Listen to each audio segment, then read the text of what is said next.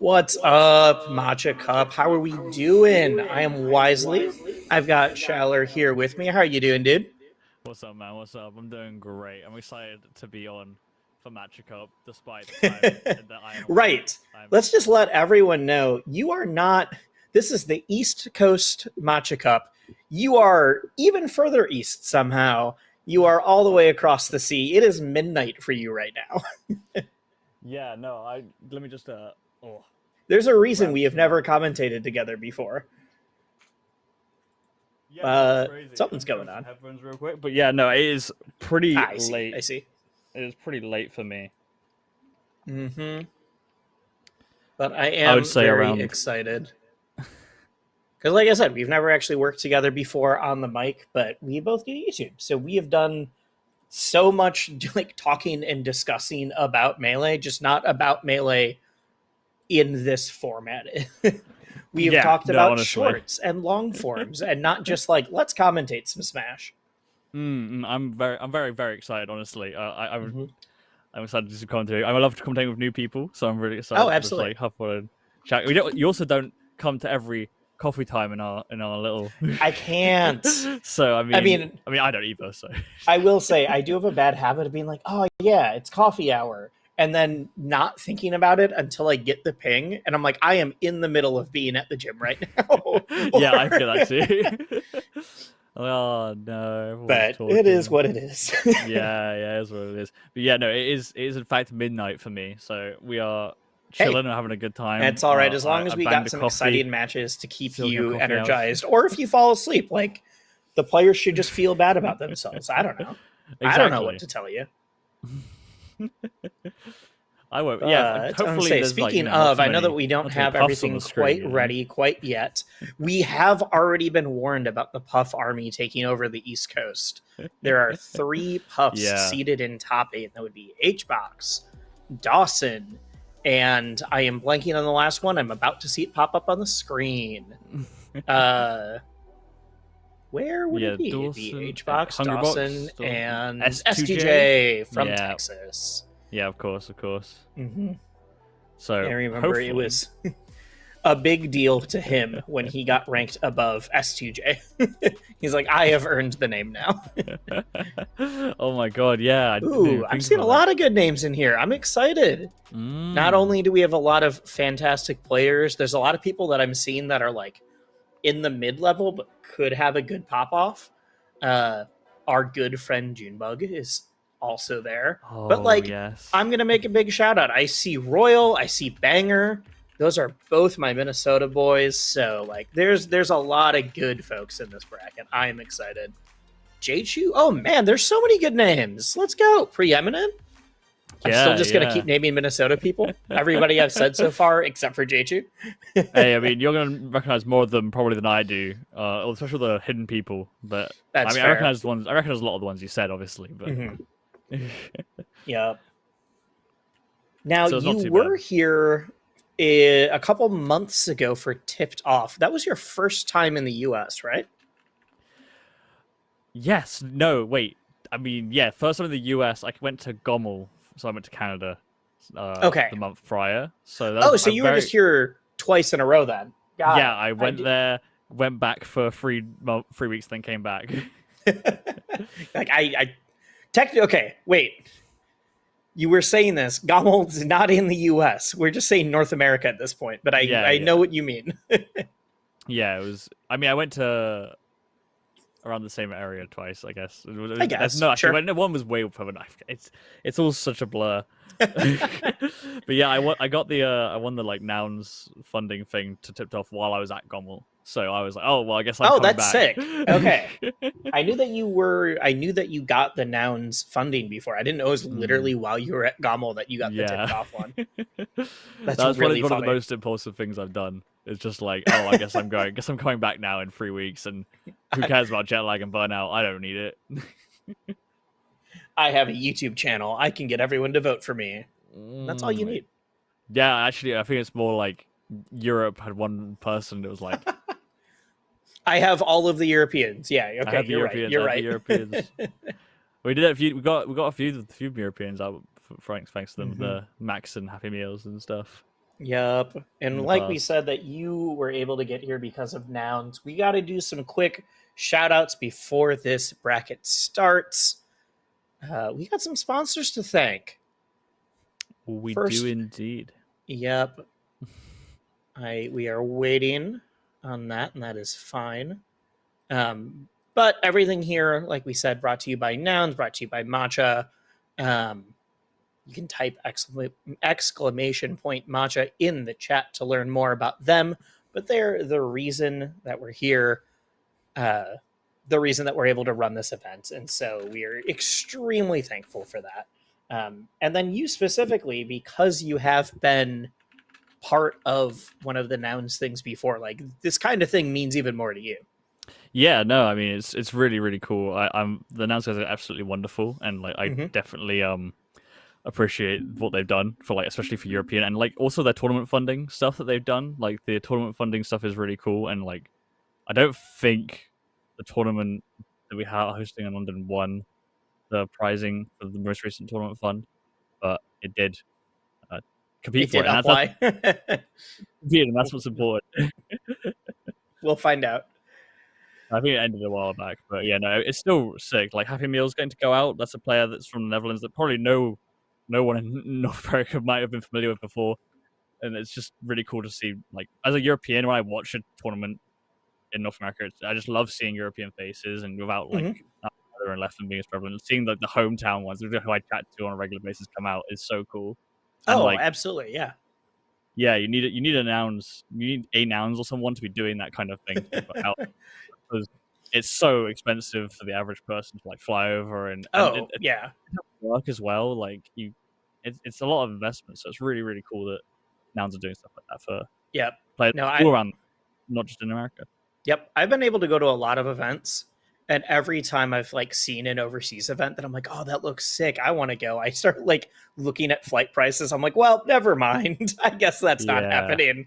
The flight to Tip-Top was surprising. I was like, oh wow, okay, I'm glad I got this funding, because I was just like that. Gommel was affordable. Gommel was pretty affordable, but yeah, Tip-Top being the South of America, direct flights are like $1,000. Yep, it's bad. I know. I looked up stuff from. Yep, no, I looked up stuff for like Phantom and for Air, and was like, oh, never, not Air, Fate, and was just like, oh, never mind. Someday I'll make one of those. That's more of my bucket list melee kind of things. Praying for Fate to come back. That is. Sad times. Are they not? Do we not know? I thought the Fate was going to be an annual thing. Okay. I mean, there wasn't one this year, so they're very burnt out. They lost the venue that was hosted. It actually shut down. Due to... After all the stories that I heard about that venue, I'm not exactly surprised. The mushrooms growing in the wall were totally fine, man. I don't know what you're talking about. The mushrooms growing out the walls were completely Considering everything I heard about Fate was like, amazing tournament, we had a great time, and then everything else was, oh my god, what happened? Why did this venue literally fall apart? It was character. Like, people were making documentaries on just the venue that Fate was held at. Including you. You were. It was great. I was really positive. But yeah, that venue got shut down for being too bad. So now they don't have a venue to host in, so that's a lot more work and burnout and all that kind of stuff. But yeah, hopefully there's Fate. If it ever comes back up or any other bigger event pops up, I'll figure it out. They're a different vibe. I can tell you that for sure, as I've been to both. Like, very, very different vibes, and they're both very unique in their own way. I think both are valid and worth traveling to. Oh yeah, yep. I think you have to have those big events. We just had, we were just talking about how Junebug is in this bracket. He was going to do commentary, and they were like, nope, you have to choose. Are you doing commentary or are you playing? Because that's literally the thing we had at Supernova 2 weekends ago.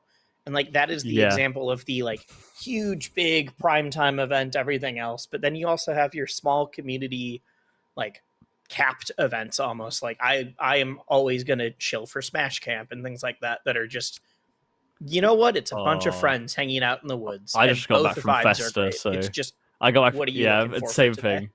Yeah. I don't know if you know about Festa. It's like the same kind of. Yeah. It's similar to Smash Camp, I guess, in kind of the tone. I'm friends with Oates, who I know has gone before. Oh, so. Oates won the amateur bracket at Festa. Oh wait, I was cutting out for you earlier. Now you're cutting out on my end. No. Wait, no, you're back. All right. Yeah, no, Oates was great. I hung out with Oates. It was fun. I love him.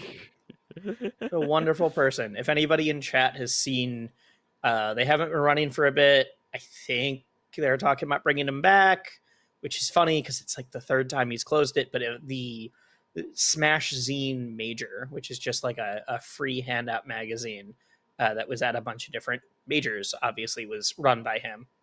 Yeah, I guess we're just shouting out people we like now while we're waiting for bracket to some like start. cool stuff. I mean, Ooh, wait, what? oh, Okay, let's okay. go. Let me explain this quick.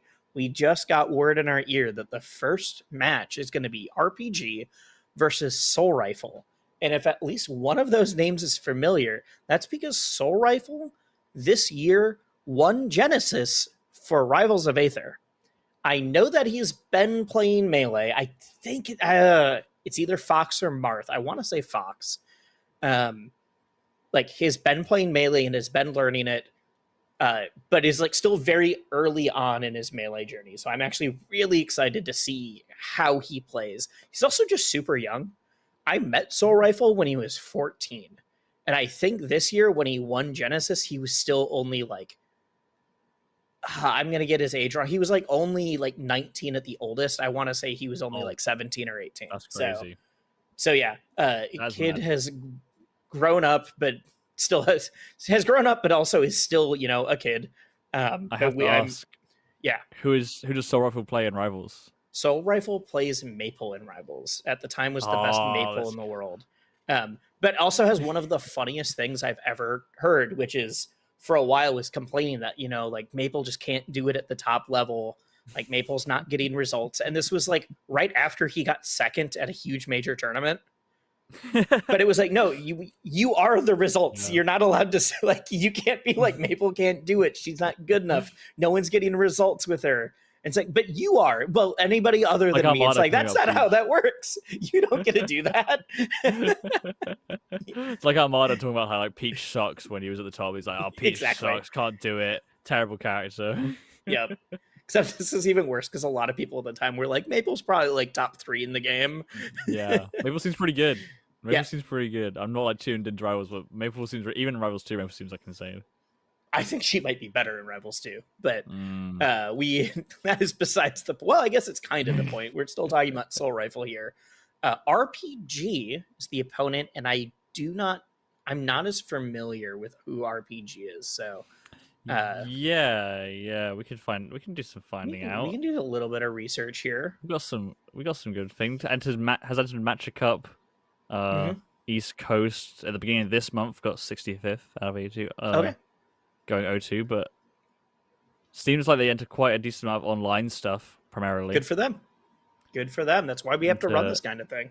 Yeah. I mean, entering online stuff is like its own community. It's crazy that there are people who mainly enter online stuff and don't attend much online. I don't know their base. The last offline thing they entered, it seems like, was Redemption Rumble.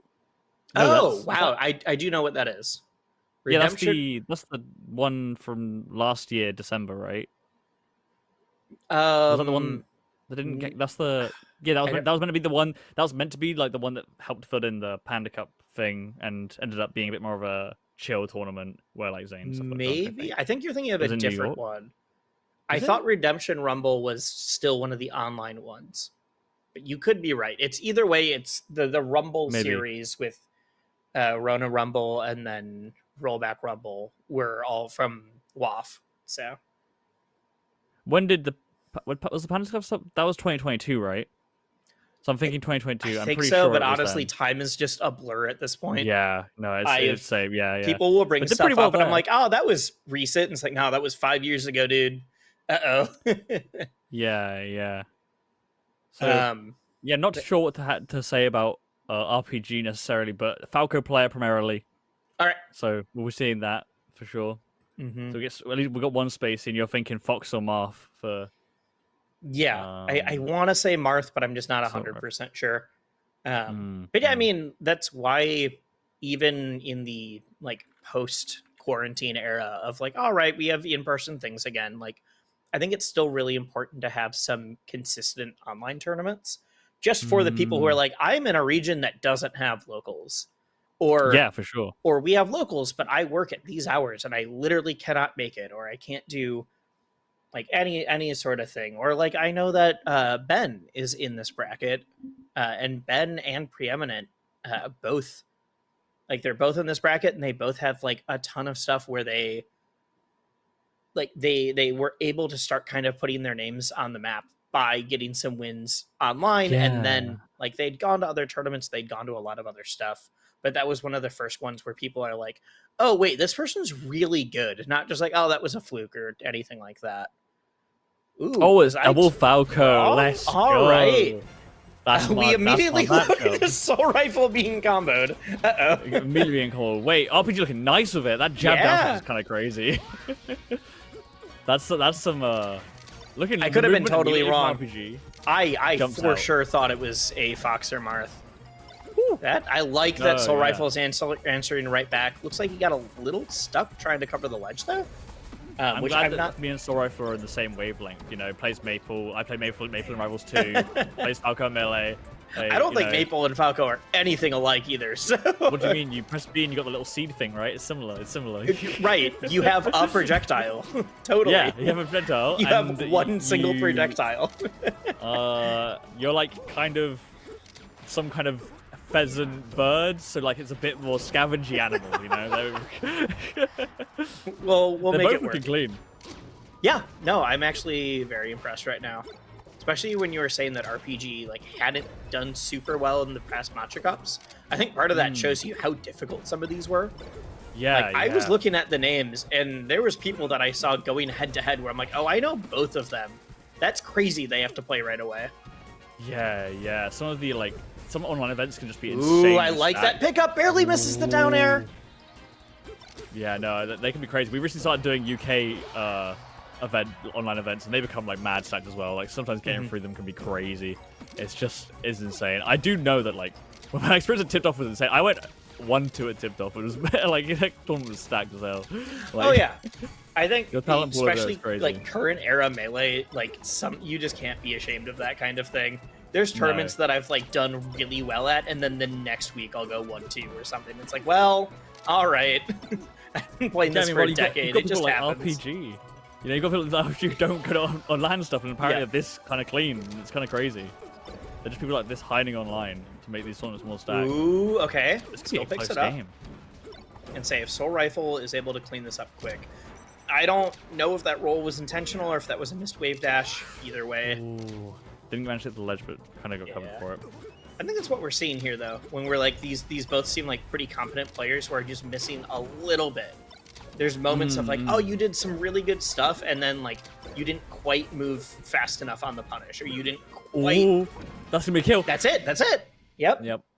Yeah. That was an unfortunate little jump in there from RPG. Kind of just one of those Falco Ditto things where you just get it clipped and it kind of happens. Yeah. Like the bare wall, like get the double jump here, then just didn't expect to be off stage. I don't think was not ready. Kind of had to react. Not quite like a true double back air, but it was the like back air to call you out, and then you panic really hard. I'm like, oh shoot, that was my double jump, and I'm Falco. I gotta go. Speaking of going, we are flying right into round 2 here. Going straight at it. Ooh, the shine grab as well from RPG. Like people shine. I don't shine grab. This is round 1. People who went 0-2 at one of these shouldn't be shine grabbing. I don't know what to tell you. Melee's gone too high level. That's what I'm saying. Sometimes you go 0-2 and it's just like, oh wow, the person. I'm sure you've had it. You go like, you lose way earlier than you expect, and then you just watch that person like storm through losers bracket, and you're like, oh okay. Yeah. Turns out I lost to like 3rd and 5th to get 25th. Yeah, that's mad. It's mad. The random people just show up and are insanely skilled. Like at Tipped Off, I was talking about this, my winners match. I played against his mouth. I was like, I should be fine. I want to get my first round winners. And he immediately first interaction take laser fairs, and I'm like, yeah. Like, it's over. I had that at Smash Camp actually. Literally exact same story. I play Ice Climbers, and except this was in PM, and I played somebody, and I was like, oh, I don't recognize them. I'm pretty good at this game. I should be fine. I get bodied round 1, and I was supposed to lose. I was supposed to win that, and then I got 9th in the entire tournament, or 9th or 13th out of like 70 people, all through losers. It was so exhausting. Oh my god. And that's just sometimes round 1 goes that way. You hit someone that's like, oh, they're really good, or like, I should have been able to do this, but I can't do it right now because I haven't warmed up yet, or I'm not in the right zone. And I think that's kind of what we're seeing from RPG right now. Yeah, no, I think these like lower level, I guess mid-level Falco Dittos kind of end up being defined by one like combo a lot of the time. That's how I like to think of them. Like one big open up can kind of set the tone for the match, and I think Sorrowful kind of got it on that third stock where it got a nice combo and it finished it lovely, and it's kind of just steamrolled from there to the point where it's really hard to come back when your combos aren't piecing together. RPG's dropping in quite a few crucial shine moments, especially at lower percents, which are kind of causing. Well, also, even there, we saw RPG get this great, like, get all the lasers to make him fall down, but then couldn't clean it up at the ledge. Yeah. You can't let him. You're like so close to getting, like, to having the world, and then you just let him get back. Yeah, that you can't. That combo, that shine there, that's crucial. This one here too. Slow on the tech chase. Yeah, just we saw Sorrowful hit that exact. Ooh, I really like that up air 2 seconds ago as well. So it's a, just those little differences. Yeah, such a big fan of Falco up airs, openers, or combos. I think just because I love Falco up there. Like, it used to be this bad move, and now it's like, no, it's good. It's just situational. Yeah, it's great. Like, I love doing it. Like what Sorrowful did there. Approaching when someone's on the platform, approaching underneath of up you air need to can cheese feel this. so RPG, great. you have to cheese this. That is wait, what? He rolled through him into the hitbox. That's so unfortunate. What? That was crazy. Yeah, if we can see that specific interaction again, he will get up from ledge and then roll through. Yeah, it was mad. It was literally, I don't know if we'll see it, but like, yeah, he thought that they thought that they were on the ledge and they were going for the roll on, and so because I thought Sorrowful was dead too. Like, I thought it was a clean roll up done, and just oh no, I thought for sure Falco wasn't getting back there. It must have been like pixels. I should use the picture behind me to illustrate things. I just realized that'd be really funny. I've got like a painting of Dreamland behind me. I could be like, this happened here. Except it was a different stage. Yeah, it's a different stage. Imagine a different stage, same thing, you know? Oh, we get wait, it's a best of 5. Wait, I didn't realize we were best of 5. Hell yeah! Neither did I. I've been cool. Also, we have been talking about this. This is winners round 2, so they have played. I don't know if it's winners round 2 because of buys or anything like that. It's because of buys. It's because of buys. Okay, that's what I was wondering. Yeah. I am really interested to see the swap. I don't know if I agree with it. Just on like principle. this matchup is so strange, but like I don't know. The swap can sometimes work. Fox, especially in this level of the game, Fox full hop can be so frustrating to deal with for like mid-level Falco that like it can just win you a game sometimes. So it's not a crazy choice. My thought process isn't based on the matchup. It's on like, okay, ledge hop up air, I guess. It's that usually at this level of play, people don't have a like secondary that is as polished as their main yet. Yes, exactly. That is a very good point. That is much more of what I'm worried about. Mango makes you think switching between Falco and Fox is easy. It's not. No. It's not easy. The jump squat is very like jarring to switch between, especially like Fox to Falco, but Falco to Fox is a bit easier because you just got to speed it up a little bit. But we're hearing some Artars. Yeah. Ooh, lovely running power shield though. It's clear that this Fox isn't like just a hopeless, like, oh, I'm just picking this to see what happens. But unless you get to like a high level of play, I'm always a little worried about just desperation counter picks. Yeah, it feels like wait. Lovely platform movement though from RPG, but it's just like, it feels like I kind of know how to play the matchup, but I haven't really seen RPG go for a grab, which is like what you're right. Find as Fox. Oh my god, you're right. I haven't seen any grabs. That's wild. You're right. Yeah, that's like the most. I need this kind of thing to survive. Like you can get so much. So it's. We'll see. Yeah, if you can bring it back, but I don't know if RPG's gonna bring it back. Hey, I think open up. Anything is possible. It's just a little harder when you're in the middle of getting comboed. Wow. I love that up tilt to pick it up. Good platform movement, or not platform, just that was a regular movement.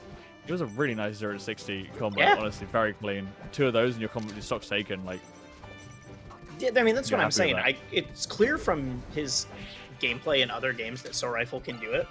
A lot of what I'm seeing is just the like that change from like middle to high level play, or even like low to mid level of just I gotta confirm and I need to move as fast as I can into the next follow-up.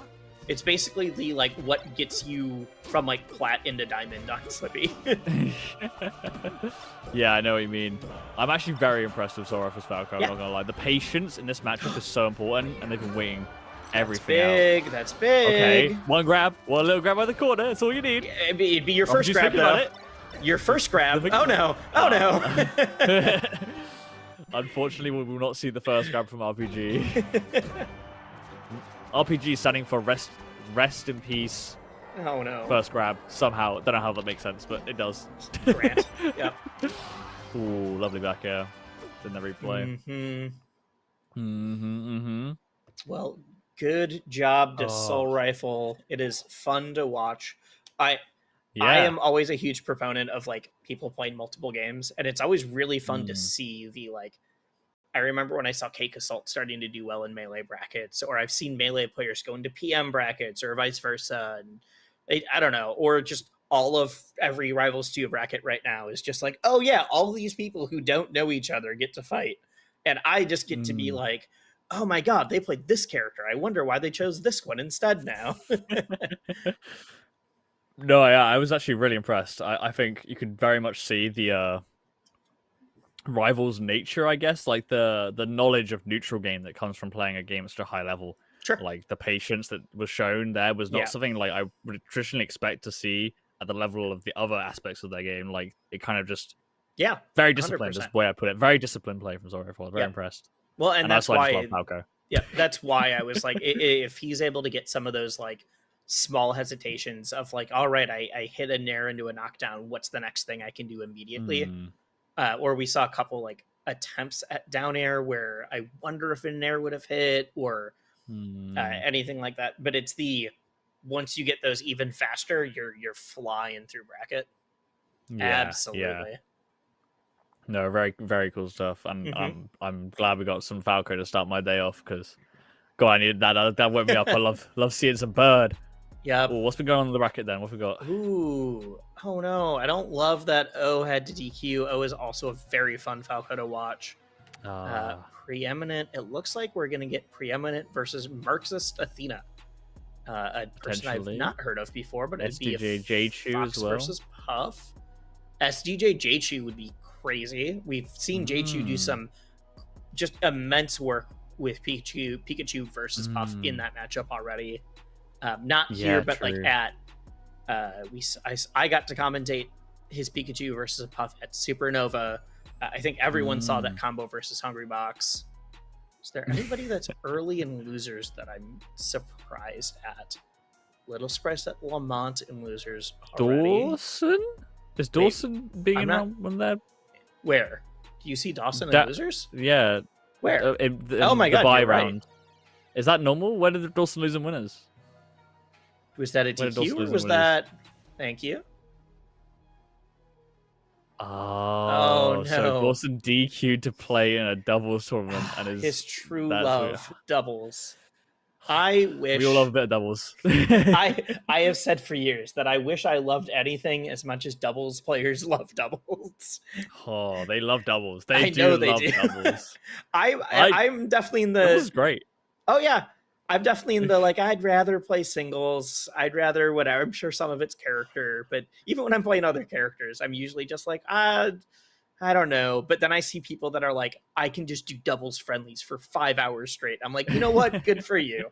I think when you have like the partner for doubles, you know, you find someone who you really mesh with in doubles. You find the one. Feels so good. It feels so good. I think like one of my favorite like wins I've ever had is in doubles, and it's just like such a small win. It's not even like anything impressive. It's just like winning with someone else is so much fun. You forget that you don't get that melee very much. It's just so cool. Doubles. Maybe I just need to make more friends. Who knows? You need to find the one. You need to find a. The problem is, it has now been years of people saying, "Hey, do you want to do doubles?" and me being like, "Nah, I'm not feeling it." So I could have already turned down the one. Oh no, it's all right. You can't do that. You gotta keep trying though. Just for you, I'll give doubles another shot. It is great. We had a doubles exclusive tournament in the south of the UK recently. It was like Yeah, you had those singles was the side bracket and doubles was the main bracket. You couldn't enter singles if you didn't enter doubles. Oh, that's really funny. I was like, how did you do Yeah, that?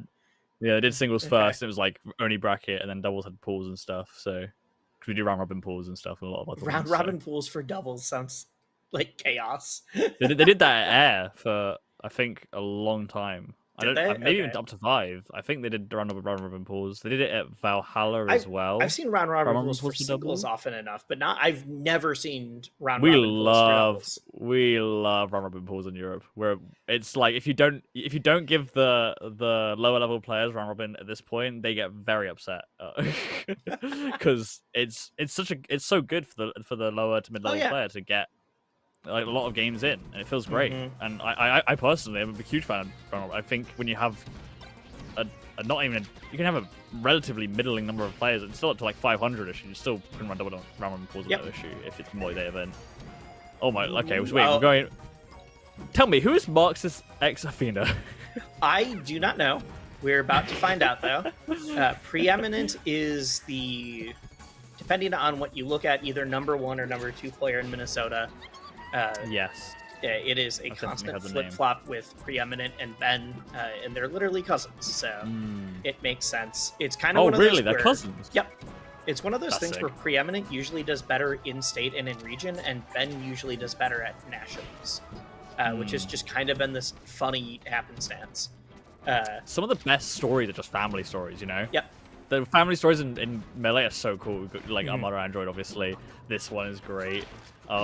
And yeah, like right now in Europe, we've got the French sisters, which you've probably heard about. Yep. The doubles French Heard of the sisters. French sisters? They're so great. There's the 3 Aklos. I'm suddenly blanking. Foxy Grandpa. Oh, there's one yes. more. I'm Yeah, blanking on his name, but they're all phenomenal.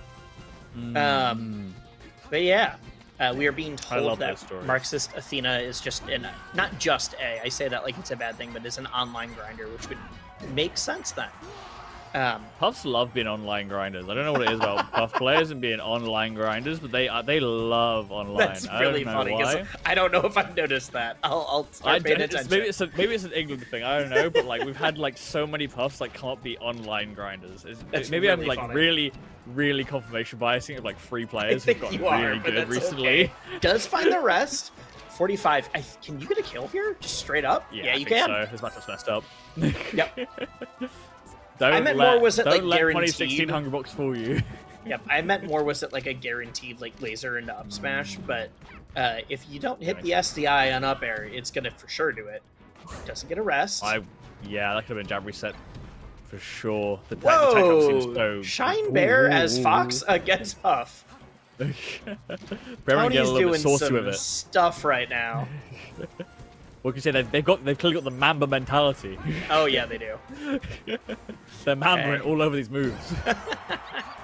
Beautiful. Love that stock. The good old legend. I mean, that is fully what I expect from Preeminent. That is no shade to MarxistxAthena. That is just, and then he's really good. Yeah, I mean, just don't, as I said, don't let 2016 Hbox fool you. This matchup is messed up, and I'm sure, I mean, if you've been following the game for long enough, and one day Cody showed it, right? But like, this matchup's so hard for Puff sometimes. I feel the same way of, we can't keep letting Junebug and Quang and Akir and Da, and there's so many of them now. I still don't believe. DK beats Fox. No. No. No. Sure, okay, we're not going to talk about this. Yes, we're going to keep focusing on this one. Feel like we were told that we can be a lot more casual on the mic for this, but I don't think we can just go into a diatribe about Donkey Kong right now and get away with it. I'm sure Junebug will be on the stream at some point. Oh, I'm sure we'll see some. Yeah, I'm sure we'll see some Junebug later. Wait, no, did you miss that? Like, I did look away. Marxist had a full like guaranteed edge guard and just let Preeminent back. Like it was did a lot of work too. And now it's just spiraling. Yeah. You let that one thing. If Preeminent gets this stop, this game is over because like you just spiral so far. Oh, they proffed him. They hit him with the Professor Pro. Not only that, trademark. Preeminent is also look at that angle. Okay, Preeminent's also really good at playing with a lead, which is a skill by itself. A lot of people will play exactly the same, or they'll like get even sloppier, but Preeminent is fully willing to be like, oh yeah, you have to come to me now. I'm going to try to put you into really uncomfortable situations. It's crazy that we've been playing with notches and boxes now for so long that I'm still not used to people wave dash out of shielding halfway across the stage. But it shocks me every time. That one earlier from Preeminent was absolutely insane. I know Preeminent is not a box player. I'm sure has fob or notch or some combination. If they're not notched up, that's crazy, because that was an insane wave dash out of shield. But I know people can do it without notches. That is definitely possible. Look at this platform movement, though. Fox is just flying around. Yeah. Using the great full hop height that just lets you get down to the ground, kind of safely poking at the platform, the shield, kind of overshooting the aerials to kind of cover some platform, make it hard for Marxists to get in. And Marxists now at this... Honestly, jump scare. Yeah, a little bit. Say, Marxist hasn't even really been going for some of these edge guards now, though, just because Preeminence made it trickier, but even ones that were guaranteed, they weren't hitting, and now... Single hit. Yeah, just waits. It's always funny when someone hits a kill confirm and immediately takes their hands off the controller. Wiping their hands on the legs or something, you know? You adjust your glasses quick, whatever. Yeah. Yeah. I'm a dumb idiot mover in between stocks personally, you know. Me too. Brain empty, get hit. Ooh, yep, okay, lovely catch from that there. Ooh, wow, there we go. Lovely. lovely tech chase from a Marxist there. Very, very impressive. 3 on the last stock. This is Puff's thriving area. That's how I know I'm commentating with a European caster. So I've not heard the word lovely this much in like any tournament I've worked at. I like it. This is a good thing. I've watched too much F1, you know. I'm hearing MarxistxAthena hitting the simply lovelies too much. But this is where Marxist is closing down shop right now, holding down this platform, holding down this right side of the stage. Oh, but finds the grab. See, the problem is when you were like, oh, you're holding down shop, I've got the right side of the stage, is Preeminent was just layering on the lasers. We went from like 30 to 60 while you were like, ah, yes, we've got this. There, the reverse fair into back air was very clean. Very clean, very clean. But the holding down shop there only works if you can dodge the lasers and not take 50% from them, which is what happened. Yup. And that's the danger of being in the air, I guess, when you're holding down that shop. You're more vulnerable than when you're on the ground. You can do the crouching, you can do the power shielding with it and stuff like that. But then you're also stuck on the ground now. And like I said, if there's anybody who's good at playing with a lead, it is Preeminent. They are phenomenal at that. Been very, very impressive so far. Genuinely, like, finding that grab was crazy. Like, did not go for one, like, insane. That as soon as Marxist came to center stage, like, yo, I'm here. How's it going? You're in my postcode now. Bye. I haven't taken... I used to play Preeminent a lot more at locals, and I just haven't been able to go to as many locals recently. And it has been... We've played so many sets, and I don't want to know how long it's been since I've taken a game. A game? Oh, no. Yeah, no, it's not good. And I'm not bad. It's just Preeminent's really good. You might get the funny ice climber game every now and again, you know, like I'm playing the funny and I used to. I used to get the funny ice climber game every once in a while. And, you know, even post Wobble Man. But, like, Preeminent's just on another level. At one point, Preeminent was trying to tell me and argue with me that that Donkey Kong beats ice climbers. And I had to keep being like, no, you are just better than me. That doesn't mean that the magic is good now. And this is like just from playing friendlies for a while. It's like they're like, yeah, DK just definitely beats climbers. I'm like, no, you're just actually that much better than me. I don't know what to tell you. That's so funny. I just realized something. We went back to Battlefield that game too. We didn't go to Dreamland, which is quite interesting. Oh, it was in the best of 5. Yeah, no, you're right. I wonder if it's just saving Dreamland for like the last ditch effort, but I never like that logic. No, yeah, I think some people do. They're like, if I can take it, then I can secure that for later. But like, I'm usually of the like, I want to have my lead so I can be on the front foot for counter picking. Yeah, right. You want to be Mhm. you want to be making sure you get your stage last game. Yeah. It doesn't work if you then lose the game and then you don't have your stage. We're going back to Battlefield, so clearly doesn't want to go Dreamland. I mean, maybe it's because Preeminent's movement's been so good. Like, that's the only thing I can think of. Is like, well, their movement's so good that I don't think I'm getting a lot out of the space. But I think you're just looking Yeah. for survivability. And if you got a little bit more survivability and you're still hitting these wall of pains, but there you go. I don't know what percent that was, but it was 83% after the hit. Yeah, it was like 70, So we're looking at 67. Yeah. There we Ooh, go. There we go. And at literally 3%, which means you're going to be fine. No. No. Not the first rest, but the other one got Feels like it. The other one got MarxistxAthena killed. Ah. So first rest that didn't. Oh yes, get I remember. punished. I remember. Yep. I remember. That's probably why I kind of blanked it. Yeah, because it was just that a first stock game trade. was kind of a run. Yeah, I Preeminent's being so cocky on these platforms. Yeah. Being so just like up in Marxist's grill about it and just really. Oh my god. Not again. Okay. No, this is the Preeminent I know and love. Okay. This is if especially in an online tournament, if Preeminent thinks that they can get away with it, they'll do some dumb stuff. Yeah, one of those players is like, yeah, okay. Oh, I was not joking about the DK. Yeah. There was, I forget who they were playing against, but there was a set during quarantine where cameras, like, they were asking players to have webcams on if possible. And at one point, they decided to counterpick to DK and then put on a gorilla mask. I don't know why. To this day, I don't remember why. But, like, it's just stuff that Preeminent would do. Which mean you don't remember why? It's Donkey Kong. I mean, yes. I get the DK into gorilla mask thing, but it's like, wait, why did you already have that? Sometimes you just got that thing on you, you know? Yeah. Sometimes you do. And Preeminent, yeah, this is coming up. Finally hitting the STI there from Marcus. Necessary. He's been dying at absolutely ridiculous percents this whole set.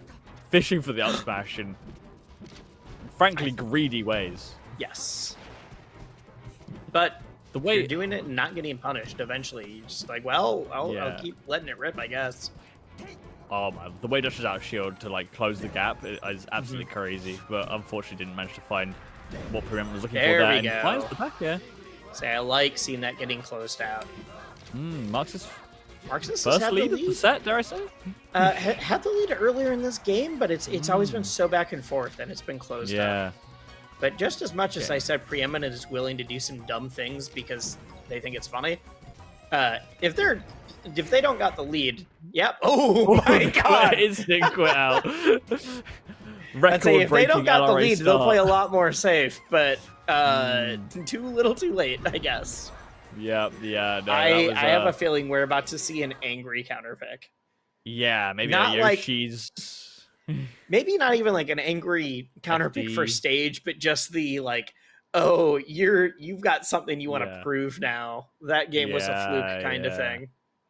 Gonna just dance on you, try and dance on you, and maybe it backfires because it can backfire against Puff. You get a bit angry, you dance a bit too hard. Start tripping over your own laces, tripping over your shoes. Yep. Hey, it can backfire. Pokemon Stadium. No, this counts as an angry counterpick in this matchup. Like, I'm gonna kill you even earlier. It's just a good counterpick, but Preeminent just throwing themselves at the side platforms so egregiously. I'm shocked that they get away with most of the ones that they're doing. Okay. Well, that's the thing. That's what I was saying. Like when I'm like, oh yeah, Preeminent will do stuff that he knows he can get away with.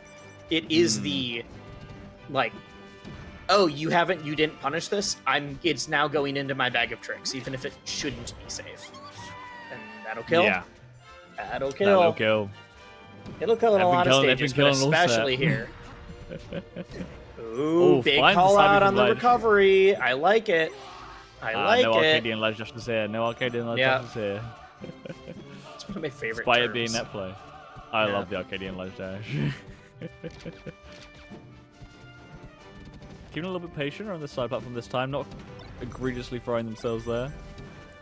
Find the shine, but still just keeping the pressure up. Yep, the Arcadian ledge dash is only... Ooh, wait. Yep, Yeah. Single hit again. Oh, no. Little. Oh no. Oh no. hit some. hit some.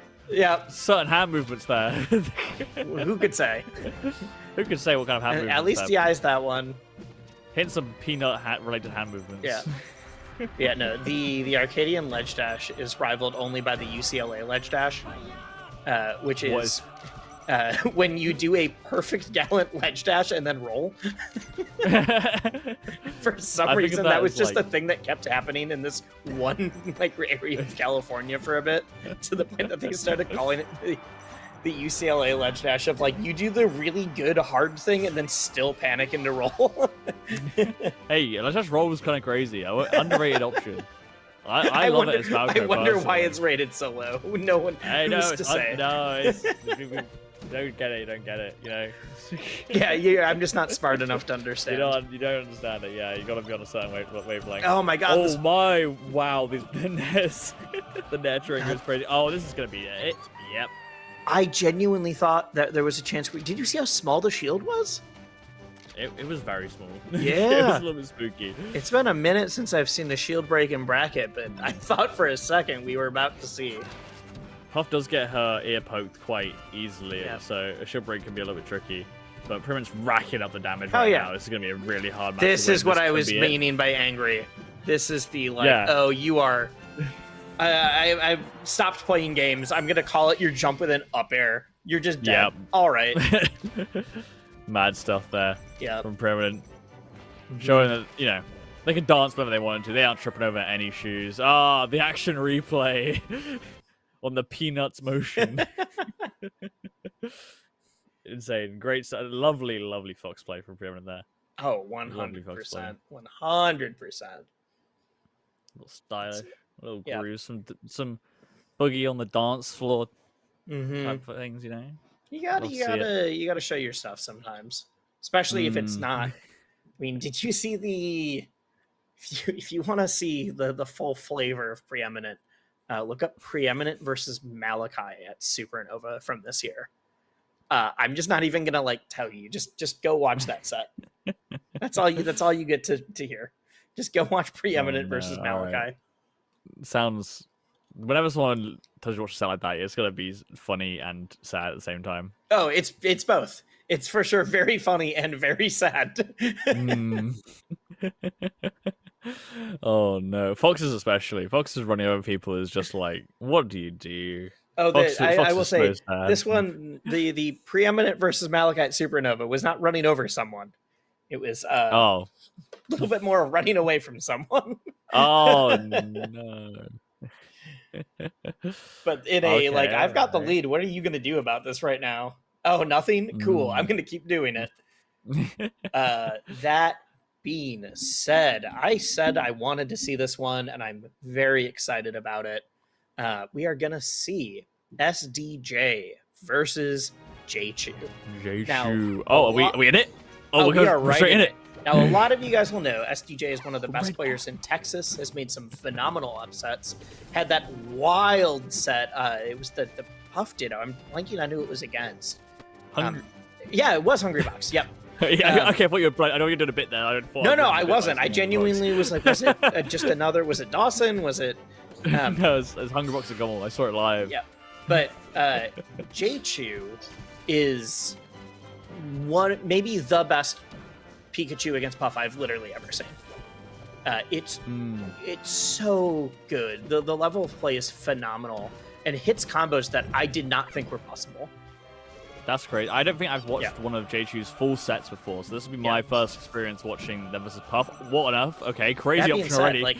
I think SDJ is not just a different level of Puff, but a different style of Puff, and so I'm really interested to see how this plays out. Yeah, for sure. Fun story about the SDJ Hungrybox thing. That was crazy. That down air. That's exactly what I'm talking about, though. The down air edge cancel is just I'm doing literally everything.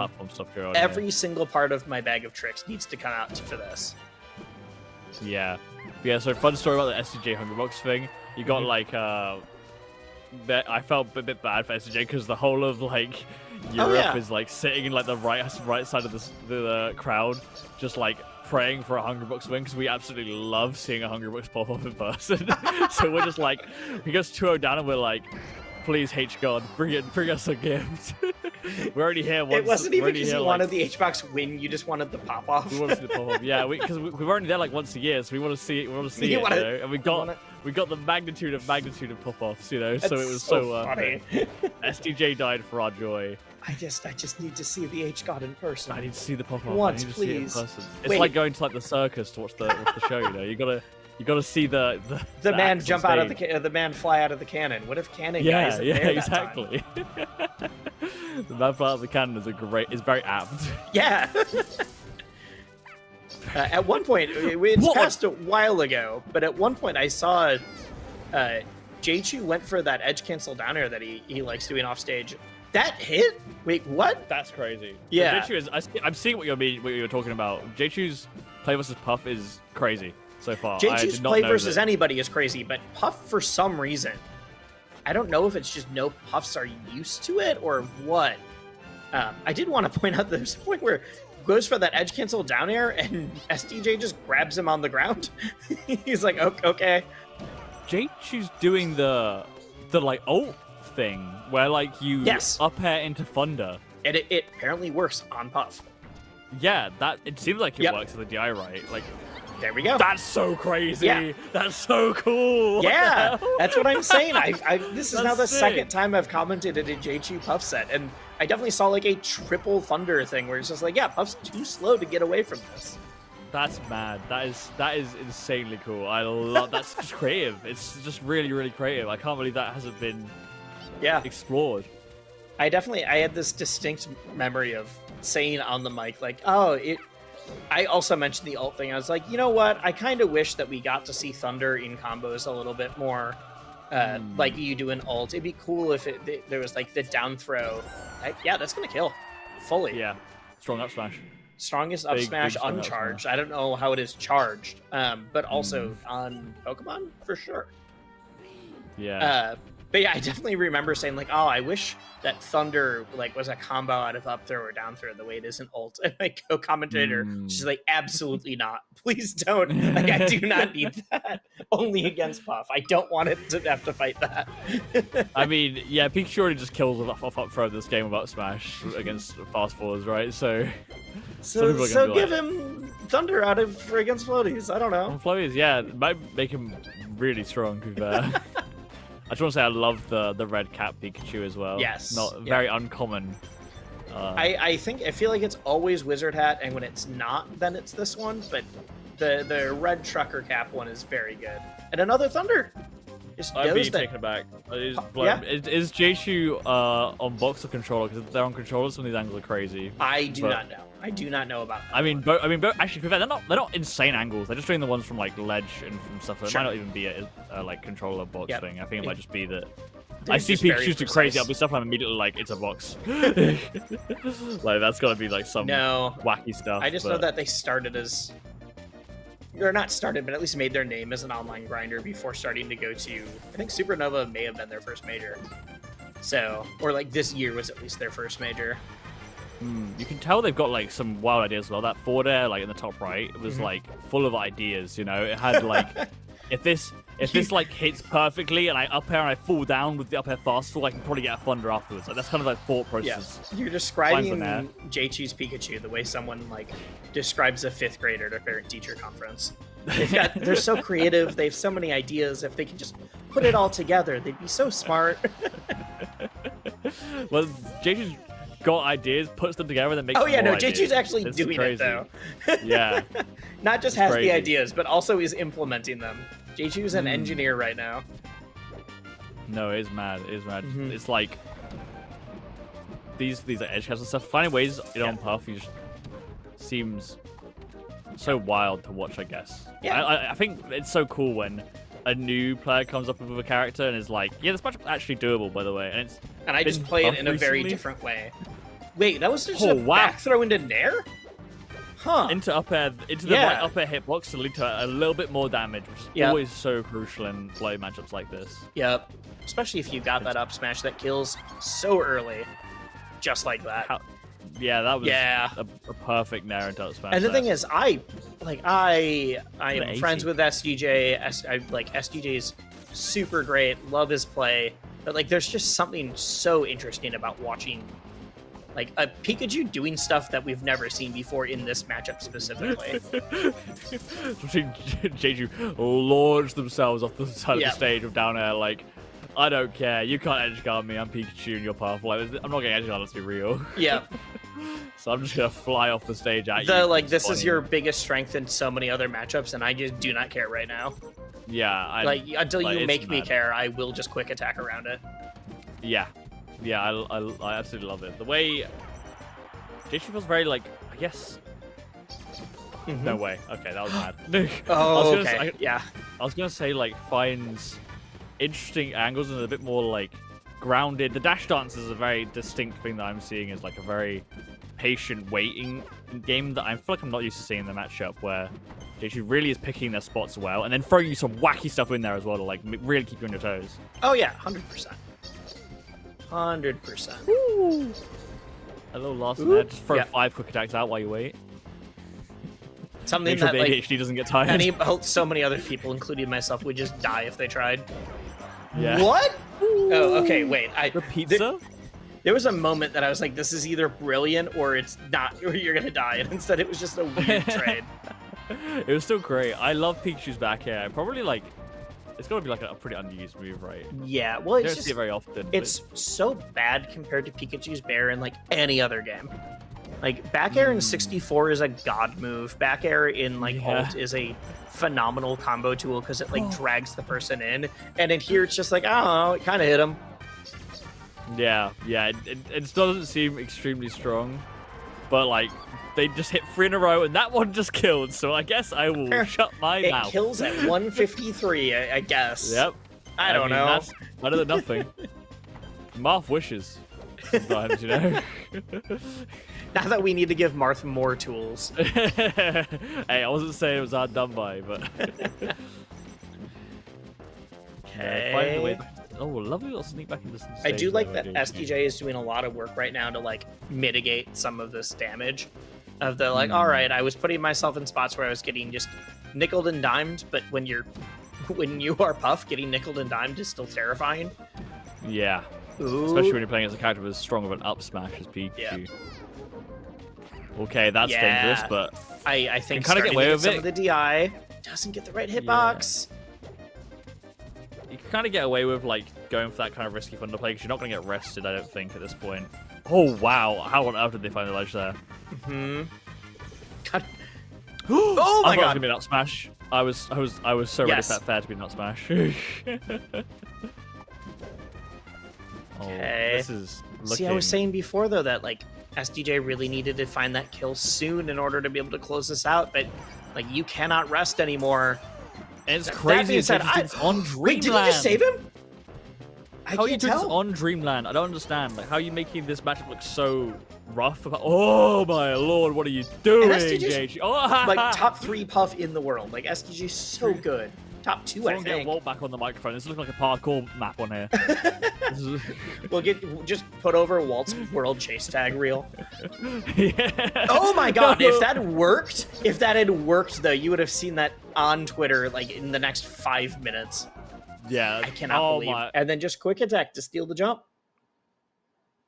You don't. Yeah, sure, JG. Just do what you want. Who uses quick attack to steal jumps against Puff? Like specifically against Puff is the crazy part there. I don't know. Jump stealer 64 on Slippy might do, but J-Shoe might be jump stealer 64. You know. Oh my god. Yeah, that was nuts. That was nuts. We've still got. I mean, SDJ is like top 30 in the world, I think. Oh my lord!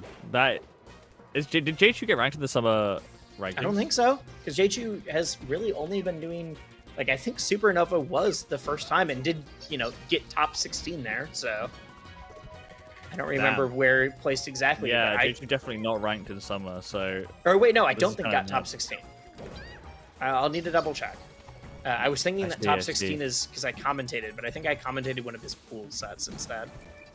Oh, I see. Yep. Okay. But I think, not to count SJ out here, I mean, this could be... An I've easy seen little bring back SDJ to make game some 5. wild matchups or wild comebacks too. Yeah, it's definitely not. This matchup isn't definitely in the place where it's impossible to make comebacks or anything, right? Like, No. stages. I think the problem is right now is that SDJ is getting hit by a lot of weird knowledge checks. And not just like Pikachu knowledge checks, but these are J2 knowledge checks. Wait, how many jumps were used? Okay. Yeah, like putting that thunder out to block off the ledge there was very smart. Really cool. Yeah, really cool. It didn't do much, but it was cool. Yeah, that's what matters. It's stage control.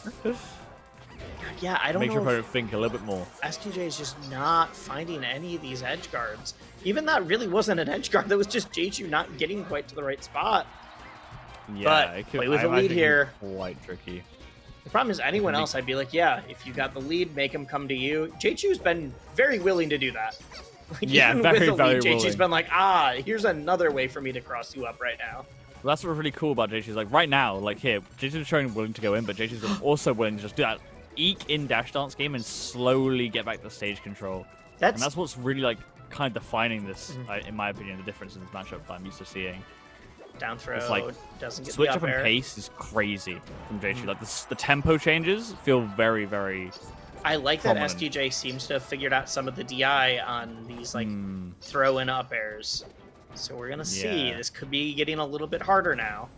But yeah, SDJ feels like they're controlling the tempo a bit more this time. Yeah. Kind of getting in rhythm with J2 and taking back control. But can't close it out, though. Just cannot find a final hitbox. But good DI from J2 there to not get draw out smashed. Outfield though, SDJ taking a big lead in this matchup. Yeah. Big lead. Okay, cleans it up, but I mean, like we said, SGJ seems to be playing a little bit more comfortable. Has figured out some of the DI traps. Ooh. That's the thing. At low percent, Pikachu's not going to be able to get a ton. I do like I keep the quick getting attack jump cancel scared by there. these quick attack. Yeah, these quick attacks are like they're actually just like FNAF jump scares. It's like suddenly I'm in your face. Feels like a DBZ teleports behind you kind of moment. Like Sure. Yep. See, I'm a little bit more Suddenly used I'm in to your it, face. but that's because we've got quick attack cancel stuff in PM as well. But at the same time, like, not that many Pikachus, so this is like it does exist in the game, but there's not a lot of them. It's like little Zane on Pikachu, you know what I mean? It's like when Zane was come up doing this fancy edge cancel stuff, and everyone was like, "Oh my god, this is crazy!" And now J2's just doing the similar stuff. Yeah. What's funny is that Zane still does the edge cancel stuff, but not nearly as often. It's like, wait, I probably shouldn't do this the entire time. That's gonna be a crucial miss there. Crucial miss. But I do think if SDJ, assuming SDJ pulls this out, I think winning this game could be a huge momentum swing. Wow, that was like the tip of the tail. Yeah, it's going to be a mountain, a metaphorical mountain to climb to win this game back, but we've seen J2 rack up some big damage fast, but the wall of pain. That's like the first real wall of fame we've seen too. Yeah, that was, all right, we're going to a game 4. There's still life in those eyes. Yeah, for sure. Boom, that's Found how that it starts. jump with that up air, and that's what it was, yeah. Finding that jump was crucial. I think we're probably going to be going to Yoshi's, I'd imagine, but yeah, we'll see. I mean, that's a standard counterpick against Puff. I don't know if there's any specific counterpick for Pikachu Puff, but we've been to Pokemon we already played on, so we already played on Pokemon, didn't we? So yeah, we did. All right. Well, either way, we are on Yoshi's now. I reckon this is going to be kind of J2's metaphorical playground. I imagine there's a lot of funny edge cancel things you can do on this stage with like the weird and how small the stage is, how like weird the ledges are, and how they're positioned. Yeah. Like, there's probably some funny stuff that J2 knows about that we don't. Yep. And like, all the stuff that we're saying. If you're in this position. Yep. And from all the stuff we were saying, like we're definitely speaking about a lot of this match from J2's perspective. Yeah. Like, this still isn't a winning matchup, despite everything, like all the new technology and everything else. It's just J2's like, hey, here's the speed I'm playing at, here's the new technology, you need to adapt to this now, and then we're going to be back on even footing. Yeah, for sure. Little cross up on the shield, they get a little bit of fancy foot, and then for some reasons, like, actually, we'll just quick attack for fun. Like, why not? Yep. Oh, Finds again. another There's grab. one more. Up Dance air. on, getting fancy feet on the dance floor. Put up the pizza. Yup, there's that back air. Put an SDJ in the pizza tower. I've not played the game, and now I got to imagine that's what it is. It's just about a Yeah. guy putting people in towers of pizza. I have not played it either, so that's what I imagined it too. The problem is I know just enough to know that is definitely not the plot of that game. I don't know what it's about, but it's not about that for sure. Oh, goes for that cross-up grab again. Instead, dies for his troubles. Okay. All right. Still pretty even here. Still pretty even. Almost as Which even was as you could ask the for. benefit of being able to kill at like 50 though. Still the patience coming in from both players here, trying to find their little inch that they can take their nickel and dime their way up to 40%. Cheech does Where's not the seem to line? be scared about like trying to hit Puff out of the air, which I think a lot more people are. They're trying to scope out Puff landing, or they're trying to scope out, you know, like a weird movement thing. And JHU's just like, I'm gonna nair you right now. Like I'm just gonna Yeah, it launch helps, I myself guess. full throttle. Or that, like the yeah. downers, yeah, like that kind of stuff. But like when you talk about nairs and this kind of aerial challenge, I guess that's one thing that Pikachu does kind of like in the matchup, where Pikachu's kind of susceptible to CC a lot. Mm-hmm.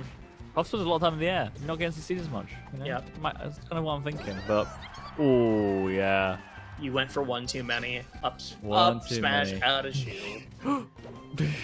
that could have been a stock. Could have been lost. Oh, that's a wait. Is this why? I What? imagine. Was Did that it must bur- have, that did must it be like burn? highest damage or something. That must be like feel the like it's highest pretty damage similar. option.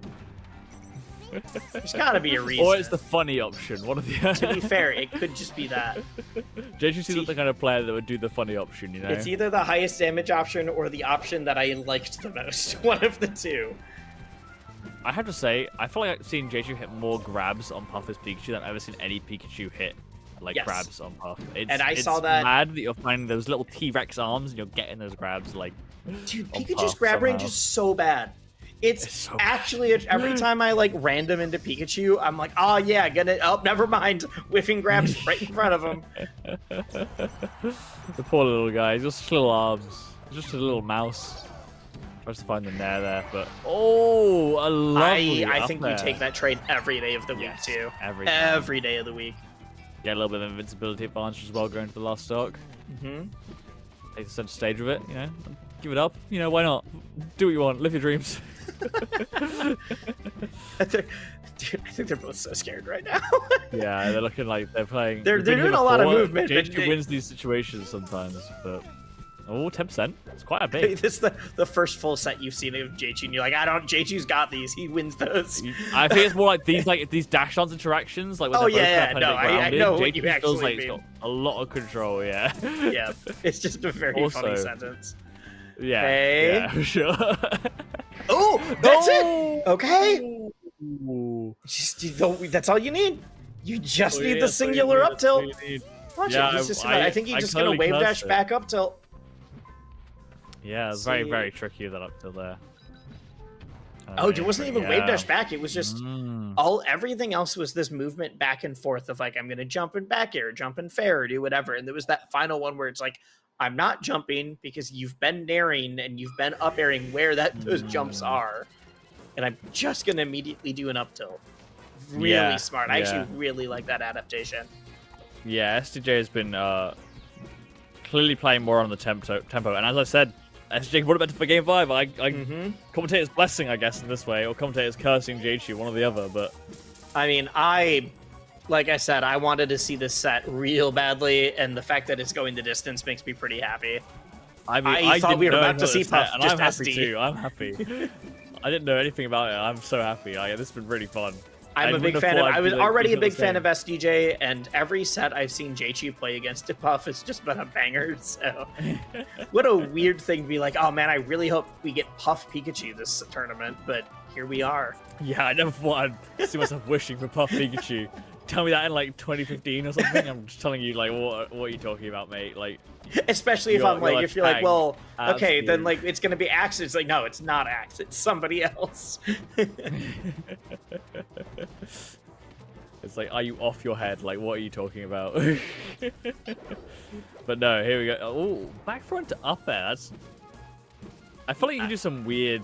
Pikachu's throws. I feel like J2's trying to do these forward throw and like back throw like DI mix up, but Pikachu's throws are kind of just too long. I feel like at least kind back of throw is too long, but we did already see back throw into Nair earlier too. Yeah.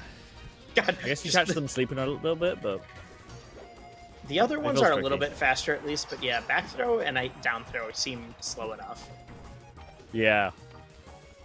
I feel like one big thing that's kind of changed between the first games is that J2 isn't finding these like sneaky up smashes they were finding initially. They were finding a lot of low percent up smashes. I feel like in the first two games, they're getting up smashes now. out of shield, but they're not just getting raw ones. Yeah. Oh, sure. I love that Ooh, the platform movement to call out the jump. That was so good.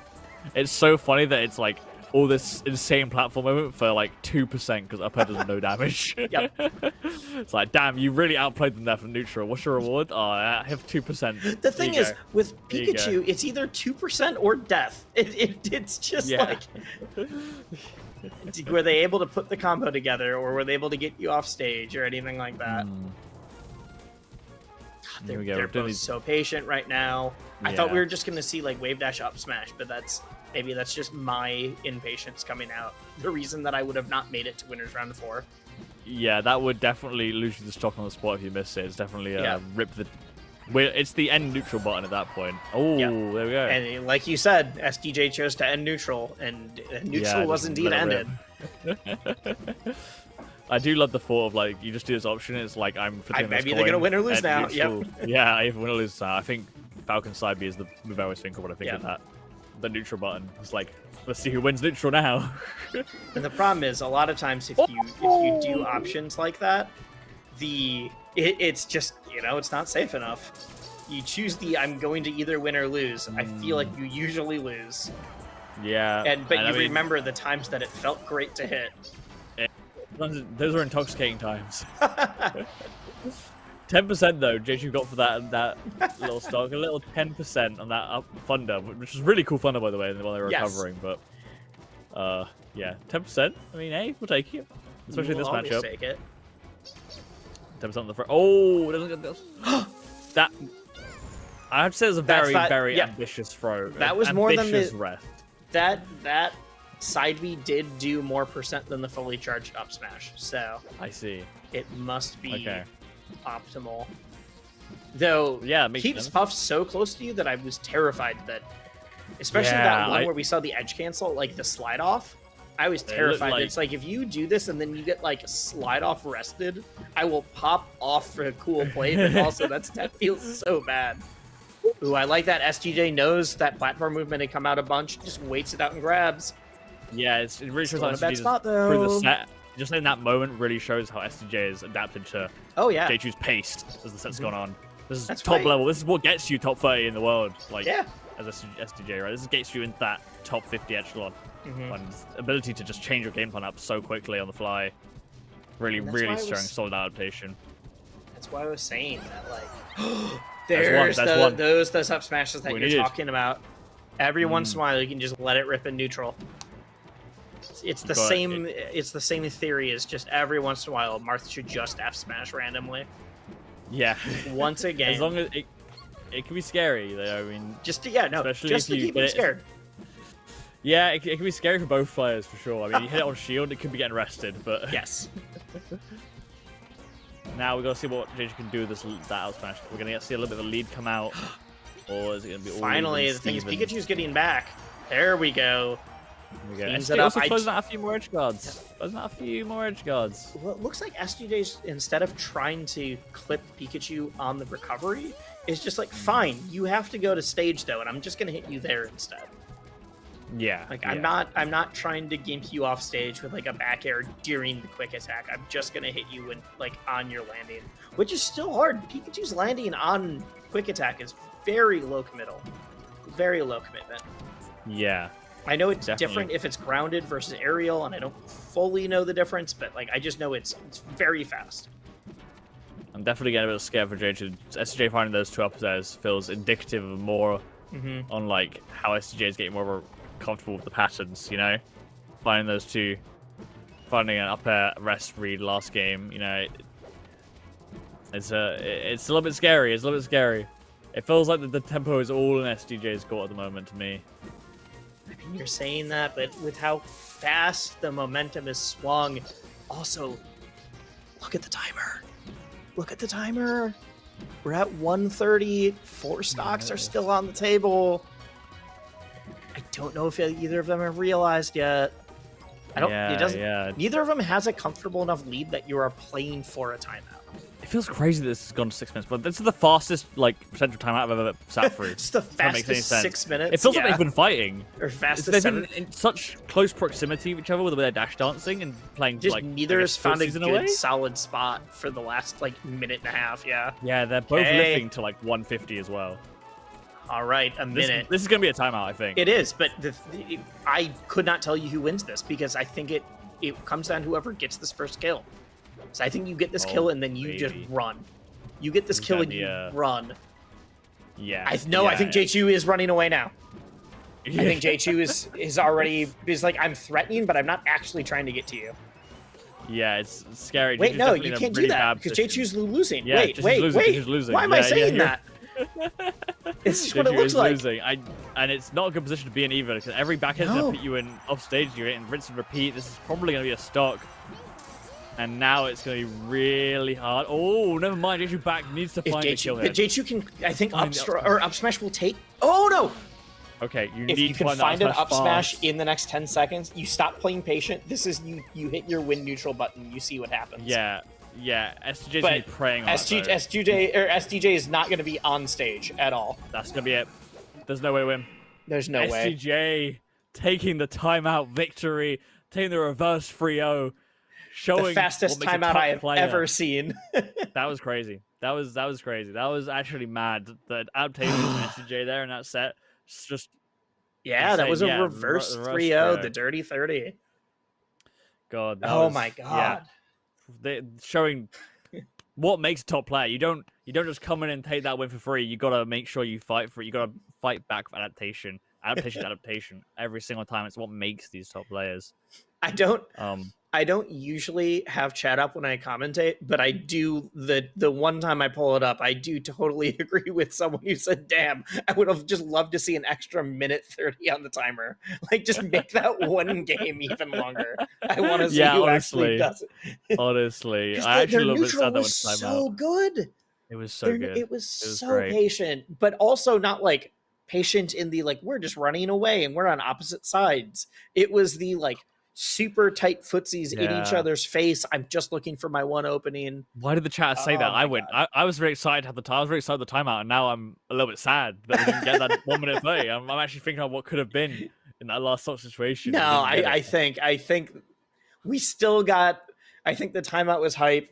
One of the very few timeouts that you're not counting down oh no, it's 10. It's because they're not even on the same stock anymore. Yeah. It was like that last second stock where whoever got that first was probably going to take it. And so as soon as they got to take it, it was pretty much a wrap. They both have such effective ways of running away from each other. Like when you got the lead, it's rough. Yeah. Especially in that matchup specifically. All right. So Bab and TPN. I don't know who either of those are, but that was game 5 as well.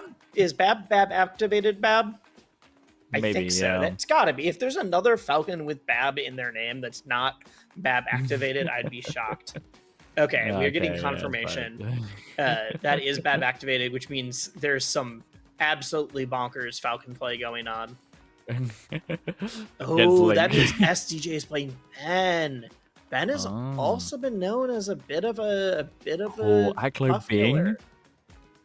Aklo Bing. Oh my God! Wait, we missed Bing Rap Monster going to Game 5.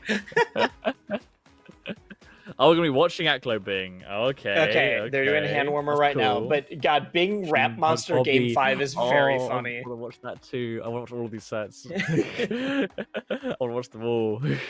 Okay, you do need to remember, you and I are not. We are not doing top 8 though. I just tried to scroll on the screen as if it was my. Nope, this is not my desktop. Junebug Bobby I think Junebug Bobby is 4 top 8. I don't think it's top 8. No, yeah, I think you're right. I think that's 4 top 8. Maple Yeah, over so- Lamont. Maple just actually, as of it's either yesterday or today, newly crowned. I hate to say crowned number 2. Wait. That means, okay, Maple was just crowned number 2 in Iowa, and there's a very good chance we're going to see Slowking versus Maple, which would be Iowa versus Iowa, that deep in bracket. Soul Rifle making it to losers round 3, losing to Rap Monster right now. Ooh, that's a hard draw that early in losers too. Rap Monster is that's where it starts to so get good. stacked. Rap Monster Definitely where it is starts to get so stacked. good. Rap Monster's the Luigi that nearly beat Axe, right? It's Yes. Supernova? Yeah, that's crazy. Yep, that's also Cool to see another Luigi coming out top player. I mean, obviously, Also, Raiden is the premier Luigi at Sure. the moment, I feel like. I mean, Rap Monster versus Soul Rifle God. is like the youngest matchup that I've seen in a hot minute, because I think Soul Rifle is 18 now, and Rap Monster's like 15 or 16. So like that one set is just like, wow, they're not both of them together might not be as old as I am. No, that's not possible. No, okay, wait. No. I am just barely younger than both of them put together. Let's go. I'm not that old yet. So they're I'm gonna 31. they're gonna put you in the grave themselves, you know. Oh, yeah. I was Sorry, like, wait, man. I'm 31. They'd go. have to both be 15 for that to work out. Yeah, not quite there yet. There's actually such a funny story about when Rap Monster was on the come up. Still is on the come up, let's be clear, but entered a bunch of online events, especially during quarantine when couldn't gut anything, but also was a kid and literally couldn't gut anything because of that. He was like 14 at the time, and was entering actually a lot of online PM events, and people straight up thought that it was a top PM player just smurfing as Luigi. And so they were to the point that there was a tournament where they were like, oh yeah, we're gonna have the winner's interview with Rap Monster afterwards, and Rap Monster was like, oh, I can't do an interview, wait, I need to talk about this if that kills. All right, I'll finish my Rap Monster story later. That was yeah crazy. So Bing, we got for anyone Acklo versus unfamiliar Bing with right Bing. now. So Bing is the DK that beat Cody Schwab Yes. at Gommel. The unranked DK. The unranked demon, Toronto legend. The fact that I have people there love him. that I have to clarify that no, this DK is unranked, because now we have multiple ranked DKs. We have lots of it's DKs, just like yeah. what is happening? What's happened? 2024 melee. What? It's the what happened to the game I love meme, except Yeah. not really, because I think it's really fun still. It's so funny being when you're like in being in the VIP room at Tipped Off was such a funny experience, because you just get all the Fox players watching DK and just audibly being so upset. They're all just like, how dare this groaning, mid-tier being like, this chain grab, yeah. Yeah, they're just like groaning the whole time, being like, this animal just grabbing the whole game. Like, I will say, from talking to June, that chain grab is not true. It's close. No. It's like really close to being true, but it involves like a slight DI wiggle out kind of stuff. Yeah, I often feel conflicted when I watch it, because I feel like I watch DK combo sometimes. I'm like, I don't feel like the top players are DIing as well as they could be. But then I'm also not sure if the DKs are comboing better than I would expect a DK to combo as well. So but also, June has said that he thinks like SDI just doesn't matter. Oh my god. Yeah, SDI just doesn't matter as much against DK because most of his hitboxes are so big that he just will... He was saying that like a lot of the current day like advancements in defense just don't do as much against DK because he just doesn't care. SDI is up air, and he's like, cool, I still get another up air. Yeah, no, it makes complete sense. You have to, like... I almost feel like you need to be a little bit... It might be crazy, but maybe you need to be a little bit willing to, like, just DI off stage for the combos, just so that you...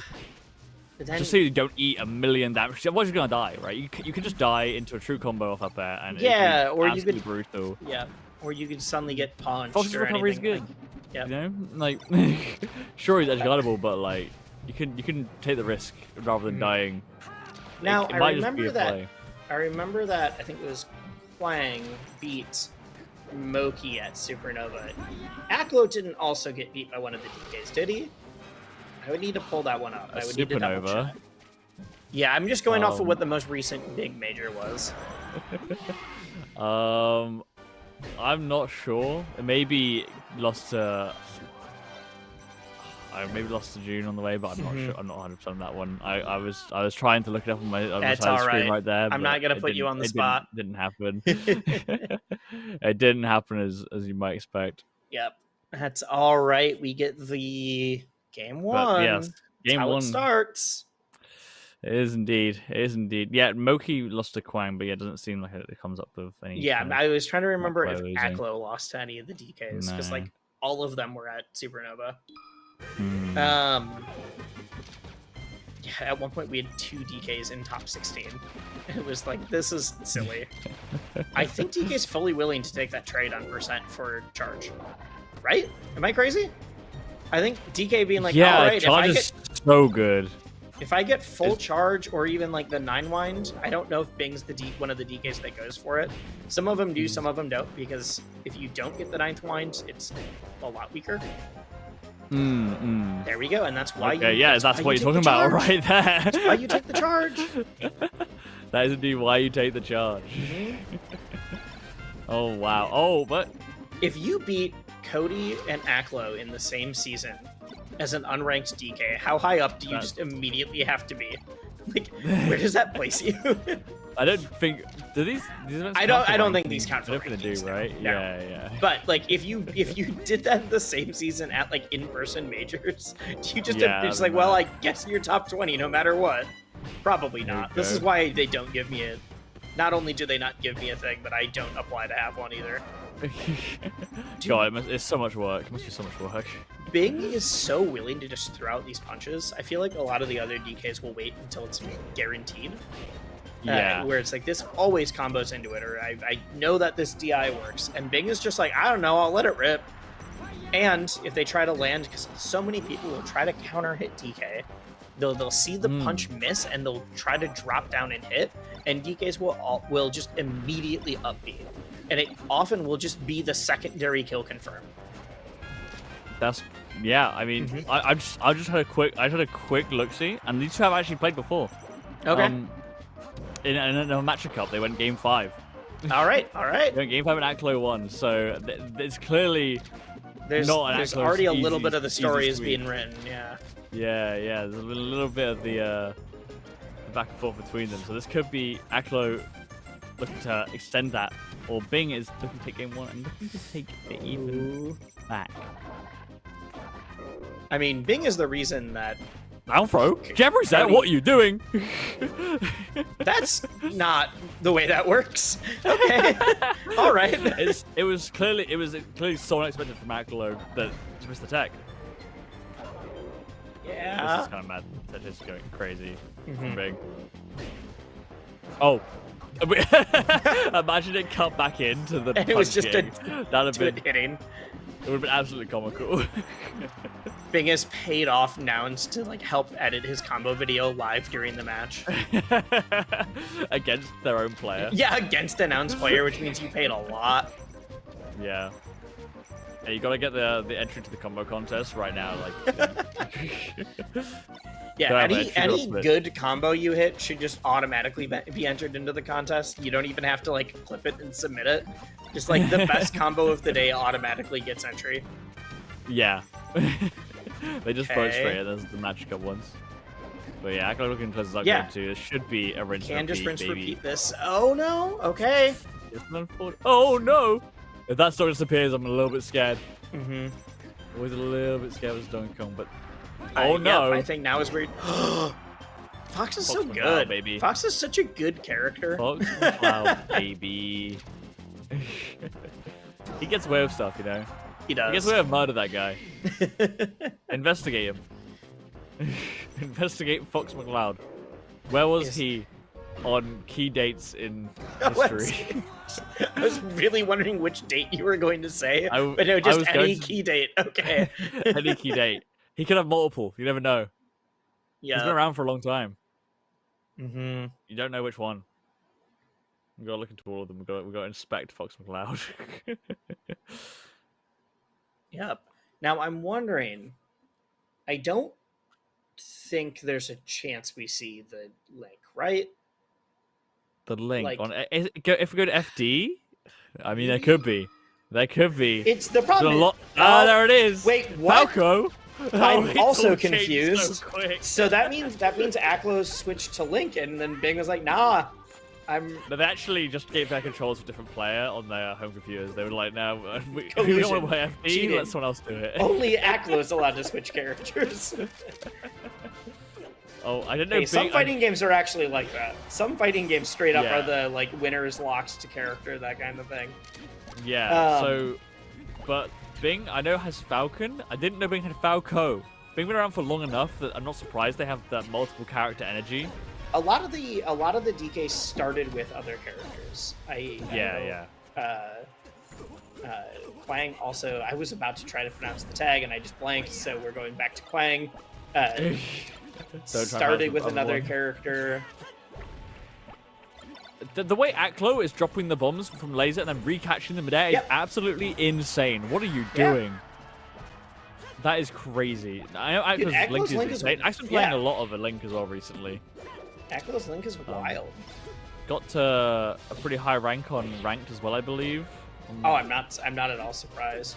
Yeah, but yeah, Aklo will do a lot of like item tech that involves the, like I'm gonna throw the item and actually get hit by a laser.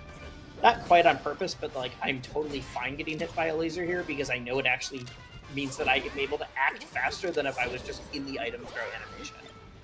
But Bing's Falco is keeping up here. I mean, this FD is... I don't really know how I feel about it in this... Oh, what on earth are you doing, Aklo? Why was you daring that, you crazy, crazy man? Oh, into the bomb? Oh, no, that is not guaranteed. Yeah, the up B must have been staled, I guess, to not pop the bomb there. I need to go back and watch melee moments again and figure out why that happens. Fraser, please help. Yeah, Fraser, get on the phone.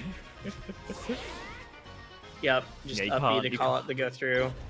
Yeah, you can't early aerial Link. You take that up B and it's brutal.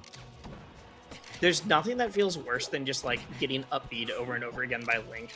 As you're like, this just means I'm bad at spacing. And I understand this, but it doesn't make it feel better. Into the dare. All right. Aklo's SDI'd in there, and it kind of set him perfectly up for the combo. And Bing's Falco is looking great so far. Bing very clearly played Falco for a long time before the DK at the very least. Yeah. I was not ready for the character war. I mean, I know Bing's been around a long time. Yes. And, like, players who've been around a long time just have a lot of characters by nature. Yeah. Like, it's just part of who they are. Mm-hmm. You just play the game a lot, you've played the game. You've just got every character in your pocket. You've normally got at least 3 or 4 that are tournament ready. Yeah, I suppose that's true. I was trying to think even of myself, and I'm like, yeah, I have about 3 or 4 that I'd be like, I don't know what matchups I'd pull them out for, but that feel almost as good as my main. Yeah. I think, like, pulling Falco out against Link on FD is clearly really smart. Link doesn't have any platforms to play with, and you're just going to shoot them with the gun, shoot the bomb out their hand. Like, but this is going to be crucial here. We're at high percent. Oh, wait. That could be it. The laser doesn't reset. Okay. Huge tech. Oh, the arms tech. That is the one moment you know that this Falco isn't quite as practiced anymore. The roll! The laser went slightly over the bomb. And now he's moonwalking. Oh, the downer's going to close it out into a little taunt. Little Aklo taunt. It's barely even a taunt. Stuff. That would have been so cool if it did anything. A part of me wonders if there's like a way you clip the Falco one more time, drop him low enough where he can't. Yeah. I think that's what the grapple was like trying to do, but it's just a little bit. It was like probably a little bit too low. I assume so. Maybe you could just like kill yourself there and like go for like Falco's low enough percent that maybe even up air puts you in enough hit stun where like you come up and then down far enough. Where you I would need to double check on that. What the stock count was. I'm really surprised we're running this back. Yeah, Why? me too. Honestly. Wait, we're running back characters and stage? Yeah. I see. Never mind. It's because Link's rapid jab works. That's why. That's got to be the reason for this entire decision. I don't know. I don't get it. Wait, is the score's not right? Isn't 2-1 Aklo? Yeah. Aklo won last game. Yeah, but that was. Wait. Yeah, you're right. This should be 2-1 Aklo. You're right. Yeah, because Aklo won Dreamland and FD. Yeah, because they were tied before the FD one. All right, cool.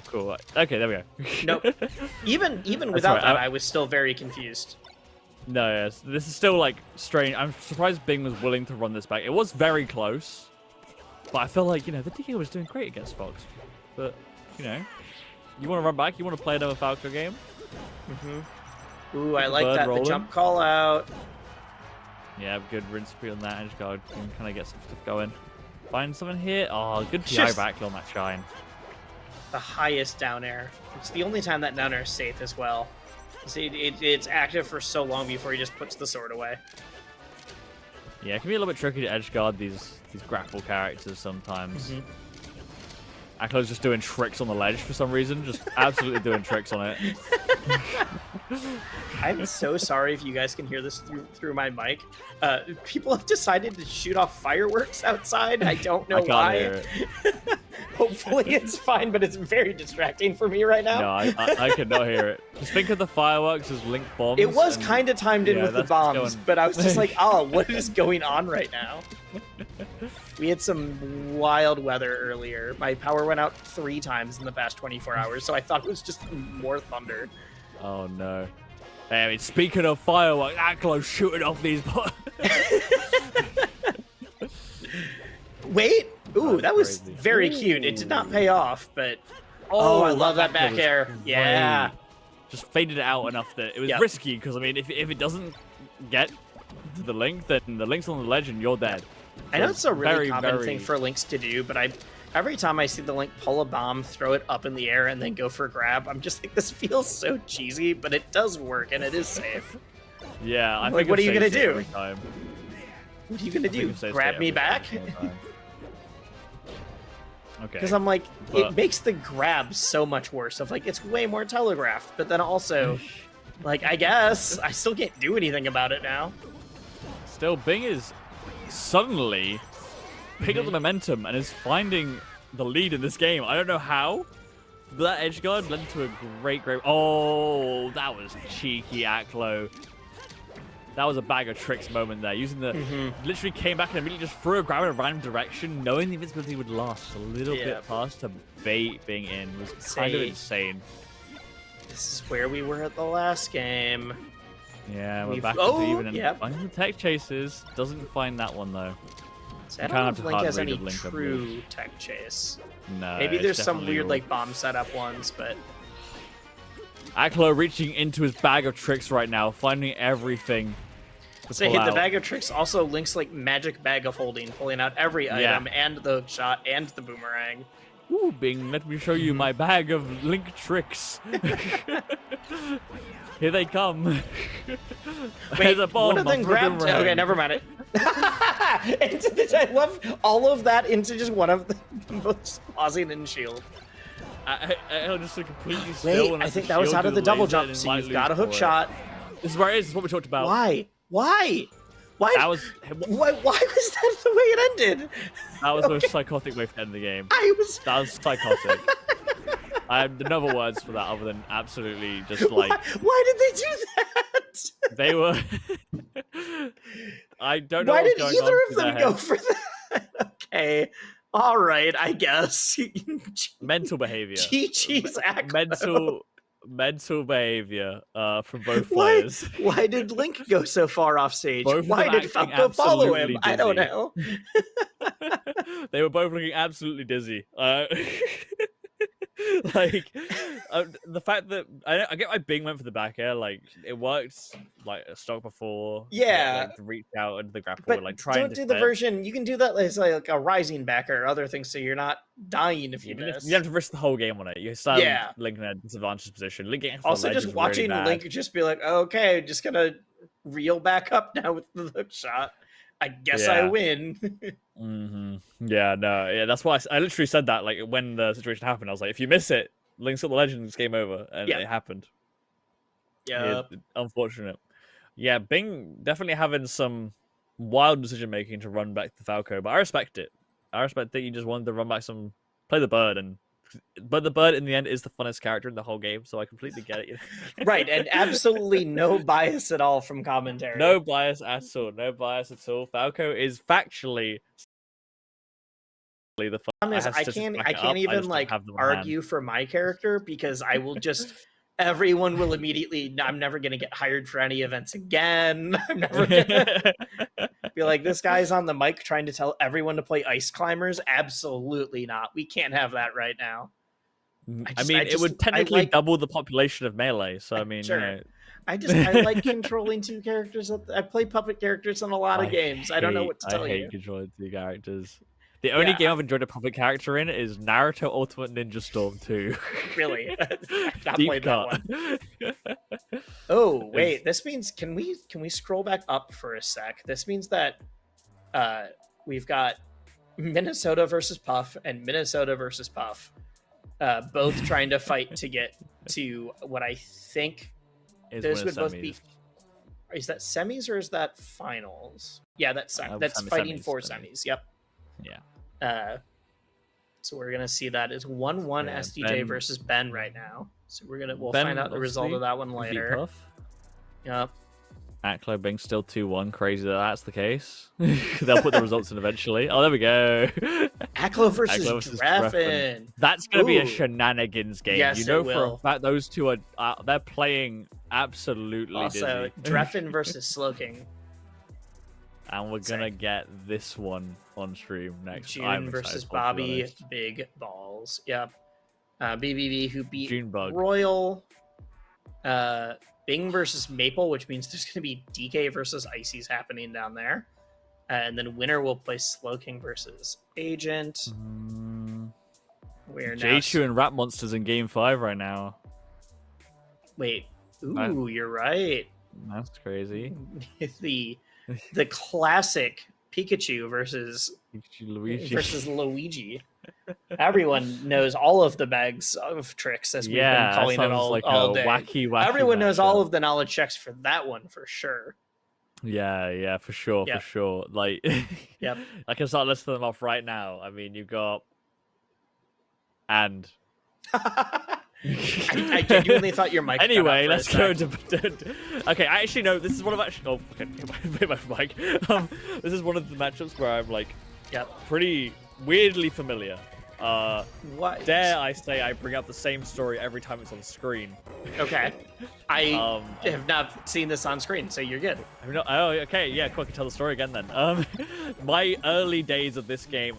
Well, actually, I wasn't playing Falco at the time. However, I was relentlessly bullied by my friend who had been playing Melee for a long time. And he played DK, and he would just grab me and Kaga from me on the stage relentlessly. And he would not tell me how to tech. And so I kind of made it my life's goal in this game to just make sure I can beat Donkey Kong. Because it was just so annoying. Who would have guessed years ago, a decade later, that would have paid off so well in 2024? Weirdly enough, right? Like, weirdly enough, that guy didn't even main DK, and now that guy mains DK, and he won't play DK against me because I beat him so badly with it every time. So you accomplished your goal. You did it. I accomplished my goal. Problem is, he switches to Samus now, and I get absolutely screwed. But let's not talk about that. I also missed Samus. It's okay. We were both two commentators that cannot figure out how to beat Samus. Yeah, that's a weird character. But like this matchup is, I would say, brutal for Donkey Kong personally. Obviously, you get the same kind of ruthless combo game you get on Fox, right? Oh, yeah. As we might see here, Junebug showed it off a lot at Supernova. We're going to see more of it here. Insane zero to death. Yep. But Falco's neutral game in this matchup is so good. I also think Falco's punish game in this matchup is strong, to be honest. It's just like DK a bit strange. Yeah, it's a little bit of a weirder timing because it's not quite your like floatier like Marth and Sheik timing. It's also not your fast faller timing, but at the same point, like he's a real big dude. You can just kind of hit him. Yeah, you can hit him, and like it's kind of like bigger Sheik when you're comboing, so it's a bit easier. It's kind of like to think of it in terms of weight. So you I like that going up onto the platform first. Yeah.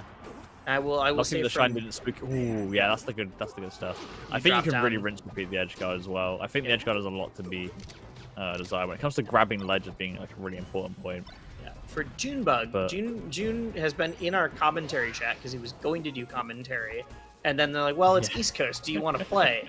And he's like, "Yeah, but like then I'll hop on commentary afterwards." It's like, you might not be able to, dude. I don't know what to tell you. You are better at Melee now than you seem to think every time someone asks you if you want to do commentary. Retiring as a commentator and becoming a top player is like the first we've ever seen of that thing. Well, but he retired as a player to do commentary and then retired again. Yeah, unretired to become a top player again. One more time. For good old times and looking to close the story. Oh, was that edge cancel, you lunatic? Yeah, we'll have to kick him out of the commentary union again. Yeah, no, that is mad. Absolutely mad stuff from June there. I am just ever so impressed that Junebug can make this matchup look as good as it is. For the way, even doable as in general, because like I just think this matchup's disgusting. The laser turning you around is so sure. Because DK DK wants to play most of that backwards. I mean, even what we saw there, that last kill was a like back air edge cancel back air. Yeah, he started this game and immediately turned around. Yep, exactly. Because look at that. That's what happens when you turn around. You get that back air, you immediately just up B back. And wait, something got weird there. Okay, we're back. All right, we are back. Oh, nope, that no was those reverse snares by Bobby are absolutely crazy. I'm in love. I'm falling in love as we speak. This is the stuff that is not true because you can do that. Yes, you can wiggle out and shine. You can wiggle out and jump, but you gotta keep your finger on the pulse there. Okay. Love softer air into the down. It was a lovely lineup. But Bobby, I kind of feel maybe running in a bit too relentlessly, because that foot's big. You know, you got to make sure you got that laser turnaround before you go in, and these. And gets the weird stage spike because of the lip on Yoshi's. Great slide. Yeah, I don't really know how I feel about mid stages in this matchup personally. I feel like it really is. I have no idea. That up tilt was disgusting, by the way. I feel like all of my decisions would be based on like how much space you have in neutral, because they're just both gonna hit each other so hard. I personally think, and Bobby probably thinks the same, Donkey Kong cannot handle you when you're on top of him. Like, at all. Yep. You just out-scrap him so hard that I think giving him space is a bad idea. The problem is then this happens because any tiny thing happens and you get counter hit and you just die. You're going to Randall, it does not matter. That is rough. And that all came from a shield drop up air. That's it. Yeah. It was one shield drop up air, and this is probably dead here too. No, not yet. Not yet. Ooh, something June talked about a lot during at Supernova was like, at Supernova, while making this big run, was like, yeah, I feel like I'm playing at like a 6 out of 10 right now. And it's like, wait, that's wild. He's like, no, that's a really good thing. It's everyone else at big majors is also playing bad. And I'm playing Donkey Kong, who can just play at 6 out of 10 and still do his like crazy punish game because it's all pretty easy. Like, those aren't his words. He's like, this is just an easy character. It all works. Even when you're playing sloppy.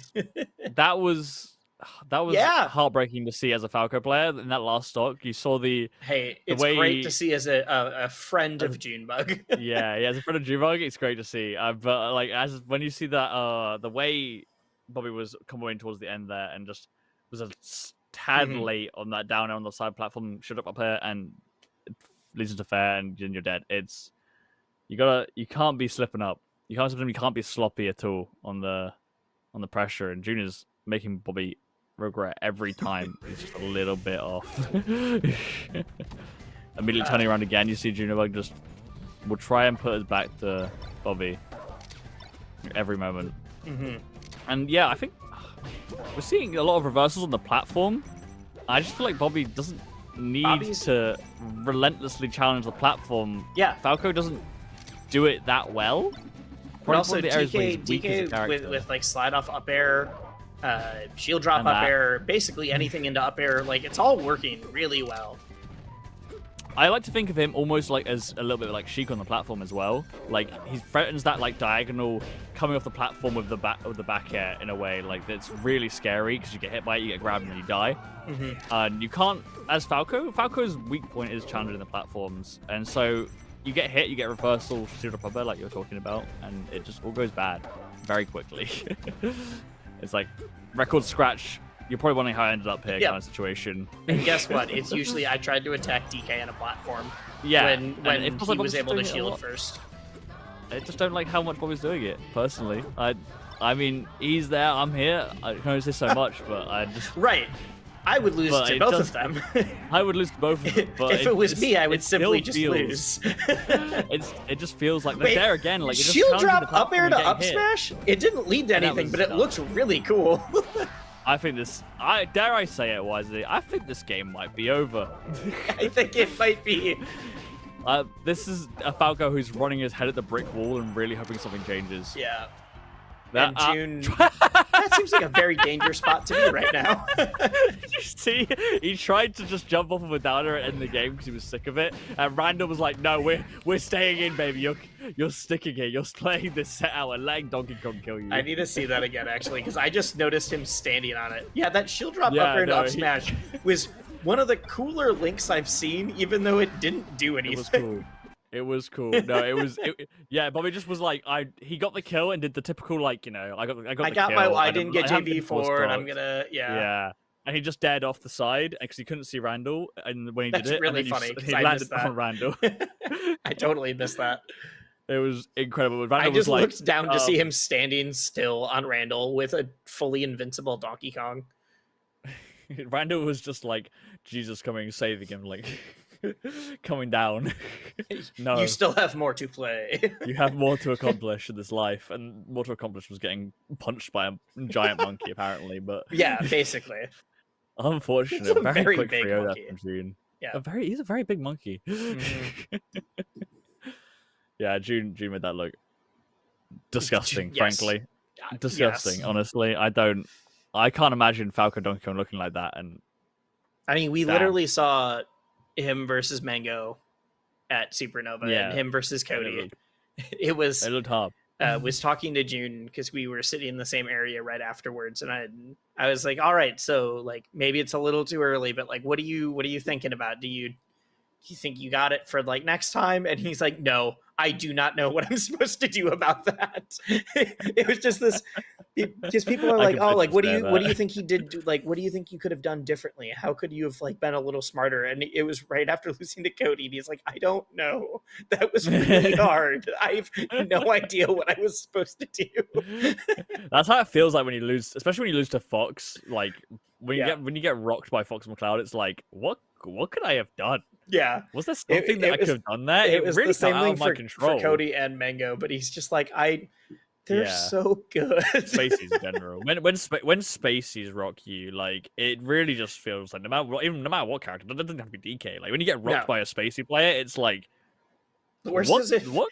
the worst did I is play when the someone game? is Did I have also agency? playing the same character, and they're like, "Oh wow, I could have been doing that to everybody the entire time. I didn't know that." Yeah. Ooh. All right, we got one more Uh, coming to you guys You're before gonna love this top one, Wesley. 8. I will. Well, hopefully I will. Before top Hopefully. 8, and top 8 will be the illustrious voices of Stude and Jorge for you guys. But we got Hbox versus Preeminent. So we've already seen Preeminent do some dirty work against Puff earlier. and Dirty, it's time dirty to work. see. Time to see if he Italian can do it mafia. versus the Puff. There's a lot of good Puffs. Several of them are all top 50, but you say Melee Puff and one name comes to mind. So it is Yeah. time to see what Preeminent can do about it. Recently off his detox, back on the ultimate. Will it improve? No more detox. Full back to poison. We're back to poison and instead we're back to the Peloton. Right. Apparently. Which honestly, I think I'm a huge proponent of like making sure that your physical health is in place, because you Yeah. do actually play way better if you're healthy. Yeah, I've 100% also been talking working out a bunch, not nearly to the level that Mango is apparently, but I've been working out a lot. And when I am like, even times where I'm like, oh, I could be practicing or I could be doing whatever, there's nope.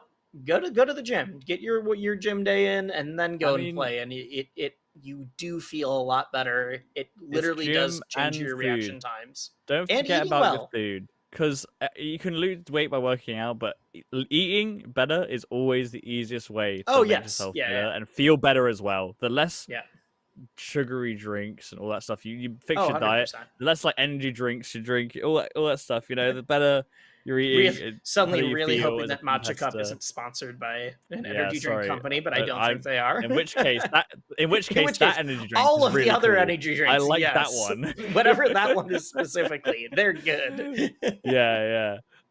But no, I generally like Hbox. You can call it John's whatever, saying how he was feeling like his stamina's worse, but it's real.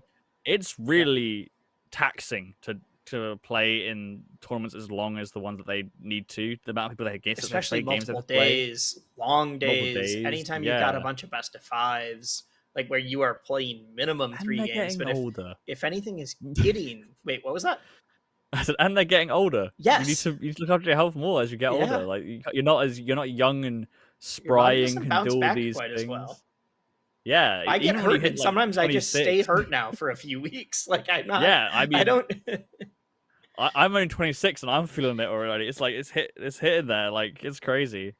My back kind of hurts right now. I'm not gonna lie. You pass the 3-0 and suddenly you're just like, oh, like I hurt my shoulder and now I need to actually do physical therapy. I don't just like get to wait for a week and go back to rock climbing. Yeah, you don't have that like you don't have that super healing factor anymore. You know. You're not mutant. You gotta just a regular human now. You gotta heal up and I like the idea that just anyone under the age of like 28, 29 is just a mutant. I remember friends that would like break bones and they'd just be like, "Oh, I didn't realize I'd broken my bone for like a week." That's crazy. That's crazy. That's chill. Yeah. But you know what? If this is the newest, I feel like every couple of years, Melee players go through some fad of like, oh, we're all talking about this movie, or we're all doing this. It was rock climbing, or it's whatever. And the fact that right now it's ping just pong animation. The inner game of tennis, ping pong, the animation. The fact that right now it's just we're all getting into shape. Cool, that's great. I'm a big fan of this one. Let's get some weights. Let's get some weights right now. Let's get to work. I didn't go to the gym today. You're right. I lost. Got any in your room? You know. I didn't have power for the first half of the day, and so I didn't feel like waking up without power, where my AC turned off, and I was hot and sweaty when I woke up to be like, I'm going to go to the gym now. So I got to do that tomorrow. What are you doing? Are you literally going to grab weights? We'll get on it. We'll start hitting some shoulder. Why do you have those? Go on, guys, get home. Get doing it at home. Get doing it. My room's small. Okay, you beat me. I don't have exercise equipment at home. I only have some dumbbells and a pull-up bar. When you work from home, it's important. I think you need to just keep yourself active. That's the problem is I do work from home. Yeah, no, I just go to the gym. You need to stay active when you're working from home. It sucks. Like I actually was like, if I didn't live in a third floor apartment without any, like I only have stairs up to my apartment, I would definitely get like one of those like, not treadmills, but just like the walking ones, so that you can walk while you work. They're not that expensive either. No, I just don't have room right now. Yeah. And like, but even then, like I reckon pull-up bars are a sick investment personally when you're working from home. I think you can like put them in the doorway that you walk through a lot, like onto your kitchen. You just do it every time you go through, hit a pull-up, and then. Unfortunately, my story about hurting your shoulder and then having to do physical therapy was not just a story. Oh no! So I don't know if I want to do a pull-up bar quite yet. As I'm talking about pull-up bars, we came into the game and there are already 2 stocks out. Wait, where did the one stock go? No, we didn't see it. I was just like, oh, that's crazy that we talked about pull-up bars. It's only 30 seconds in. That means that whatever we missed at the beginning, 2 stocks in 30 seconds. Okay. On the clutch Preeminent, box. you got to pull into the Mamba mentality. You got to hit those nair up smashes. All right. That's the first one. I think this is where we'll see the difference in Puff, I guess. We'll see. We saw Preeminent earlier dancing around. Just doing ballet on the stage. Doing a ballet on the stage, dancing. Also taking, as we mentioned, a lot more risks than needed, but there were risks that were like, well, I've calculated this. I can live this against this player. Hungrybox isn't going to give those to you. Yeah, for sure. Hungrybox is going to be brutal on the edge guards. efficient. Unless you got that insane angle, I guess. And then in that case, Hbox, not even Hbox is going to get that one. Yep. Okay. But still, it's built up a lovely lead here in this. Nice percent for Hbox right now. Oh, it's gone. That being said, all of this lead is from the first 30 seconds. Now we get more. But the lead was just the first 30 seconds of the game. Lead. Yeah. It's still the 2-stock lead that you got from that. We are at up smash kill percent, though. It must have just been like 2 up for a rest-esque things. I mean, the second rest was or like nasty. one suit. Because literally, even a wall of pain feels like it would have taken too long. Oh, no. Oh no, you're below the stage. Yeah. Yeah. Wow, that was quick. Sometimes it just happens. Yeah. No, that was absolutely brutal. What even happened there? You just got pounded, and then the jump to recover just pulled you a little bit below. Yeah, Preeminent against Marxist was the puff, right? They MarxistxAthena, yep. Yeah, MarxistxAthena. Yeah, it was jumping, doing a lot of those shines on the edge shots. I distinctly remember Preeminent going for those a lot, like jumping for shine, and Hbox was like, nah, not happening. I'm gonna not have any of that.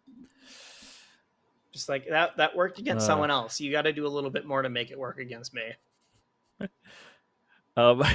Just read. Fun fact: Preeminent unplugged with their foot on accident before we started the set, so they had to reset, which is why we kind of jumped into that set kind of so quickly. Just reset, and then immediately started playing. All right. Yeah. That's fair.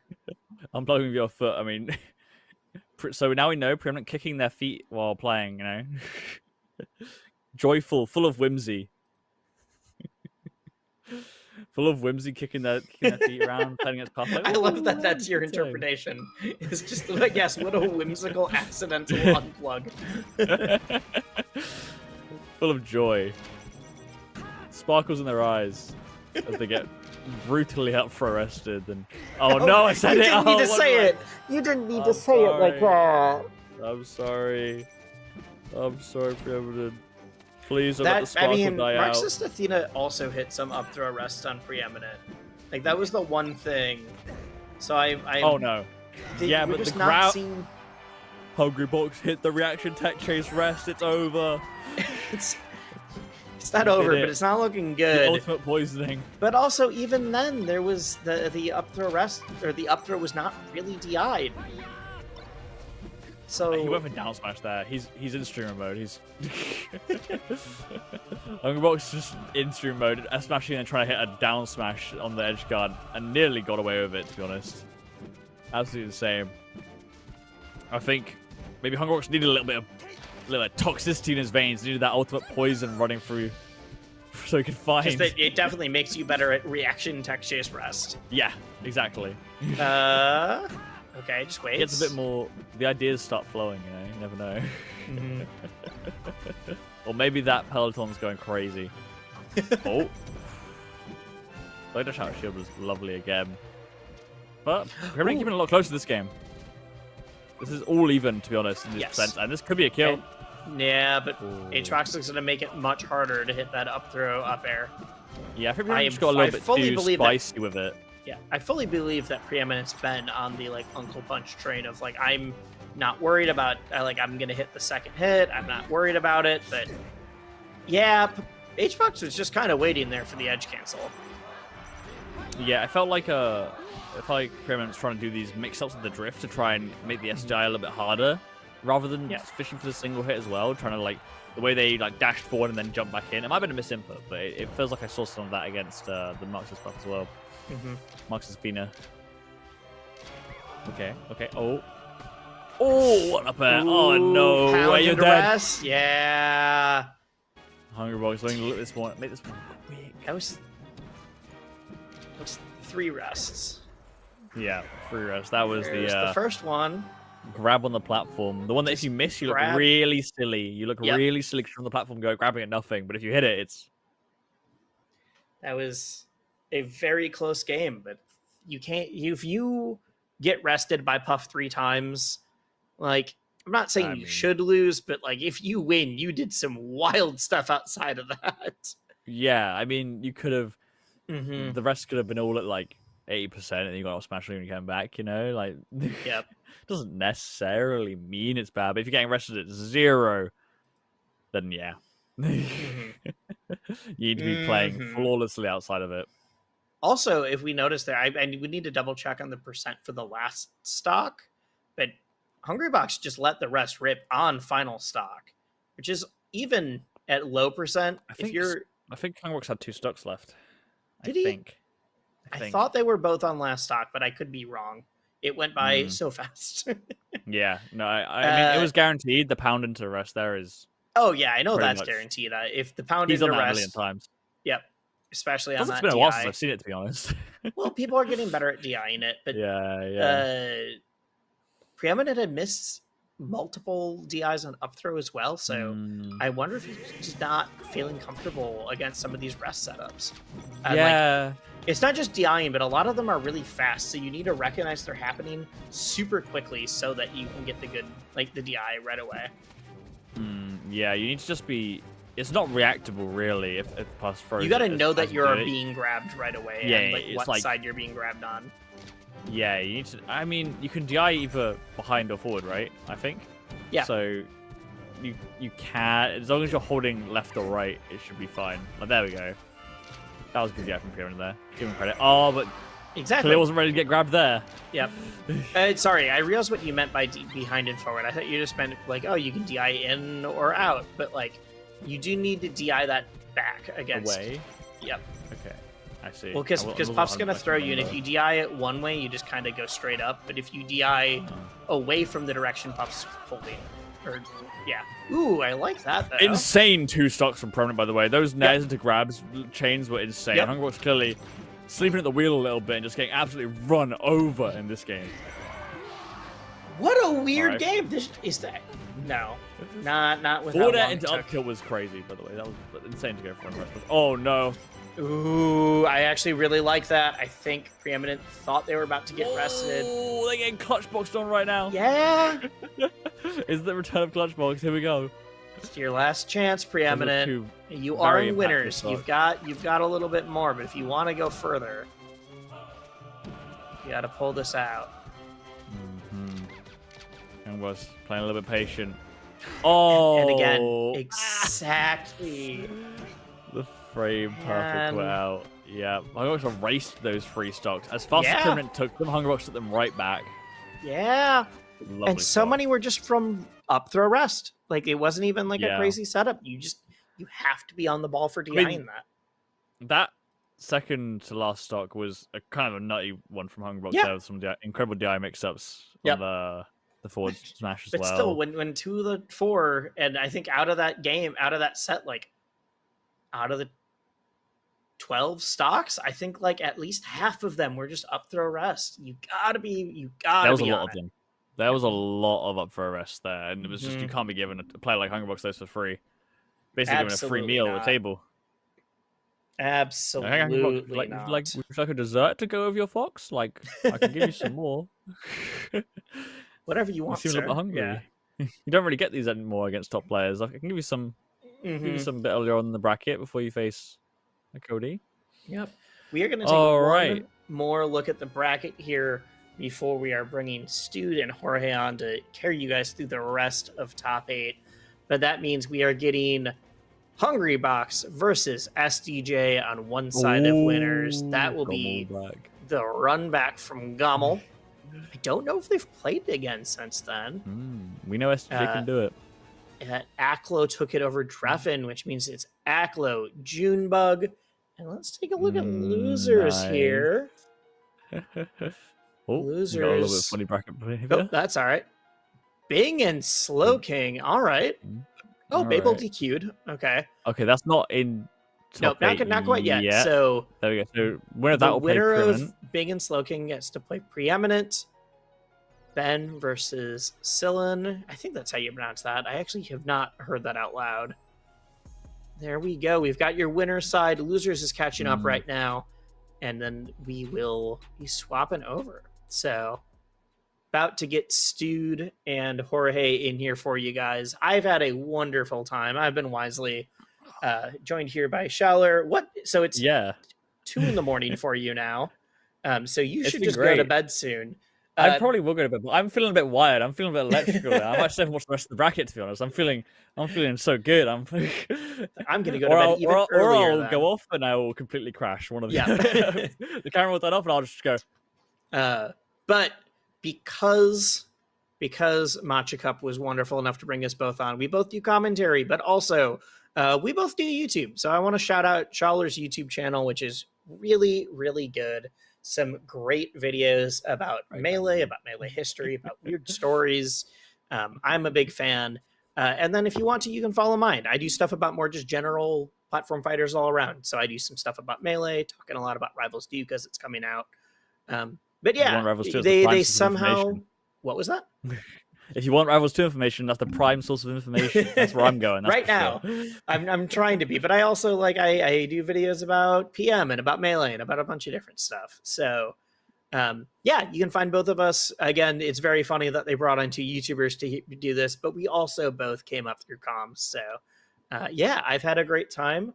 We're going to get some even better people. Nah, that's a joke. No, they're both wonderful. Yeah, no. I love working with Stude. I'm good friends with Jorge, so I've had a wonderful time. We're cooler. We're just a little better. They're not having us on for top 8 because we didn't want to show them up too badly. Yeah, exactly. We didn't want to show them up too bad. Yeah.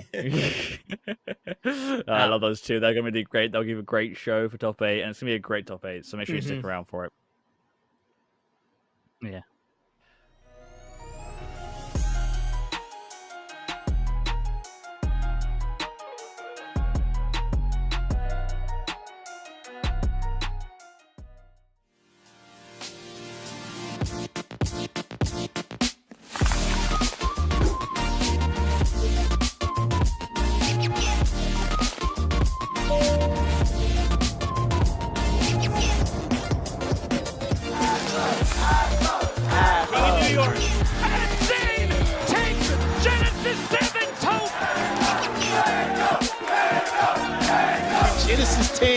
Melee champion James Moon making history today.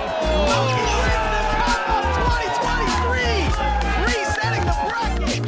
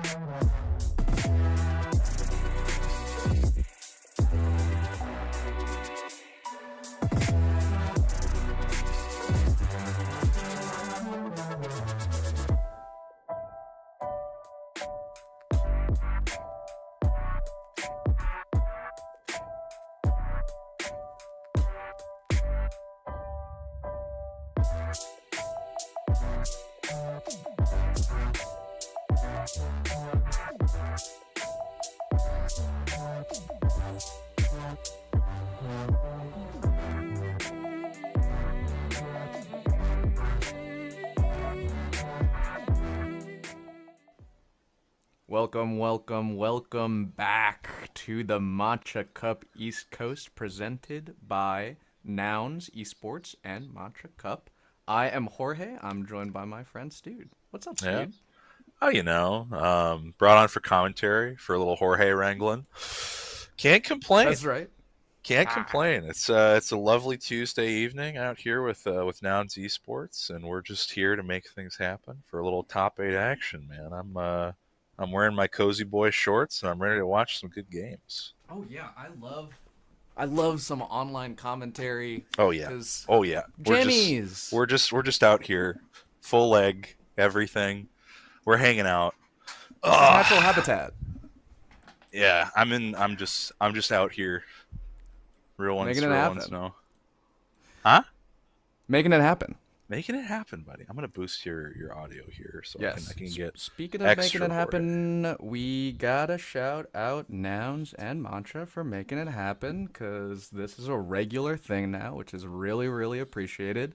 It's really often that esports organizations will get involved in things and not commit to them. That's not what I've seen from Nouns in my experience, and we're just very grateful that this kind of thing gets to happen. If you want to check out Matcha, you can do ! Matcha in the chat. And I think you can also vote on Smash propositions at nouns.gg/rounds. Yeah, go ahead. A round of those just finished up pretty recently for Riptide, as you may recall, and my boy Justice is getting a little flight taken care of Riptide, so I'm real stoked to see him out there in Ohio. But yeah, folks, top 8. It's going to be starting here shortly. We got our first match coming up here fairly soon. I know we got Aklo and Junebug. Aklo fresh off a beaten Giraffe 3-0, and Junebug 3-0 and Big Ballz in a pretty emphatic fashion on stream. The other side is Hungrybox STJ. We get the Gommel run back. Which That's right. SDJ, the homie, the Stude homie as well. No? Mm-hmm. Texas homie. Doesn't come out much to locals all that often. Big online grinder these days. I think they are probably the person that when I look at them specifically when they're at tournaments, they have like a binder. They have a book, basically. It's their like matchup knowledge notes for everything. They have SDJ's bringing the homework. They're bringing the homework. They are a real serious grinder. Wow. It's actually really impressive how much work they have put in recently, and in the last like 2 years have started to show up as probably the second best puff in the world. I think the most recent summer ranking had them up there certainly.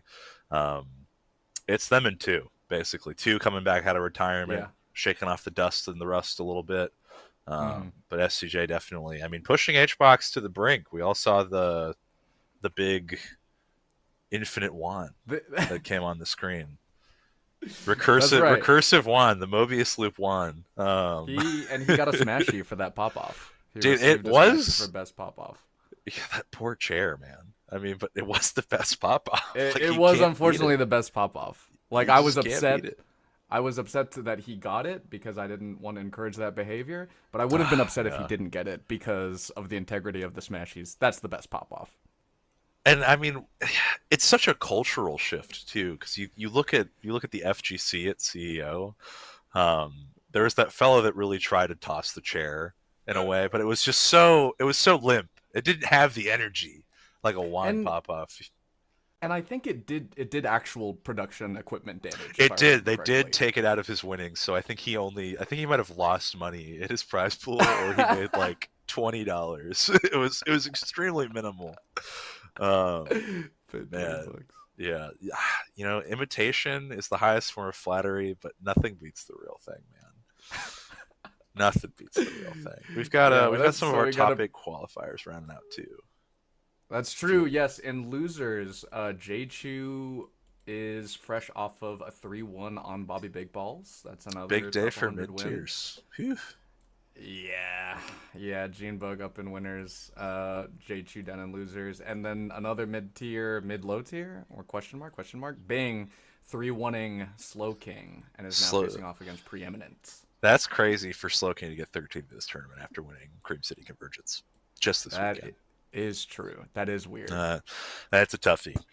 And Agent getting, what, 17th after, like, a crazy supernova as well? Yeah. Like, I think that might have been his supernova placement as well, 17th, potentially. Yeah. I feel like truly no one is safe anymore, honestly. Like, there's so much more variability in Melee these days. And I think that really just, like, speaks to how the depth of field has changed. It's a different game. I've said it once and I'll say it again. I used to think, okay, I don't know who this person is. That means I don't have to care about them in bracket. I can probably do all right. Now I don't know who someone is, and like, I'm not prepared. I may get caught lacking right now. I may get caught just not knowing who this person is and how good they are. So it could happen to anyone. It could happen. It happened to Cody. It did happen to Cody. Anyone can beat anyone. It is a different landscape out there.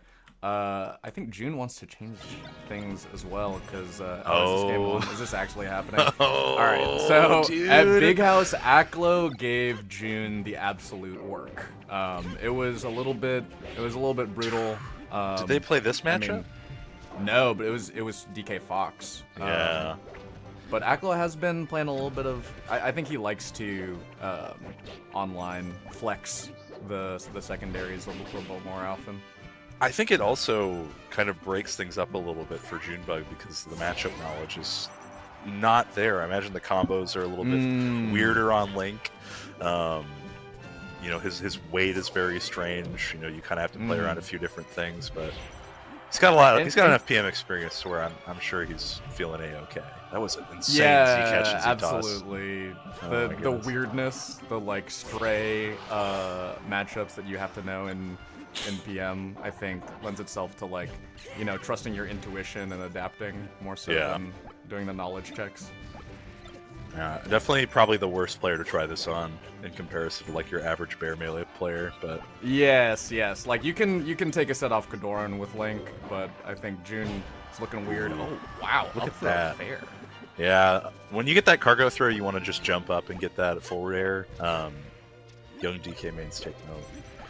This is something that Aklo's been doing so much too, is that Z drop with the fuse hitbox. Because if you're right on top of someone, you get the fuse hitbox, you can re-catch the bomb. Actually, it's a very tight input, but he's been exploiting this so much. Look at this dude. Yes. It's actually insane. Like little bit of Link tech, and I know he was incorporating it a lot at a Garden City Brawl in New Jersey recently, at a certain other video game. So. Yes. Yeah, shoutouts to Anchor, TO of that event. Yeah. I've been seeing the bomb tech that you were describing on Twitter, and it's insane. Like Link, they're like 2024 Link has a multi-shine. Like it's if the multi-shining broke your hands even more so. Like, yes, Aklo's like, this is the hardest thing I've ever done in Melee. Yeah. Okay, this should be a kill. Yeah. Ooh, nice. Yeah. Delay on the because If you DI forward, you get eaten up by forward air. If you DI behind, the up air is still accessible. It seems like it's a pretty tough thing to survive post like 120 for Link, especially on Pokemon. Yeah, I think if you have to choose between the two, oh, nice coverage. Actually dies off the corner. I think if you have to choose between the two, the fair is easier for the DKs to mess up. I see DKs miss fair all the time because it doesn't come out till frame 25. Did you know that? Jesus. It's lucky for him that the move is like so good once it's out, and there's so many setups into it. Yeah. Big fair there. Love the turn around. Ooh. Phantom fair. Dude, come on. let the man do his thing. Come on. Oh. The stadium pick also, I think, helpful for DK during the punish. I'm not sure what it looks like in neutral. Like, it looks like June has a hard-ish time getting in, but once he's in, you know, these combos end early. Yeah. Goodness. That's actually such a safe approach option, too, because, like, Z-drop is fairly lagless, honestly. Like, you can Z-drop Nair, and... Oh! Really punish, get the damage out. Z-drop Nairs with the bomb and the Nair. Oh my god. Yeah, so you pop that out, pressure. and like you can just Z-drop walk away as well. Love that he went for the drop back up B, got stuffed out by the Zair there though, and he's dead, he didn't have a jump. It's pretty doable right here. Gotta box out this monkey a little bit more. Uh-oh. I love that. I think that the next bit of anti-Link tech is like keeping an eye on the bombs and their detonation time. Is that it? Not yet. He's got one. But keep an eye on the bomb and the detonation time. Yeah. Like June's bomb there was quite good, like picking up Aklos because it detonated right as it got over, which is like increases the likelihood of it hitting. This is big damage right now though. 84% on June. This is like mounting a comeback. Oh, does he catch? He's not able to find the jump out. Gets the aerial up B, gets the grounded up B. Oh my god. Yeah, see, this is what I mean. It's just like that bomb pressure really does. He's just getting away from these crabs. He's chasing him down, dude. Oh, this looks like a Legend of Zelda way. boss battle. Actually kills off the top. Dude, you gotta box that monkey out. He did it. Okay, I think we saw the power of Pokemon Stadium happening right there in the neutral sense, right? Like that whole game we were seeing June just do these flowchart edge guards. Is that a taunt too? Oh, yeah, gotta slide those in. Gotta slide those in if you're Aklo. I mean, he earned the hell out of that stock. And that was just actually like there was this moment. He got a really solid punish string coming in from the left side into the right, and he just let go and reset. He's like, I know I need to just reset neutral and win this again. Oh, I can't overextend. Yes. Oh my god, these bombs. I imagine June is maybe feeling what it would be like to be a video game boss, right? I mean, kind of. Like, this ragtag protagonist is still like throwing stuff at you, hoping to find your glowing red spot. Yeah. Yeah, it's like June is like, I have to imagine being a Dark Souls boss. Yeah. And then he's gonna try to read me. Ooh, wow, I love that setup. Try to catch a shield drop there with the Epieta shield. Donkey Kong's love scouting for that. I think also the startup of the grounded up B, like the backhand goes above the platform too. So it does, yeah. It goes really high. The repository of my Donkey Kong knowledge is all thanks to one ATX Chandy, one of the original and best melee shit posters in the world, truly. Oh, the ball! He actually is hoisted by his own petard up into the top blast zone. Oh, dude, I love mid-tier matchups because it's it's very much like what if we just really saw the game as a party game a little bit more, but still we're deeply serious about it. Yes, it is very funny. It is as if like you had two like MMA fighters like get sock'em boppers, put those on, you know? It's like you are committed to your craft, and oh my god, you have weird stuff like that too. I mean, I feel like the game. Sometimes DK's like, what if we just ran this punch? What if we saw if it worked? What if we threw that giant punch out? Yeah, shoutouts to June Joshman at Supernova at the end. After that Dude, punch, poor Joshy. June goes, "That was bad. That was not a good punch." You know, it worked, but he did not. It was not good for June to do. Dude, sometimes. Oh, dude, look these Z drops. He's getting like it's so little damage. It's actually so negligible. It's like a Pikachu combo where you look at it and you're like, wow, pristine, so choice. And then you look at the percent and you're like, that's cool. Yeah, like I've June earned is at this. 58% after getting hit what feels like 20 times. Yeah. Okay. Oh, June is Chased out. really scouting out these roles, by the way. Like, speaking of being a Dark Souls boss, that was 2 different interactions where June is seeing Aklo shield and run straight through to grab the roll in. He's trying to catch this guy coughing and going, Estes, give me my flask. Give me my flask. Hey, he's checking his inventory. Get him! This guy's trying to pause right now. Okay. Take that roll. Oh. ASTI downs the boomerang. That's crazy that he got away with that. He's gonna kill here. Oh my god, the timing was so precise by Junebug that, like, it made Aklo's forward smash look bad.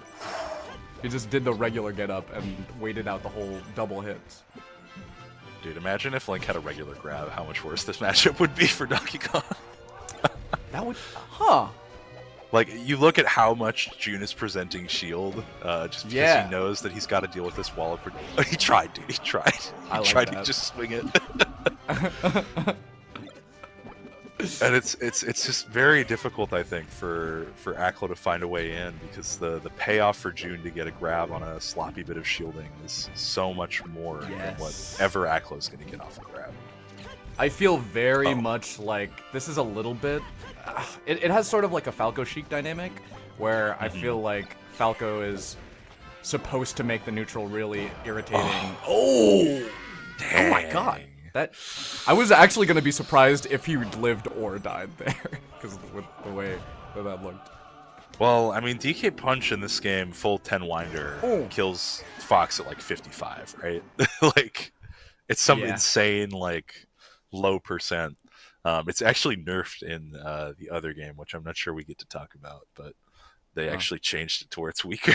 Because of all things that DK is very good at in this game, Giant Punch is definitely first and foremost. Oh, like, it's right up there for just blow you out of the water, shotgun to the face, like, maneuvers. And everyone wants to be so cool about it. Like, oh, we got the like dog. The dog is here. I'm not gonna. Oh yeah. Everyone wants to be so cool about it, you know, like, oh, DK's not very good, and this big old punch move is stupid. But I think that prevents people from doing the prep, maybe, and then you can get caught lacking, for sure. I think a big part, I love that jump forward, B turnaround, back air specifically. That's actually Donkey Kong's fastest facing forward option out of shield, if you do it quickly. Wait, yeah. Like, actually, like, if you do, like, the perfect jump out of shield, B turnaround, back air, I remember seeing this a few years back, they were like, we can actually threaten people in front of our shields, and I'm like, fellas, that's still, like, a 7-frame option. Just grab. Best way to leave out the front is through the back and around. Yeah, you gotta go, whoa! Yeah, I don't. Oh my god! I He can't just believe clapped this kid- Invincible out of the air.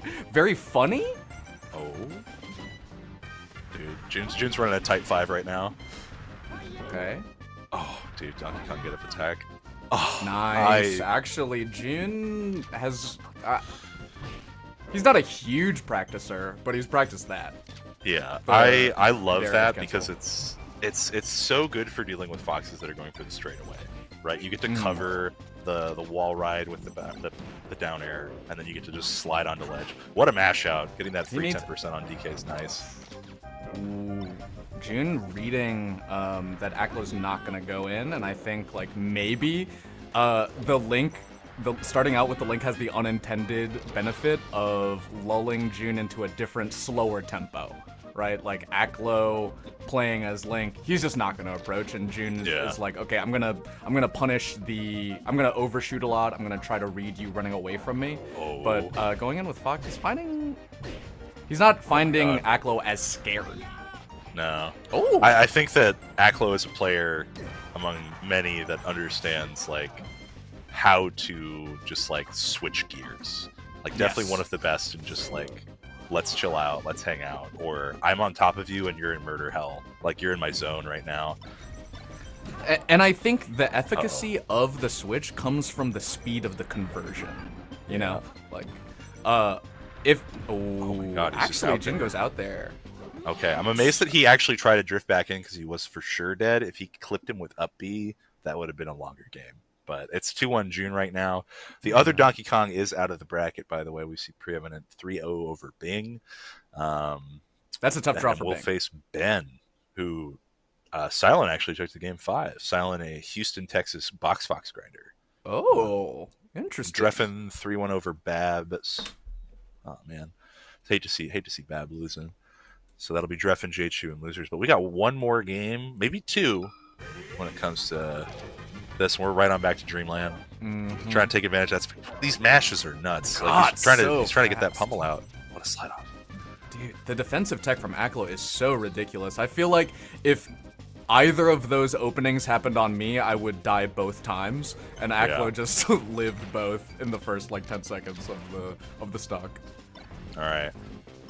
Already saw some quick change up in the game plan here. Aklo going for a very tried and true, I'm going to dash dance, get away from you, but gets clipped out, trying to just get that breakaway to top platform. Oh, nice.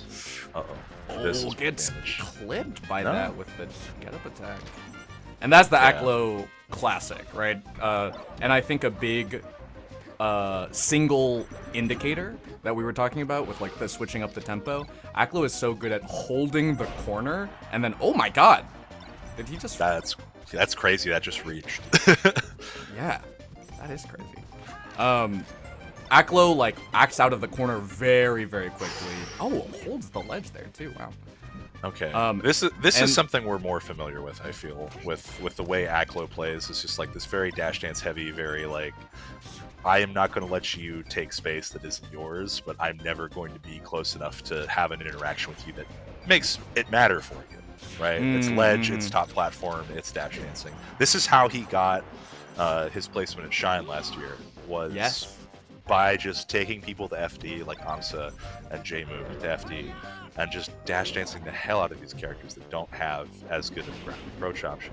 And with DK's kind of shoddy forward approach, he does have to turn his back to you in back air if he wants to get something on the time. Or Yeah. go for a counter So hit like, off how grab. can he really force the issue? Aklo is pretty much always outside of the reactable range, and the giant punch reverse phantoms. I'm stun locked. That that had every right to hit. He got And it- clipped by the back of his hand. Oh, and yeah, it's Bear City here. Watch out for bears. Oh my god. That is so detrimental actually. That is a huge swing backwards. Yeah, that would have been like even stocks. Yeah, and I mean look at this shield angling. Oh, Pristine, and look just at June waiting. threatening top platform too, right? Like he's like, I'm not. Oh, Oh, No way. and he's dead. That's so rough. And he's dead. That dynamic with June holding that center stage and just full hopping there while Yeah. Aklo is holding the shield on that side platform is exactly what you were describing with Aklo not giving up any space, but also not letting DK find any openings. And Aklo's like, Yeah. I dare you. I dare you to like come in here, and if you're overcommitting and it looks bad for me, I'm out. That's all it is just like what is it? Real winners know when to quit. Right? Oh, yes. That skeleton running meme where it's like you just got to get out of there sometimes, man. Like Yeah. Fox has the ability to break away from any situation and say, "I have a gun.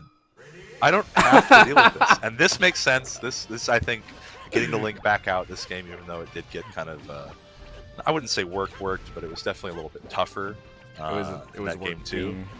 Yeah. I think that with FD, it's definitely the right pick.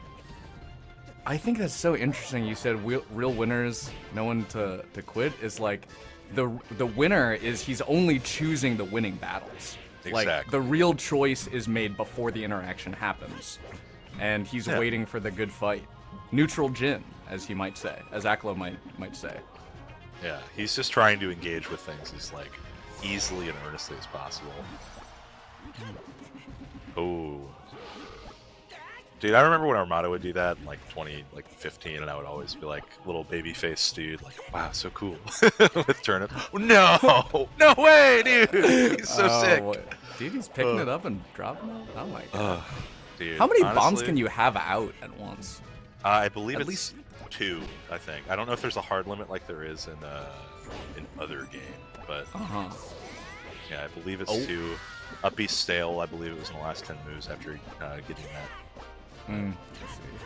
Yeah. Dude, oh my god, I forgot how much percent Boomerang does, by the way. Boomerang Dude, does it's like crazy. four of those bomb drops. Yeah. Like Link is a high damage character. It's just getting there that's the problem, right? Like He bomb is. is good, Boomerang is good, forward air, down air are both incredible. But then If you have, you to think, have like, not played Link before, just booted up Link as one of your mid tiers in that friendly rotation, you might not know he's incredibly fat and slow. Yeah. Like he hits really hard. That is a crazy good up B for Aklo. Oh my god. Yeah, I'm amazed that Arjun like didn't have enough invuln to get past that. Yeah, I'm pretty surprised too. And not only, I think he was surprised because he didn't even option select the tech, right? Like he just straight up died. Yeah, because it's like, okay, there you go. Because you want to either get ready to roll up or you want to be able to at least be pressing L for some reason or another. But he just up and died, man. That's crazy. Yeah. Strong hit of up B. That'll catch you unawares. That's one of Link's skill moves. Oh no. Oh, Good roll rolls behind. Spot dodge though. Pulls bomb in front of his face. Pulls bomb in front of, yes. So cheeky. The ape is lying down on the ground. Time to get armed. June waits Hylian out the spot poachers. dodge. Okay. Oh my goodness. Yeah, just presenting that nair. Knockdown. Oh my god. Raw grab into the corner. Yeah.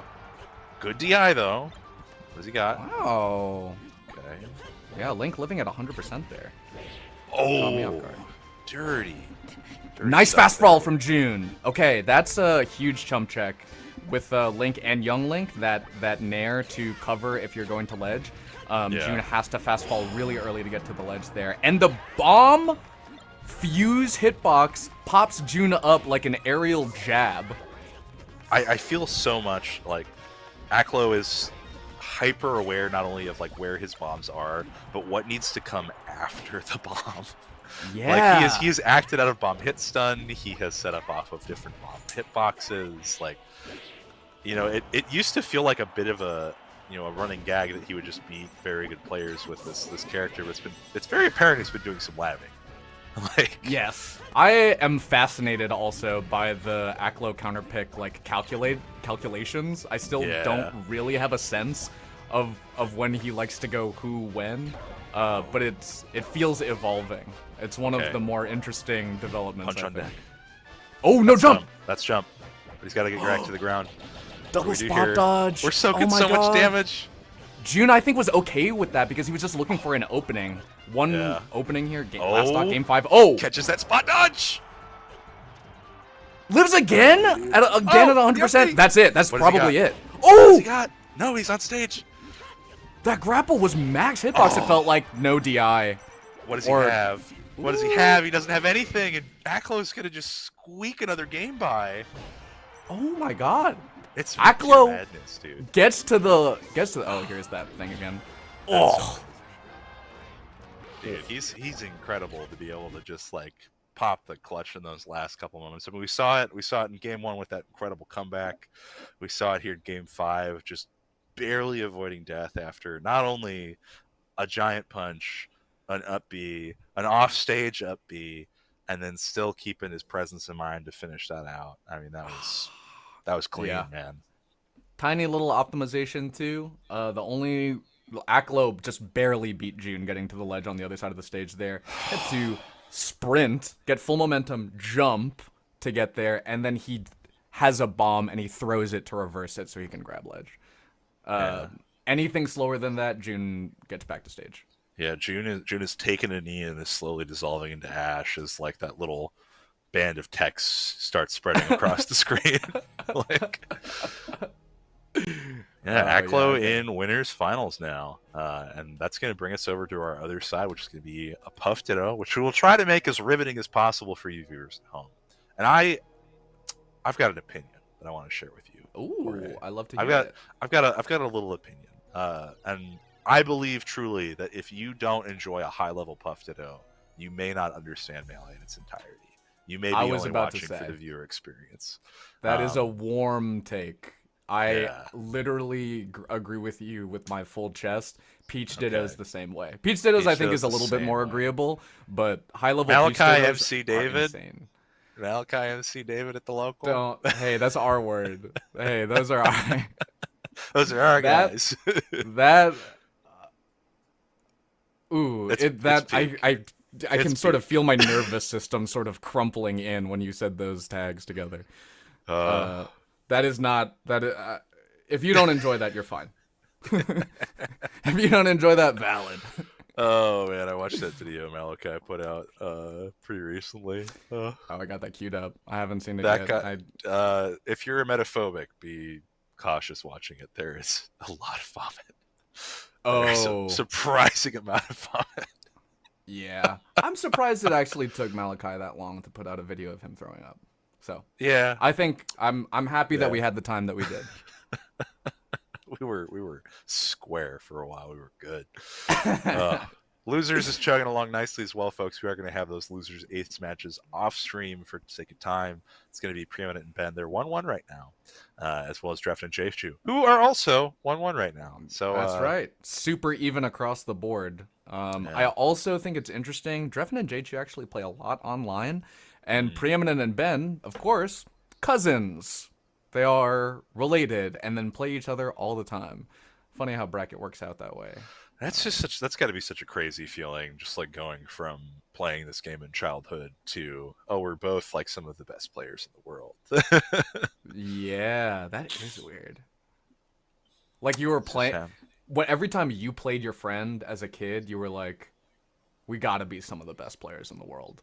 Yeah, and everyone is wrong, except for like a couple, like somewhere in the world they're right. Mango Unlucky, dude. Yeah, even just they were right as it is. Just two guys playing video games together for the rest of time. Huh? Yeah, that's weird. Yeah, it's great. Just, it makes sense. It is hard to wrap my mind around, but it makes sense that that's the way the world worked. Similar to how I believe Aklo is as close to like a government designed Melee player. Oh like, yeah, from a lab. I mean he's just basically America's Armada. Like if it went sequentially, right? If it was like, you know, Eniolis, Armada, and then Android was the best player out of all the brothers, it's basically where we're at. Because like he comes from a long line of brothers. Armada has a lot of siblings. He has like, I think it's like 10 or 12. Yeah. But then I think the Brotherhood, it's just the 3 of them, I want to say. But they are all incredible in their own right. It's Foxy Grandpa. Is it Cubby? Cubby, Mo, older than Foxy Grandpa. And there is a hidden 4th oldest brother who got them all in, and his name is Yusuf.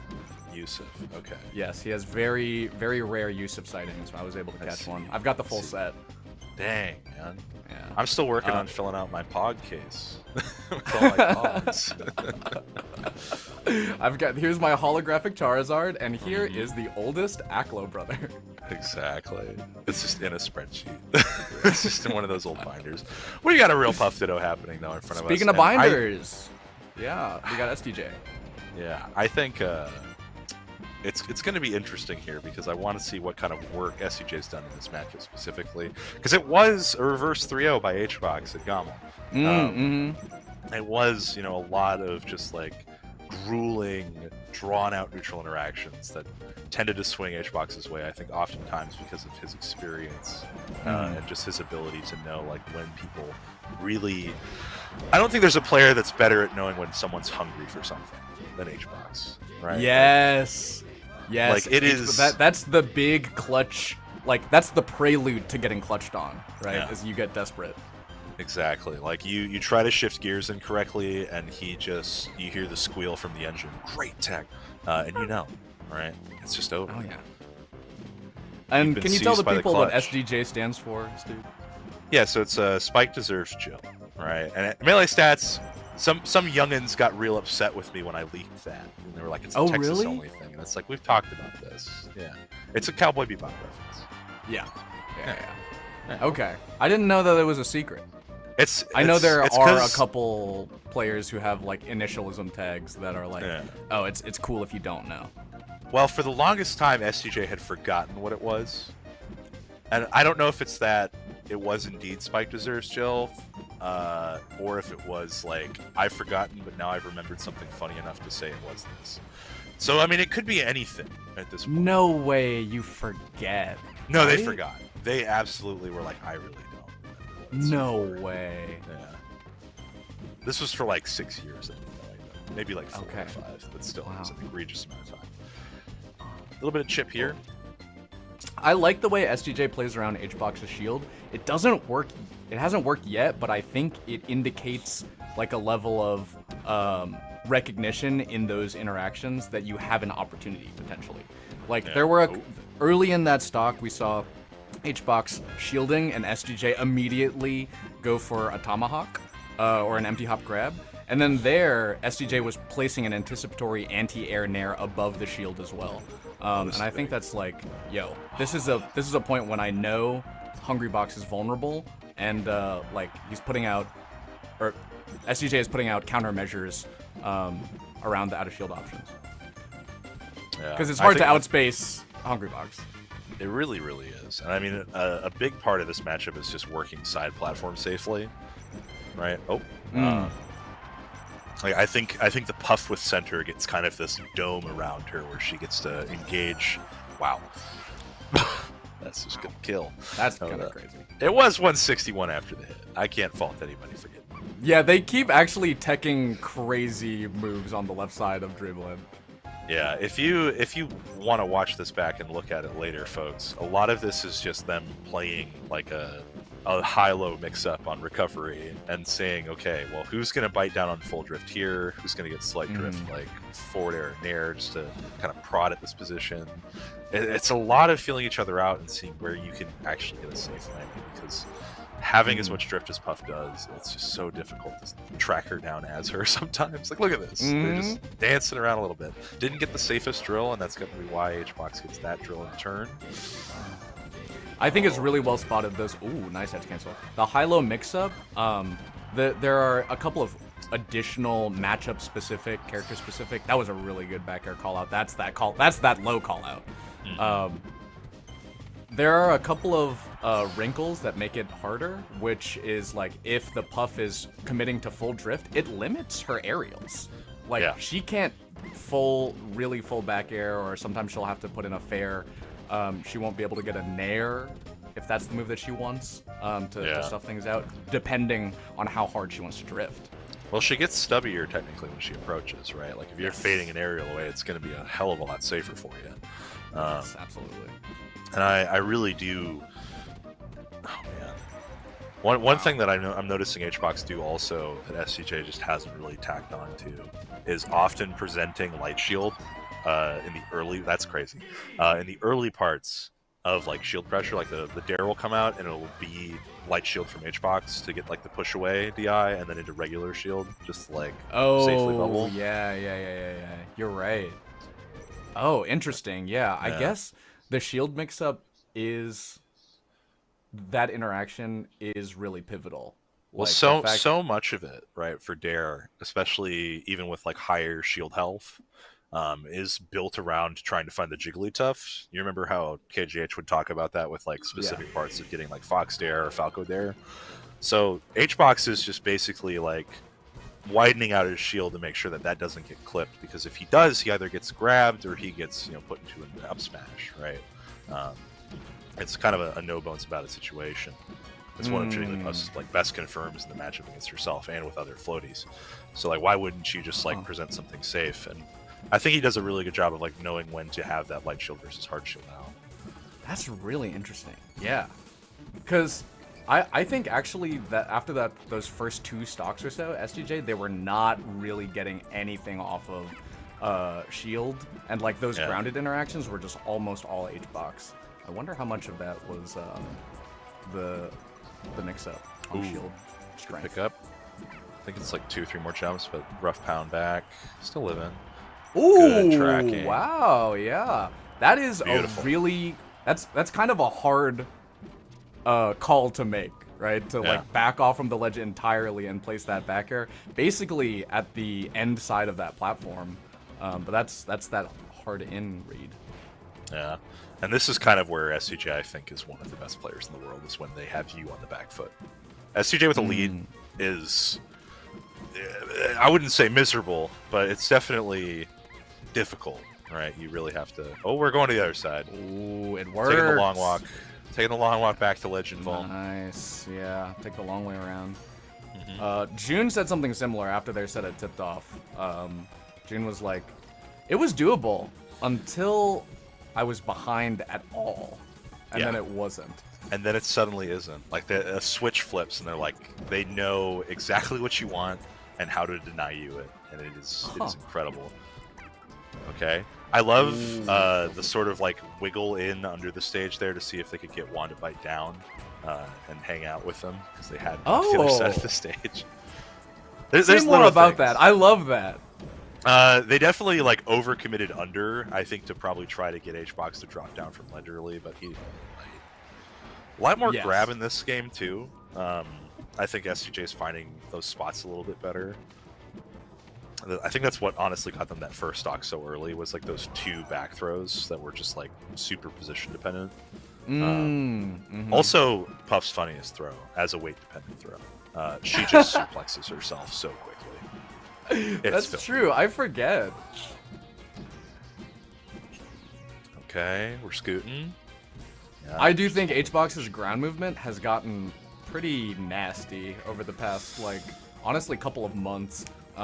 He's just actually really fast on the ground now as well. And I think, like, the practice in the execution allows him to really exploit it, and he does it so well.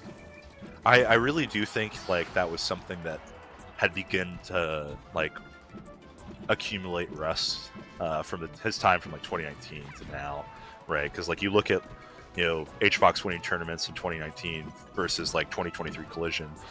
A very big commonality is, like, him,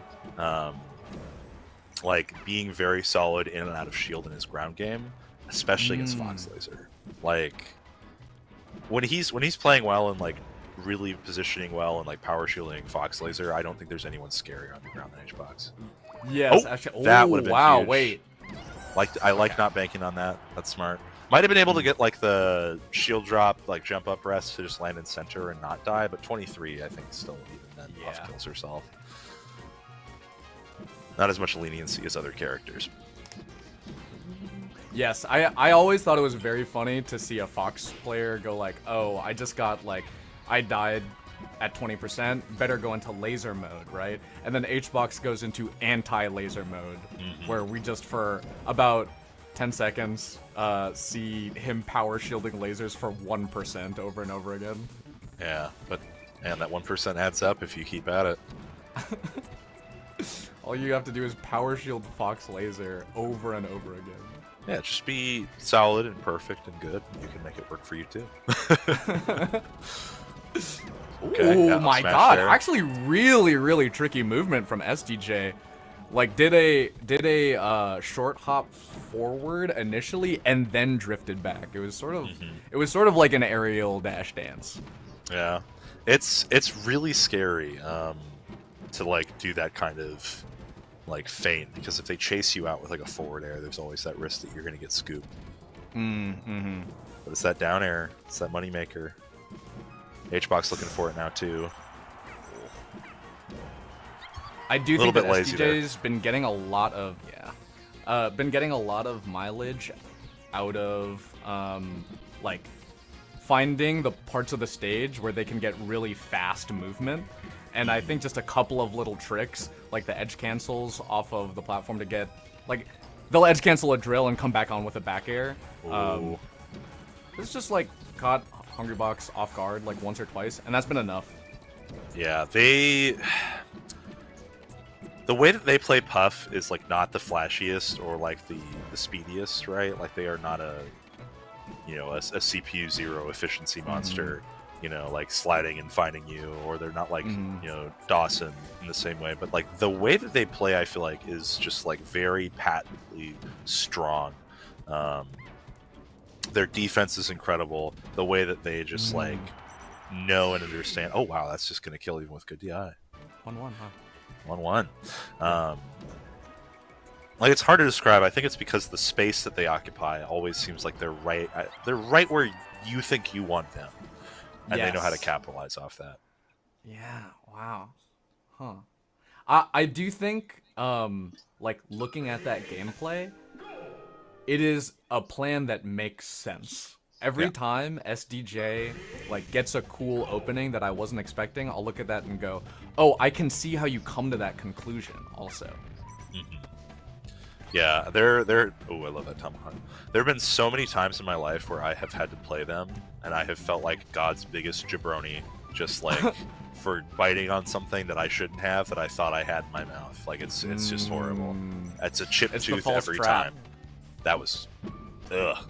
Really early, too. Yeah. Get caught in some bad DI. A third back air as a treat. This is also, I think, this makes sense for Hbox's counter pick between these two. Hbox, he has definitely gotten frustrated, I think, in that Gommel set. Like, trying to find the openings and reaching, where it's typically on the other foot. Oh, yeah. Normally, he's the one asking you to extend your arm. Ooh, I love that little edge cancel too. Both of them are really using the edge. Oh! God, off of Randall too. Jesus. Yeah, getting that wall bang off the up air, that was disgusting. This raw up smash is gonna take that though. What do you got, SCJ? Fire back here. How we scoop the lead back if we're going? Okay. So I do love the stage pick. A lot of this is like forcing early kills, forcing SCJ to play a little bit closer to that center dome we were talking about earlier. And I think there's like just straight up less air to air. On Dreamland, you're seeing them one with a back air high, one with a back air low. But here it's like they're fighting under the platforms, and they're honestly like shielding and crouching quite a lot. Yeah, I think it's because the oh, that's huge, dude. That's Enormous exactly what you're talking about, dude. That is actually literally, I think the same effect of I'm gonna slip and slide. Like, I'm just leaving my area and then putting a hard hitbox right into that area, because I know when you're gonna wanna bite right there. Like, it's a preemptive whiff punish, it feels like. Yeah. No, they definitely they have like a danger sense, I swear. They know when you're coming in. Another thing that I think makes this stage like so difficult is like how short the side platforms are. Because like if you commit to a jump here, you typically are like in line with the platform height as Puff with short hop. Oh, I see. So there's only so many angles that you can like assail from compared to something with high platforms like Battlefield or Dreamland. Ooh, yes. It ends up being like it's about as grounded, I think, as a Puff Ditto can be, right? Yeah. Like, they're still aerialing, but it's just short hopping because like the platform gets in the way. Okay. Getting those back airs out. SC just clawed this lead back just barely. Ooh. I love that. Did danger. You see SCJ wants to get out that tipper back air, but knowing that Hbox wants to act out of it, like, it's just a probe, and then you even have to edge cancel like a full space back air. I can't believe they keep double rolling out. Oh, ooh! Okay. This is big. They've got center. Hbox just trying to fight his way in. That wave dashing is nice, with the Nair coming down on top. SG committing a little bit hard in the corner, but pushing. Hungrybox getting a little bit greedy. Okay. Okay, up smash will kill either of them, so you definitely want to be watching out for the drill, but that's hard back air is going to kill SDJ off this side. I feel like SCJ's gonna... Ooh! That's... Dude, you're like That's Nostradamus. what I'm talking about with the jump, dude. It's such a danger, right? Like... That's crazy. Yeah, I was like, I feel like this is an F smash, and it would have worked in that situation. But look at this. Jump squat. Boom. Either jump squat or drop shield, and he's done for. Huh. Because like you think about what you can do in that situation, right? You can try to wave dash out of shield. You can hold shield, or you can jump.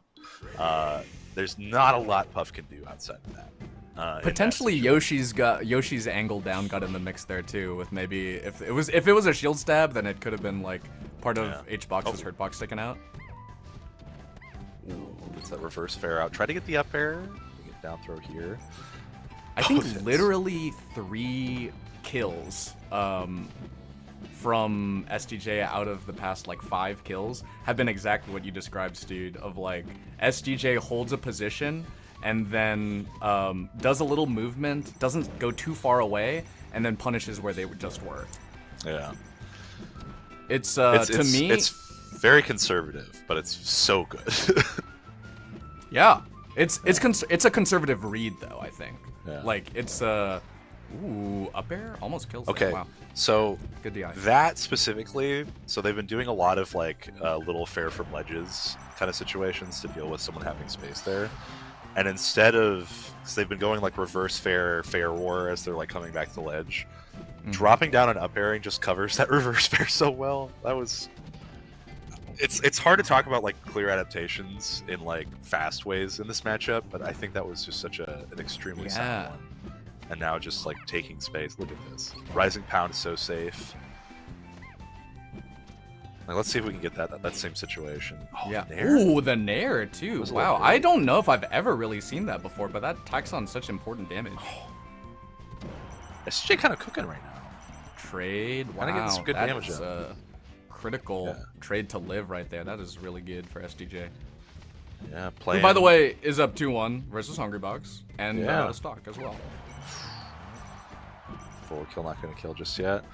Yeah. Okay, let's see if we get that same Hungrybox. example here with that reverse fair. Yeah.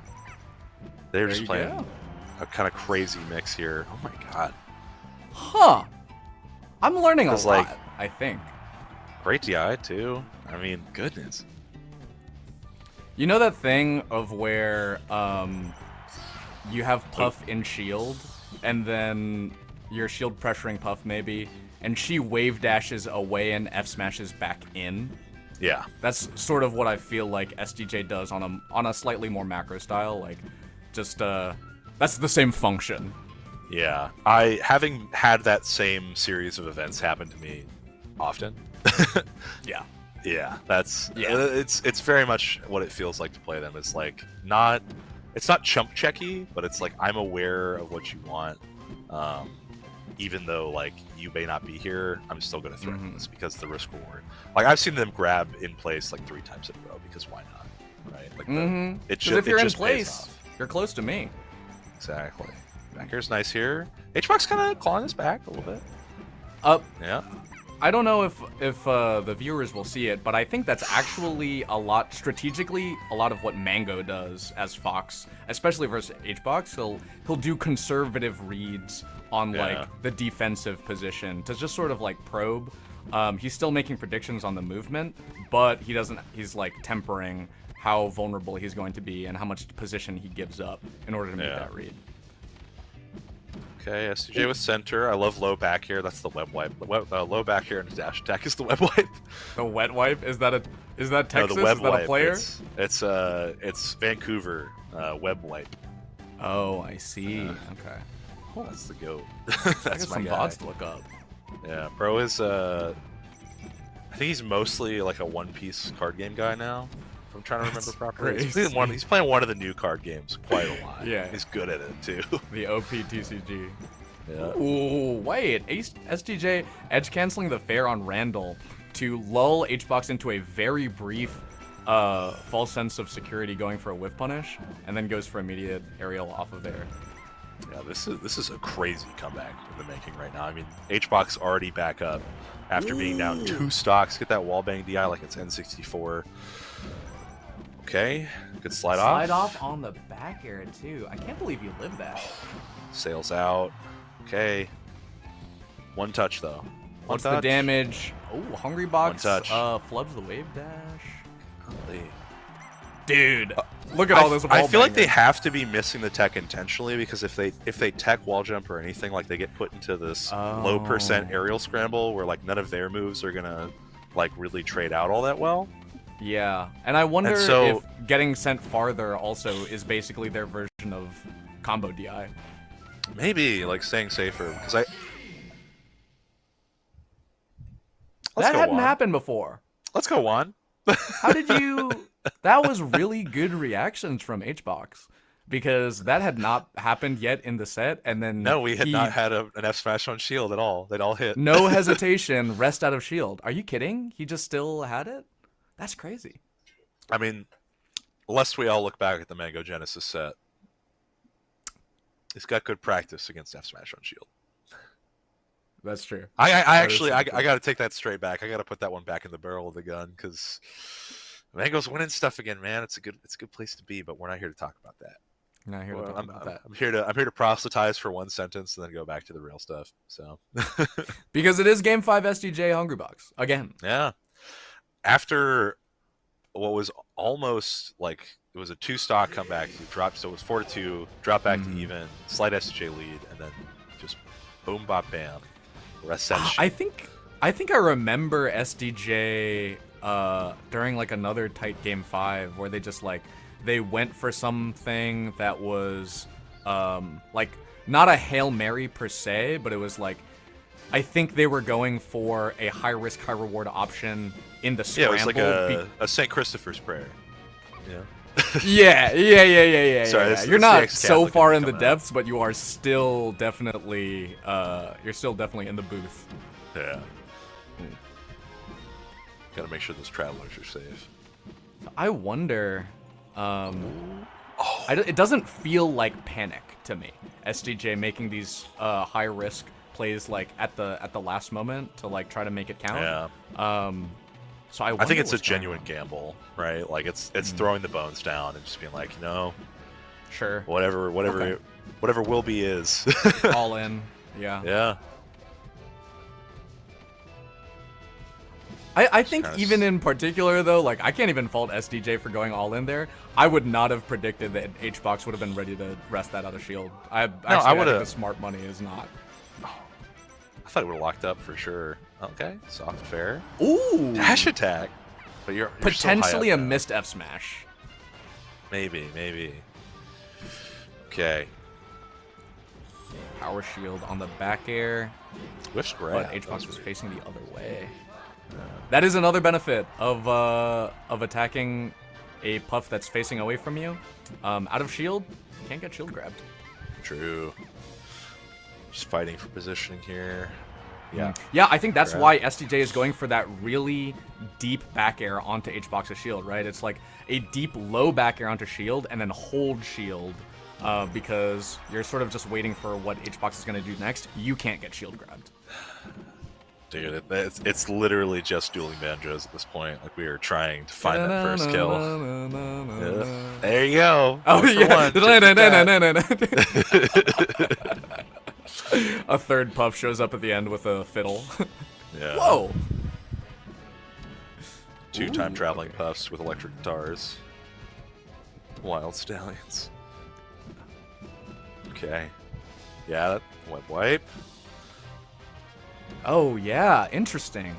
It's That's- good because it kind of ties into that same thing you talked about, where it's like, what's your fastest out of shield option when you're hitting the back of a puff's shield? It's jump or drop shield. You know, so getting that dash attack out stuffs both of those. It's safe, it's low, and it's good for you. Huh. Oh, I never thought Nice. about. I am learning so much. I've had to watch a weird amount of this matchup, honestly, because of SCJ Palpa and SCJ and TCD. Oh yeah. All of them being in the same area for a while when old Palpers was back from school Was and wasn't living in Haunter Austin full time. around? Hunter is a Houston player, so Palpa and TZD are out near Austin now, but Yeah. for a while were living in DFW and then going to school in Austin. I see. So UT? for a period of time, we had STJ, we had TZD, we had Palpa, all in region, alongside another puff named Pops, who holds the distinction for, I believe, playing the most games in a set versus Absent Minded, which was very reminiscent of Michael and Bananas, except it had multiple tiebreakers. I think it was either a 7 or 8 game best of 5 because they had to play. Oh, because of timeout? Yeah, this was because they had 2 separate timeouts that led within %. Oh my god. Yeah. It was You guys have your weeklies on school nights? No, this was at like Low Tide City. This was Okay. at one of the Low Tide cities. When you got non-business hours. Yeah, where we're just letting them do their thing because, the inmates are running the asylum. You know how it is sometimes. As a bracket runner or a TO, sometimes you're always on and you always have like tasks in your queue. Similar to if you've ever worked like a restaurant job as a waiter, like you have a bunch of things to go down the list. New tables coming Sometimes, got to make sure I got my silverware up. but sometimes the Puff Ditto is like, okay, it's gonna take. Oh no, that is really bad for SDJ. Stage spike down because of the FD angle. I'm loading up. I'm loading up the Hbox stream right now. I gotta see if he screams again. I hope he put a projector behind himself so that he can do it again, but a home version. Ooh, big damage from Hungrybox. I'm worried that Hungrybox is gonna start running away with it, and SDJ, like, doesn't hold the defense, because I think Hbox can definitely get hungry here. Go H mode. Yeah, If it, I mean that's kind of what we talked about, right? Was like he knows when you want to just bite down. Like Hbox is just the king of like dealing with you overextending. Mm-hmm.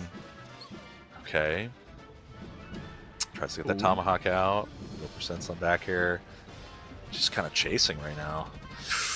Oh, Up up smash? Yeah. This is huge. This is actually enormous. I mean, 107. What do you get We're here? now entering the spike zone. Okay, good recovery. Okay. We're back. Stalls just a Fading little out. Denies that. A back air from this part of the stage. Oh my gosh, doesn't kill. I wonder how stale that is. Up air though. Okay, good fade back. SDJ is making Hbox work for it. SDJ can Barely giving up unlock any a space. little bit more health points, basically by gaining stage position. Oh my god. Because now, if We've got center. SDJ gets hit from a back air, like close to the left side of the stage, might live. Oh. Okay, scoops the roll. Dude, this is so close. Oh my god. Like it's at 40 to 140, but god, this is so close. Oh, Okay. off the top, 60 back air actually. I'm turning up the volume on a stream. Oh yeah. That's a wine scream. Are you good? You got it? Just hit the FU, bro. Really? Yeah, that was crazy, dude. That's awesome. I can't wait to watch the Twitch clip later. Oh, dude, it's so like calmly delivered at a high volume. Like it's awesome. It's so awesome. Oh, dude, that was crazy. I mean, just the everything. Yes, Everything. there was a really significant amount of neutral going on. I do think that actually SDJ was doing a lot of extra tricks and was winning out on a lot of them. But Hbox, I think, stopped a lot of the momentum from losing those interactions by just resetting instead, right? Like he didn't try to outsmart a situation that he didn't quite understand, and instead would just like hold shield or just like wave dash away and be like, okay, well then we're gonna play this nice, we're gonna play this straight, we're gonna space the back air instead of like getting too crazy. And let's not get too excited about what we're doing here, right? Yeah, Like, chill out. Whoa! And look at that. Preeminent 3-1 over Junebug. And What even the- before that, J2 3-2 over Dreffen. In Chic Pika. Mm-hmm. That's kind of schnarsty, man. That is kind of I mean, shonky. I was just about to say the same thing. It's the run back as well for I believe, for J2 and STJ. So J2's on a bit of a run, having lost in winners quarters. Or actually no, one round before winners quarters. So running from Wow, 17th. Yeah. So Oh, wow, Jechu yeah. defeating the young god Rat Monster. Keep your eyes out, kids. Keep your eyes out for the young god Rat Monster. Beating Melon, who defeated Worm, a Texas Falco player. Shouts. And Melon also beat Agent in winners. That's crazy, dude. Yeah, Melon, a Fairfax County Marth player. Yo, So, respect. yeah. Respect. Also, a Yeah, game Worm attendee. is definitely one of our foremost grinders. Recently put up, I believe, on the Texas State PR, heading out to all those regionals because we've been having a nice little circuit going on. Shouts to Peachy Keen and Sunny Night for that one, for keeping the regionals alive. But J2 then went on to, like I said, so Rat Monster Melon over Bobby Big Ballz and then over Dreffin to earn this run back, in which I believe they were up 2-0 over SDJ. SDJ actually getting the reverse 3-0 to make it to winners quarters. Which, This is crazy stuff. Like, from a seeding standpoint, like from a bracket standpoint, this is probably one of the most impressive ways to get a run back. Right? You normally see a run back in the bracket from like winners quarters or winners semis, or something. Most of the times it's like winners finals. It gets put away to like losers semis at the earliest, right? Like, but this being a losers lose... quarters match, you've had to make multiple upsets. Every match after Rat Monster is considered an upset for J2. That's 3 upsets in magnitude. J2, the SDJ was J2's second set of the tournament. And that's then messed up, man. And then they meet back up to play for 5th is pretty crazy. The amount because of J2 had a DQ versus round 1. Oh my god. That's right. Yeesh. J2 on a big run. I just found out also last weekend, 2 weekends ago, J2 rides a motorcycle. Isn't that cool? Isn't that cool? I feel That's like dangerous, man. That's kind of cool, but it's kind of dangerous. Yes, it's cool in that I don't expect it. Yeah. Pikachu players are not the people that I would categorically consider in the same Venn diagram as motorcyclists. The bikers, you know? Dude. Yeah. Yeah. Out here with It's my like leathers on. This Bear dude spiking is like people at edge 4%. canceling off platforms and then also like on the Kawasaki and so. So sick. Man. Kinda cool. So that's gonna be pretty sick, honestly. We're probably not gonna get it on stream, considering losers quarterfinals seems to have been off stream for the most part. Looks like the queue does have it as such. So I think we're going into winners finals whenever Hbox and Ackler are ready. Oh yes. Sounds like they're getting into a hand warmer right now, and they're both off of pretty weird Game 5 sets. Really crazy in winners ones. semis. Yeah. Ugh, God. The Aklo one is really weird to me also because he won with Link, lost with Link. Won with Fox, lost with Fox, right? Yeah. Is it, no. Then, Wait. Yeah. yes. And then Link Game 5 to And clutch. then Link Game 5 to win. Is so bizarre. Just truly so sick. And then just sick. another crazy Game 5er with STJ. I feel like the day that STJ finally beats Hbox, because I it'll be one of my, like, I used to pray for days like this kind of days, like I've been on my knees dreaming of the day when it comes. It's going to be incredible. Because it's all working. When it happens, you'll look back at this time and be like, this was culminating in something like that. Because the battles, Game 5 era, dude. That's true. I've heard that the battles of tomorrow are won today in preparation. That's what they're telling me. I'm out here planting trees to see them grow 20 years from now, man. Oh my god, society. All right. I do really like how starting here, because I think honestly, like, Yoshi's is not. It's not horrible, right? It's definitely cramped. It's definitely a little scary bear. But, like, you get so much off platform here, and you're always near that dog. I agree. Right. I think really the only con is like how early you die. Sure. Yeah. But like the interactions themselves. Ooh. That was clean. Wow. Yeah, actually. The interactions themselves, you get a lot. And Oh yeah. I think at a high level, if you're hitting the reaction tech chase, and he dies, actually. It don't matter. You know what? You know what really scares me about this game? Even after rest, Puff opens her eyes in the magnifying box. Yeah. It's like how like Pichu doesn't sleep properly, right? You know. Wait, Pichu doesn't sleep properly with the In bubbles? the FOD reflection, I think. Is it Pichu or is it Puff that doesn't like reflect properly? I think it's I know Puff is like that as well. With the rest and the eyes open thing. But you're right. Yeah. Oh my god! What the I'm sorry, I'll say it. What the fuck was that hitbox? Yeah, bro is going big mode right now. He is feeling unshackled. He is feeling the whimsy that accompanies the Fox Puff matchup instead of having to slog his way through all this. That's crazy. Jesus. Oh. I mean, Aklo's been getting clipped on some of these lasers. He's been firing them off. And this is like kind of what I'm talking about, where it's like, okay, you know, this stage is not so bad. This stage is not so bad because you're right there. And that running gun style is so much harder to execute because you have to be aware constantly of how close this man is. Boom. Oh, wow. Yes, I think you're right. Something that I just realized in seeing that is, yes, Puff dies early, but actually, however faster Puff dies, Fox also gets off stage faster. You know, gets sent off stage faster, and that's there's only this much, right? Fox dies earlier too. Then there's only so much that you can really deal with, and we're going to FD. Getting that dash dance space, getting that lack of platforms to kind of avoid the mix. Yeah, just you right can to the gun. see immediately Aklo in this mode. He's doing the short hop lasers, of course, but then also when he's close to Hbox, he's got drills and waveland back.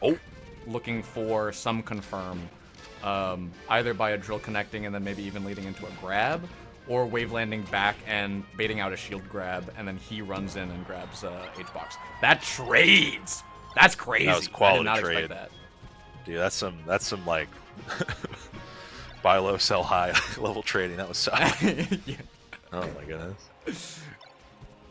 Do people still say GameStop trade?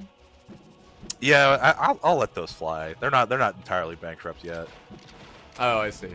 Yeah. There's still people saying hold fast and like Wall Street bets or whatever. Oh wait, yeah, two different kinds of GameStop trading or GameStop trade now. Because for the youngins, this was a turn of phrase that was sort of phasing out when I was joining around the doc era. Was that if you take a bad trade, it's like a GameStop trade because you like bring in $3 20 for PS2 GameStop games for and then they give you like $12 store credit. Yeah, it was nuts. Oh, Single hit. great Wow. up air. Nice and juicy. Yeah, but nowadays it's like, okay, cool. I took this trade and made millions of dollars off of it because we shorted successfully against one of the largest hedge funds in the world. And now it's wonder why we don't see stuff like that anymore. Really makes you think. Really does make you think. I wonder if things were co-opted. Oh, speaking of getting things co-opted, Aklo takes ownership of Hungrybox's stock? Dude, these stocks are officially private property. Yeah. Oh, my man's is out here. Yeah, speaking of shorting, Aklo with the mid short. Dude, Juan, when Juan gets older and that beard turns gray, you think he's gonna grow his hair out long and maybe like write like a game-changing economic manifesto? That would be so awesome. I'm trying to imagine it right now, and the aura is very intimidating to me. Woo! Woo! God damn. Well, 3 stock? Nearly 4 stocking? After losing so sumptuously in game 1? Dude, he was actually losing incredibly sumptuously. Yeah, I was eating it up. That was a 3 stock game 1, and he 3 stocked right back. A delectable meal. Delicious. Yeah. I think actually that what you're describing, the benefit of Yoshi's eliminating that laser run and gun game plan, is what he couldn't escape on FD. I mean, you just don't get an option to assail a Fox without drifting fully into him. So much of Puff's success comes from like having close platforms, and that's why the Yoshi's is a great starter. Oh, you biffed it. Did you see Aklo go for the shine? Did you see Aklo shined as soon as he teched? That is actually incredibly heads-up gameplay, because he hit the tech and he was thinking that if Hbox goes for the wrong rest, the shine would clank. It would clank or they get the intangibility. Yeah. It's good stuff. That is crazy. He hedges there. by Shine. I never even thought about that. Yeah, I mean, might as well like risk it for the biscuit because if they're executing, you're gonna die anyway. Yeah, you But just literally go on the side extend of your leniency. safety by a little bit. Exactly. Okay, straight away. No, we go high. Never die. I And guess just right there. immediately, I love how he'll just abandon a ledge interaction and not push anything. He's like, no, we are actually just gonna play regular old neutral here. Like, It is- actually trips me up so bad because like I see that and I'm like, okay, I'm getting ready to set up for a ledge interaction, and he's just I'm already getting shot by a laser. Yeah. Well, I think so much of it is just like, while you can win the risk, like win the game, so to speak, of keeping corner pressure on Puff, the risk of reversal is high enough to where you might as well say, you know what, the gun is right here. But Hbox it's- is feeling that gun right It is now. just so fast the way that he decides, like that he is converting not just from like, okay, now I've recovered, time for me to do something, but like that now that Hbox is there, I am fully outshot. Okay. It's that soft hit reverse back here. What? He got That's caught in awesome. standing laser, and That he is so read him fast like by a Hbox. picture book. He saw him like learning a vague moral story through the analog of small text and big pictures, and just put a rest out there. That's But it's like that was an extra level mind game on top of a flub, right? Like Yeah. Aklo doesn't have the jump there. Wow, and he's gonna go going for the fast. shine. He's going for the fast. shine. Okay. He tried. That's why he angled down, is because he wanted to bank on him trying to get low enough to deal with it. Yes.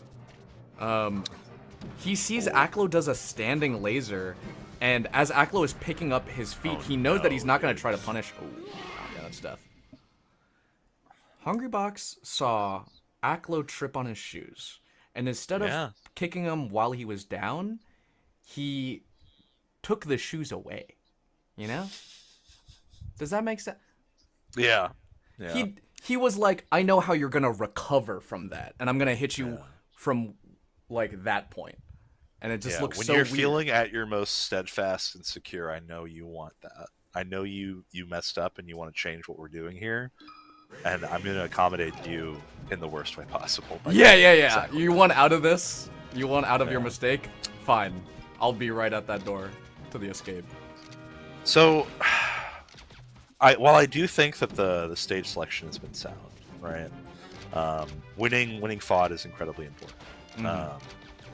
But it also means that Aklo gets an incredibly strong counter pick here, Oh wow. and Dreamland's still on the table. And Dreamland is still on the table, yeah. Huh. Which, admittedly, with the way Aklo plays, is not like...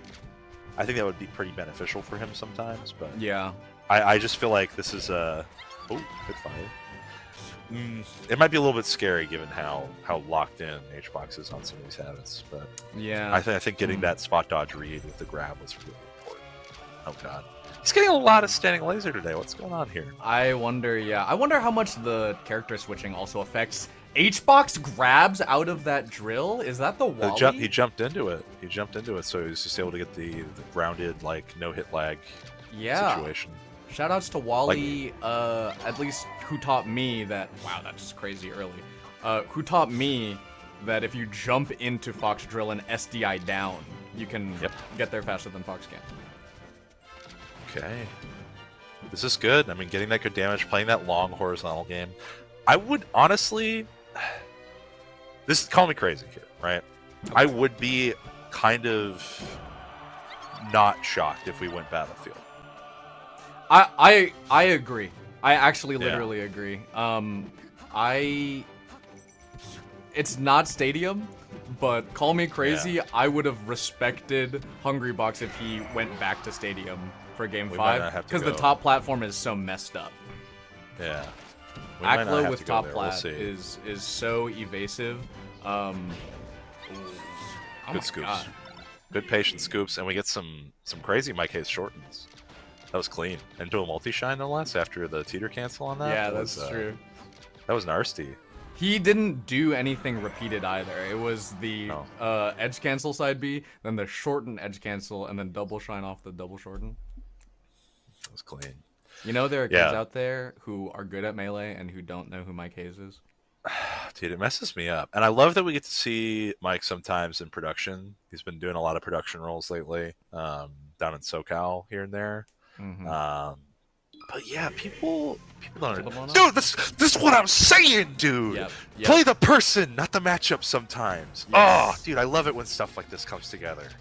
Oh, Yes, it is not the spectator experience. This is the lived experience. dude. They're actually Sometimes I'm a playing good the commentator. Sometimes I'm a great commentator. I agree. Just fired off a quick 0 to death too. Oh my god. While I do agree, I think the big difference maker for me is still top platform, right? Like on Dreamland 2, he would have dodged you like that. Oh, doesn't go for it. He would have dodged. He has the similar level of evasiveness against Hbox here as he would on Dreamland. Yeah, I think top platform is definitely super big, but it's okay. Great drop zone fair actually. That caught him completely off regard. But like, it's. I lost my train of thought because of how good that fair was. I'll be honest. What were we talking about? We were talking about top Battlefield. Battlefield and top. Yeah, we're talking about top platform. I think that this is scary. One, you know, at close to the king of New York, right? Even if SCJ wears the crown temporarily, this is their stage. Look at that beautiful set. Yeah. Like this is That is where true. every New Yorker goes. They'll run a 5-game set on just Battlefield. Just going Like- straight back to Battlefield. Like Aklo, I think knows the side B edge cancels on every shorten length on all 3 of these platforms. Yeah, I wouldn't be shocked. I Just look at how he gets to reset here every time, right? Gets to just hang out, hang tight. Oh, calls out He's low. Nice by he's been Hungry Box. sniffing these jumps. He's been sniffing Yeah. these drift patterns. I do also while I do think Battlefield has these disadvantages versus Dreamland, and Hbox doesn't get as much as you would versus another player. I do think the Battlefield ledges are a big deal with the edge guard. Yeah. Like Hbox was able to threaten that low to angle because, you know, Aklo can't ride the wall. Exactly.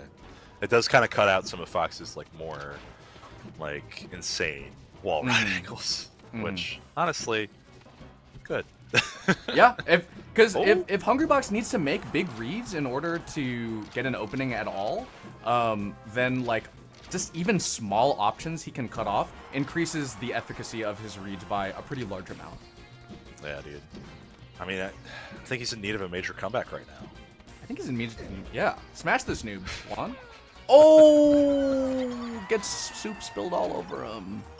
Yeah, I think he's not as confident in the RTC like rests. Yeah. You gotta wonder if really that solid first on them rest- with FOD and with Yoshi's, but he is not hitting it here on Battlefield or on Pokemon. Yeah, I have to wonder like how much that first RTC rest where he died immediately. I wonder how much that Yeah. affected him.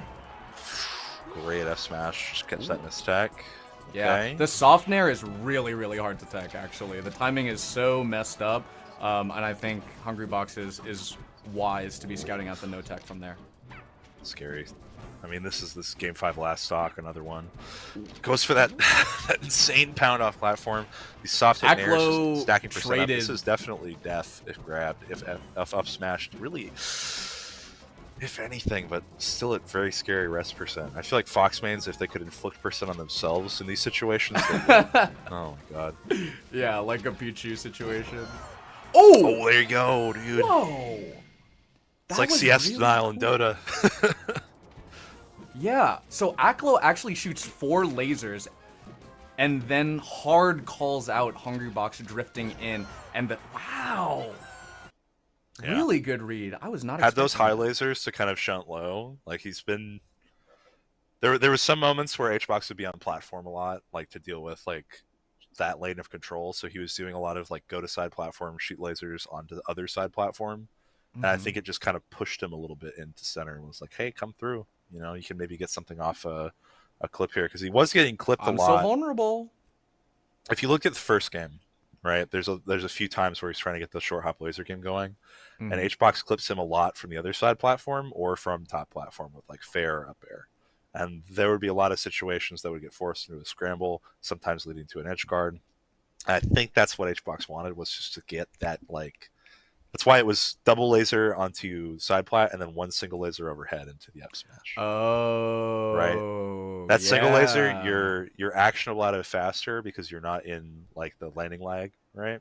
Yeah, well spotted. Like, you're more actionable. Wait, so the laser, it might have been some really. I might be over intellectualizing this, right? Let's do it. Let's find. I really do think that was some incredible play on the last couple of lasers into that up smash. Like that was. Yeah. Corral okay. Dance. The last thing I want to say about that is I think you're so smart to say that the first 2 lasers are to prime Hbox into the laser mode. The one next laser is to continue it, but non-committally, which leads into the up smash. That I think is so cool. Wow. Single laser in the Puff matchup is so integral. And folks, we're just gonna jump right into game 3 here. We got J2 S2J. Yes, they are on Dreamland, which makes me think that SGJ won game 2 is J2 first game, and then now having to deal with the incredible burden of building up enough percent on Jigglypuff to kill her as Pikachu. Yeah. Whenever I look at this matchup, man, all I ever think about is like Genesis 6. Yeah. Genesis 6. Grants. Axe Hbox Grants. Oh, yeah. Yeah. Huh. I don't remember. Yeah. Like, that one is not really in my memory very much. Oh my god, that's the J2 stuff. That is the... I don't know when I'm gonna get, like, over it, but I'm still... Whenever I see it, it's, like, incomprehensible to me. It's like if someone did a straight-up backflip with no prep in the wild, to me. And then just acted like nothing else. Damn, like, you're doing that cold and you just keep walking? Yeah, why not? Ooh. Yeah, J2 has those big like Pika grinder vibes where it's just like all the little teeter cancels, all the little edge cancels off up B. Because I really do think like Axe has been incorporating a ton of it, but like just off rip, right? But the, like, new age Pikachus like that are really using edge cancel, it is scary. You know, people say they're teleporting, and they actually to fight a player like that is a different experience. Well, it's just the angles of attack that you're afforded are so different. Right? Oh my god, right off the cloud too. Living because it's Dreamland. Another one? Oh, that's the cloud hitbox too. Wow, that's like Zeus was in there. I'm trying to think who does this. Swift a little bit when Swift was more active. Anthers is still actually has got the sauce movement-wise. Anther, the Michigan player. Yo, yeah, Anther Pikachu. Yeah, from that guy's so nice. The ladder. Of the ladder. Yeah. Ooh. Dash dance. How do you kill here? You don't. That's the thing I think that really keeps Pika from like succeeding bigly in the matchup. Is so many of the kills have to be like raw callouts. Right, like it's like you have to present a hitbox and just kind of know that they're going to be there, or just goes for the pizza pie. Oh no. That is a. Isn't the pizza pie when it's not Axe doing the back air? That's what I wonder. Interesting question. Landing hitbox. Ooh. Yep, and we're just so back. Like we never left. Ooh, J2 going from the platforms, try to get like a strike from above to catch SDJ off guard. I think J2 is like trying to do breakdance, windmill, capoeira kicks as a distraction to get into SDJ's like space, but SDJ just is holding so well, and it's hard to trick. Just hitting like a right straight as they're doing a capoeira sway. Like, like, okay, nice. Yeah, that's Indiana Jones with the gun from the guy doing all the moves. Yeah, just sick of it. I love that was just Harrison Ford actually being ill. I was like, I don't want to do the fight scene. Oh yeah. just let me shoot him, man. Just let me. When you're most annoyed. I would be too if some dude tried to pull up on me like that. Honestly, Stop I'd be like, why are we breakdancing. doing Fight me. that? Luigi down smash. What's going on here, man? We got some pipes to clean. I Oh. feel that I'm a guy. Oh. Wow. That Oh. it was fast actually. Yeah, I love the dash forward jump rest because knowing that like just trying to like jump in from a certain distance wasn't going to cut it. It was like you had to be right there. Interesting. Yeah. There were a couple of times that last game where J2 had to up B back onto stage. Like SDJ I think was rightfully recognizing that when J2 is doing those up B shenanigans at this height like that, you're kind of forced to go on stage. And so SDJ I think was primed for that rest opportunity. And that same edge guard also was like built on the back of that last rep.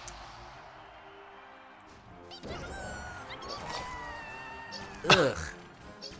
Bad. This set needs some. Clean up on Fountain of Dreams. Yeah. This is ridiculous. There's water everywhere, but it can never wash away the grime of these rests, man. This has been like the edge guarding there. That entire flow on the second stock was built off of the first rest. Oh, SD from possibilities here. Someone's getting the mop and bucket. I'm kind of a secondaries for specific matchups critic. I'm skeptical of people who change for matchups, but I do when I see Axe changing to Fox for Puff, I'm like, okay. I mean, I get that. It's valid, honestly.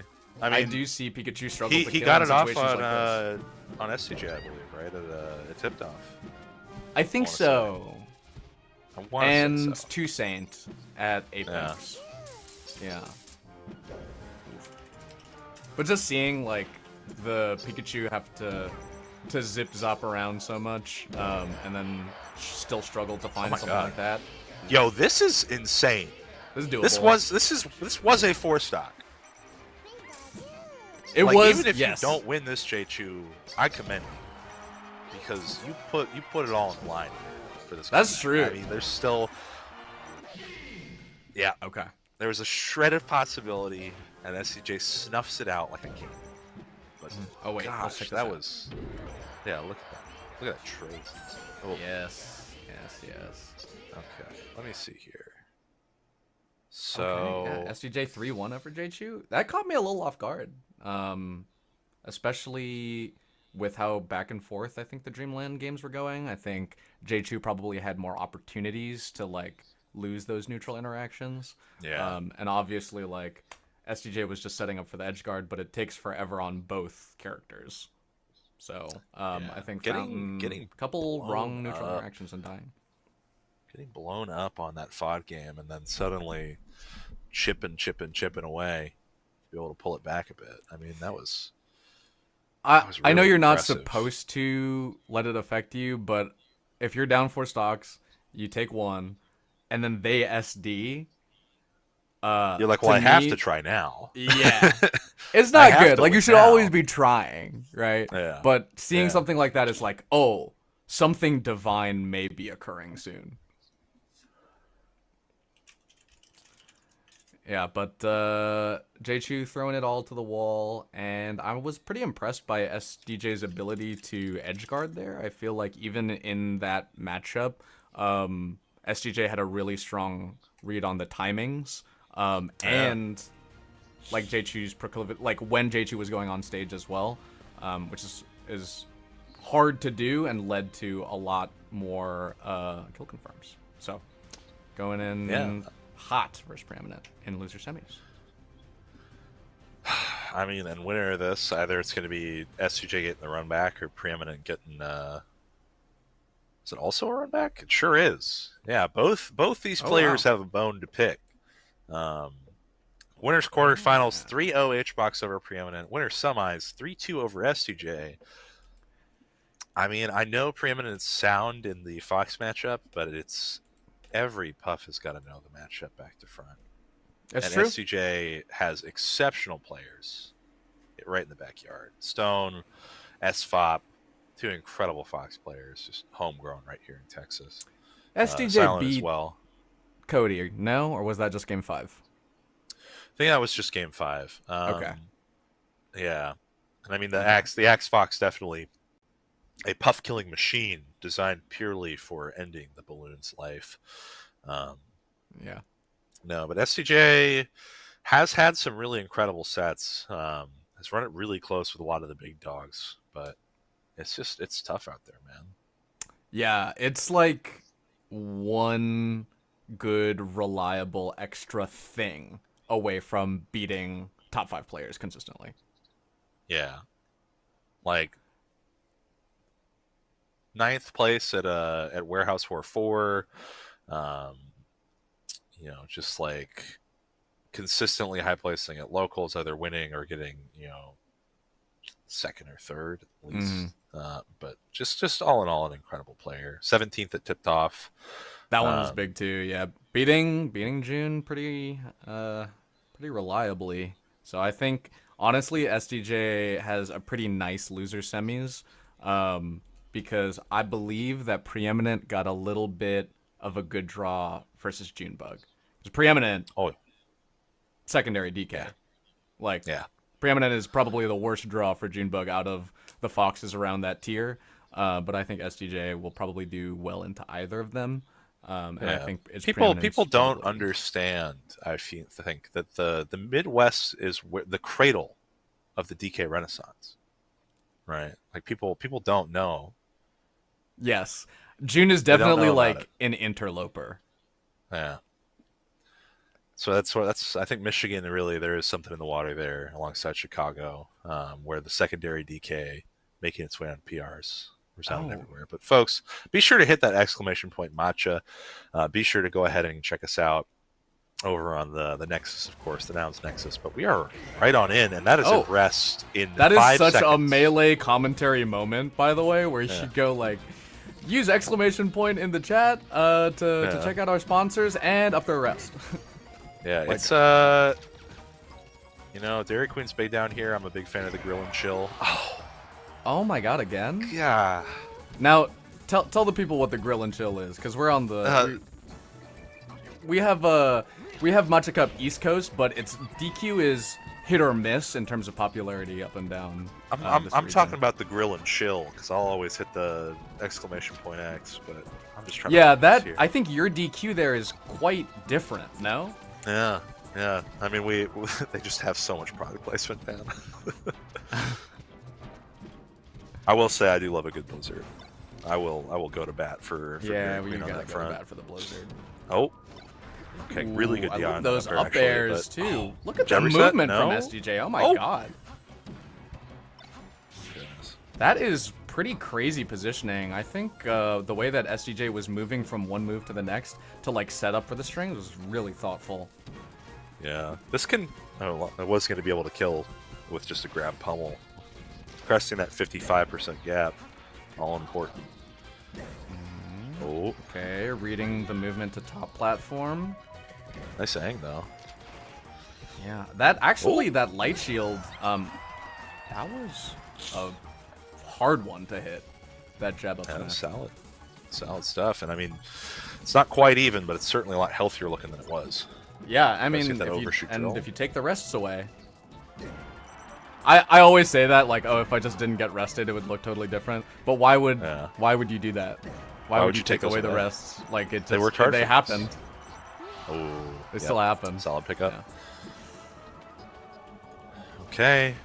Yeah. I love taking a breath. We just saw Preeminent take 2 stocks like it was nothing, so maybe make light work of it here. Maybe an SCJ strong finish. Who's to say, really? After a strong stock, like, you're going in with a lot of momentum, and I think that a lot of players can, like, eat it. Like, they can fall on their face with that. And then seeing Preeminent. Oh my god, wait, what? Wait, yeah, I'm gonna have to see that back, Will. That was kind of a weird interaction at the end there. So we get the think pound SCJ there. Barely avoided the Overextends. Those little scoots they do, look at that. Yeah, the air dodge back into the ground. Oh. Like that's the kind of stuff I'm talking about, man, where it's like you're like, I'm gonna bite down on this, and then you look like Boo Boo the Fool. They already knew. They knew what you wanted. Just a simple addition of one waveland back. Like a fast fall and waveland back is just enough out of hit room. Stun, mind you. Out of hit stun. Yeah.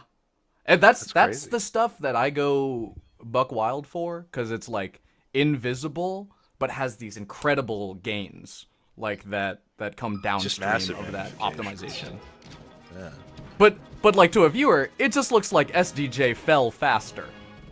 Yeah. When actually you probably have to wiggle out, you probably have to hit the fast fall, and then you probably have to hit the waveland afterwards. Yeah. That's enough. All of those things. And look at this ground movement right now, just trying to sidle on in, see what they can get. I think Shades of Hbox. That's what Hbox was doing versus them like that game 1 to clean it up. And it's scary, right? Just like imagine a pancake just ooh. Puffs keep dying at 75 on Stadium. To Preeminent specifically. Good. Good. They worked for as it. is tradition. I'm trying to reframe things when I'm losing to them, where I'm just like, yeah, they worked for it. You know? Yeah. That's true. They worked for it. Yeah. I messed up, they worked for it. It's okay. Take that sting away. It's time to play. Okay. Oh, you're dead. No? Wow. Preeminent, I For thought some such funky interesting stuff here. I mean, this is kind of something that always comes up with SCJ. It's the risk barometer for them. The you know? risk I feel like. barometer. Yeah, they have a very different like gauge of when it's an acceptable time to rest than I feel like a lot of puff beats. Interesting. You know? I do Or like sometimes see SDJ not rip a rest that I'm expecting. Yeah, they will trust themselves a little bit too hard sometimes. When maybe it's better to like upset someone else's tempo. Ledge here? No, the shorten's beautiful. I shorten, yeah. SDJ, I think rightfully identifying at that percent range that the short hop aerials in place are just basically are as good as anti-airs, because at that high percent, if you can clip, it leads into a lot, and you can see that once SDJ gets Preeminent to around like 50 to 70% range, it'll be like short hop in place drill or something that'll lead into something cuckoo. Okay. Ooh. Nice. Very That was nice fast. wave off back here. I really love how good Spaces have gotten at like switching up how they're threatening around platform. Grab here, good air dodge, or good spot dodge. Oh. Good drift on the drill as well, and look at that fast shield pressure. Into stand completely still. Yeah. I mean, if it's working, it's working. I mean, you have the lead here. Oh, that's what you're Trying to saying. get That quick- fast movement off the platform. Oh, even again, just like right there when it was totally unnecessary, putting out that fair to edge cancel too is like, yeah, I'll get a hitbox here. Yeah, what of it? It's not going to kill just yet. It's going to be good damage. Shine stalling here to wait out. Still have... I thought they'd try to get a double jump out. I wasn't sure if they still had theirs, but... It was a little tricky, Falling but into SDJ those. preempts the mix-up, I think. Yeah. Preempting Preeminent. Oh, Thumb. yeah. Jumping into that drill. Get those low backers out. That is something I wanted to point out a little bit earlier, is just how much SCG has been rolling away from pressure. And we finally see that get covered by up air. Really smart. Yeah. A lot of Yeah. interactions where like we'll see like an aerial into a shine into aerial, and then SCJ will roll out of the situation. That's a hard read with how And hard that is Preeminent definitely was like a ripping. I have you now type situation. You know, you're already in my sights and I'm just pulling the trigger here. Yes, you've fallen straight into my trap, actually. All right, 1-1. Really feels like Preeminent was able to seize control of that last match. I mean, Yeah, dealing with that lower ceiling is always nice, but I do think also just in neutral, the stadium platforms being low and having misses the tech, yeah, and SGJ bites. That tech trap, I mean, it used to be the thing, like 2016, 2017, then we all got wise, and now it's still back. really good. I mean, the specific fast fell that to be able to get that off the pound. Also, did you catch that? That Like was how tight crazy. That was? Yeah. Oh That's my optimal. God. Yeah, that was another one. Oh! Give me one more. Not quite. Oh! Give me one more. Oh! Oh my God, just SDJ. carrying out. Oh, Honestly, did Preeminent air dodge? really Did funny. Preeminent pull the plug again? I think Preeminent pulled the plug. I don't know if it was on purpose or if it's a rage. Yeah, I think it was a rage quit. Wait. Okay, Yeah, it's a look replay. at this. Look at this. So look at this string here, right? So we get A this. grab there. We is get the crazy. rest, and then fastball, boom, into it immediately. Slit that rock, and then the combo after that was so clean too. So we're going to game 4. off the back of a rage quit. Preeminent, I think that's a really funny thing we just witnessed.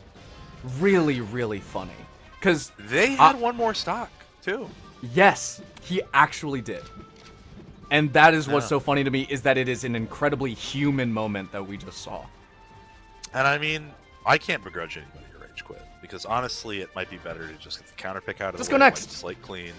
But we've had a bit of a different counter pick situation than we did in the Aklo Hbox set. Yoshi's and Fod are also still on the table as well as Dream. This is kind of a pick of the litter situation for SCJ. I see, yeah. I wonder how the rage quit is going to fare for Preeminent's mentality. I'd like to see him still move around and, like, play the neutral. Yeah. Because you can definitely, if you get rested really early on after a rage quit, it's Ooh. like, okay, I'm in the depths right now. Yeah. Okay. Oh, had an idea about that roll, but couldn't quite follow through. Really the good attempt to the timing reverse from there. Preeminent. Okay. Oh, rough DI on that. That was really good spacing by SDJ. Like, SDJ gets the up air and recognizes that it's at high percent, and so they actually drift further away to tipper the back air. I think a lot Yeah. of lesser puffs will go for just like a weaker hit back air or lower value like a nair or something, but SDJ actually does it properly. Yeah, I like the up tilts here that Preeminent's presenting, but I was sort of that's a jump feeling a catch. wave dash in Yeah. grab. I was feeling that. Do we walk it off? Do we hang tight for one more stock, or looks like we're staying in it? But catches Critical. that drift back. Critical up smash. If that went on for much longer, I could definitely see Preeminent just straight up Oh. crumbling like this. Never mind. No, we're then- hanging. We don't get much off this, and I like that they're trying to just come up off casual leg, but they've got so much space to get back. The Mama mentality needs to really power up here. What would have been crazy? Ooh, crazy grab. What would have been crazy is fast fall from getting rested really early, side B to ledge, and then side B from ledge. That would be nuts if they had the time. Yes. Oh, okay. Smackdown DI, no slight angle. That's going to be the set. 3-1 for STJ. Admirable of Preeminent to stick that out after getting put in yet another rough situation. But that's a toughie. What can you do? SDJ just looked like not a mastermind per se, but like just full control of every interaction. The times that Preeminent I think was bursting through was with like sheer brute force speed, and like a couple of well placed reads. Whereas I think SDJ was just was capitalizing on everything. It looked like they were fully prepared for all those conversions.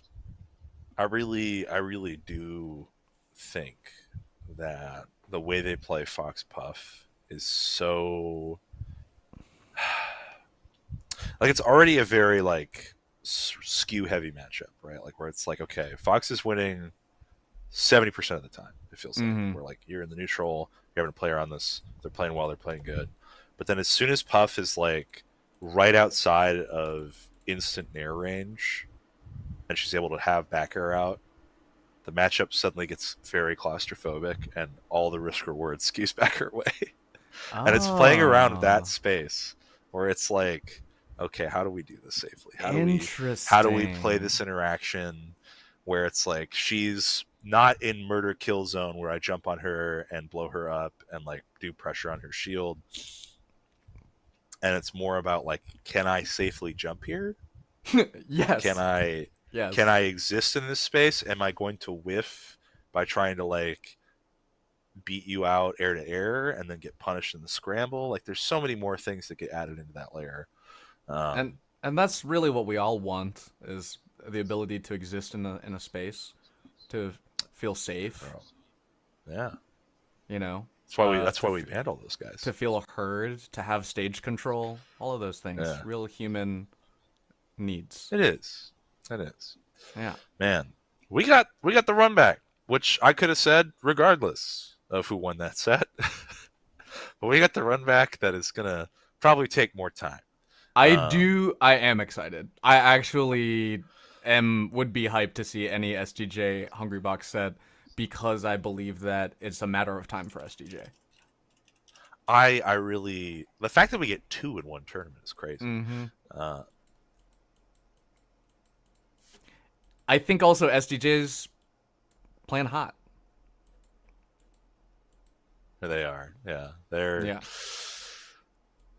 I really am interested to see how it shakes out. I think that the things that they can work on in the Ditto at this moment is just like being able to bait more space coming like from ledge when they have Hbox in the corner, right? Because I think a lot of the time Hbox is very successful in like punishing like an attempt to come into center against him in a way that like SGJ hasn't been hitting quite as hard off that. Like hasn't been having that like firm grip of center as much. I feel like most of their capitalizations have been like off of corner play and a little bit off of just like a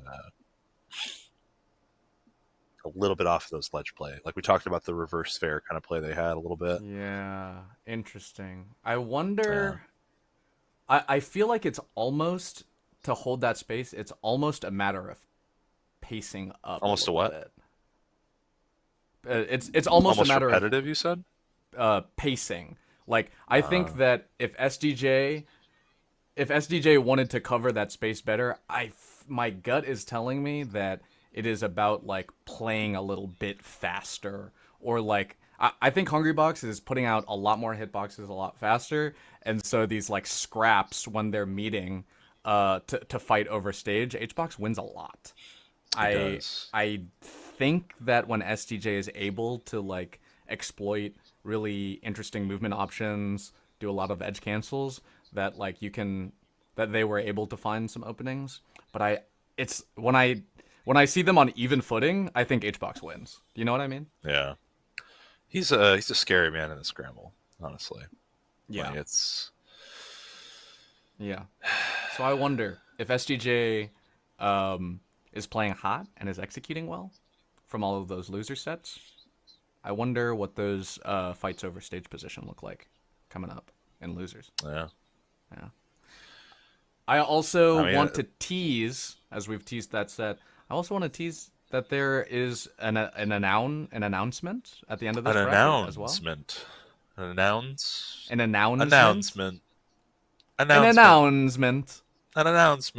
We're announcing.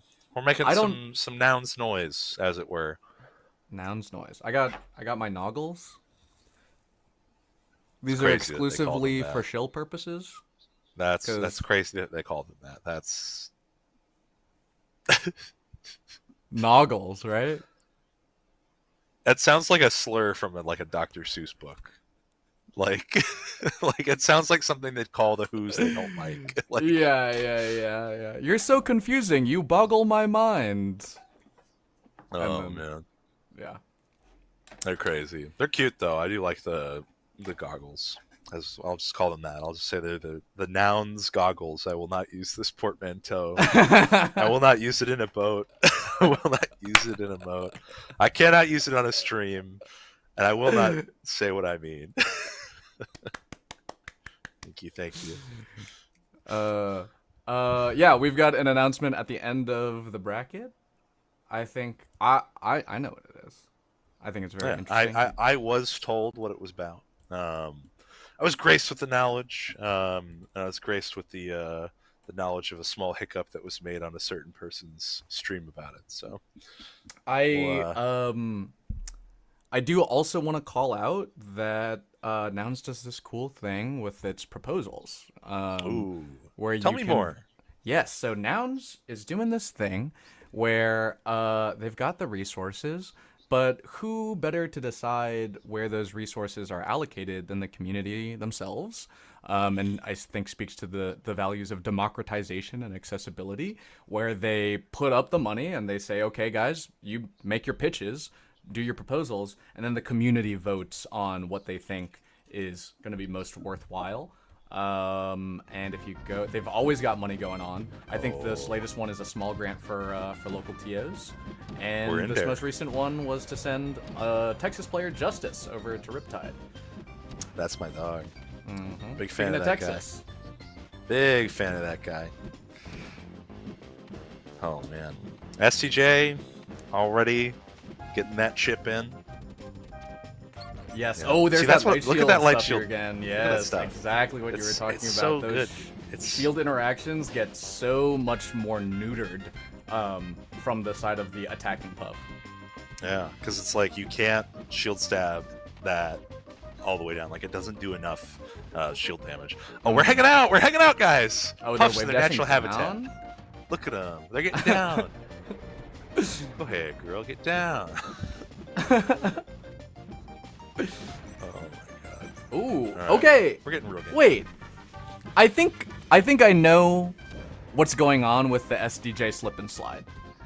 Oh, What yeah? is actually what feels weird to me is that normally Puff is spacing so much it's like a macro game.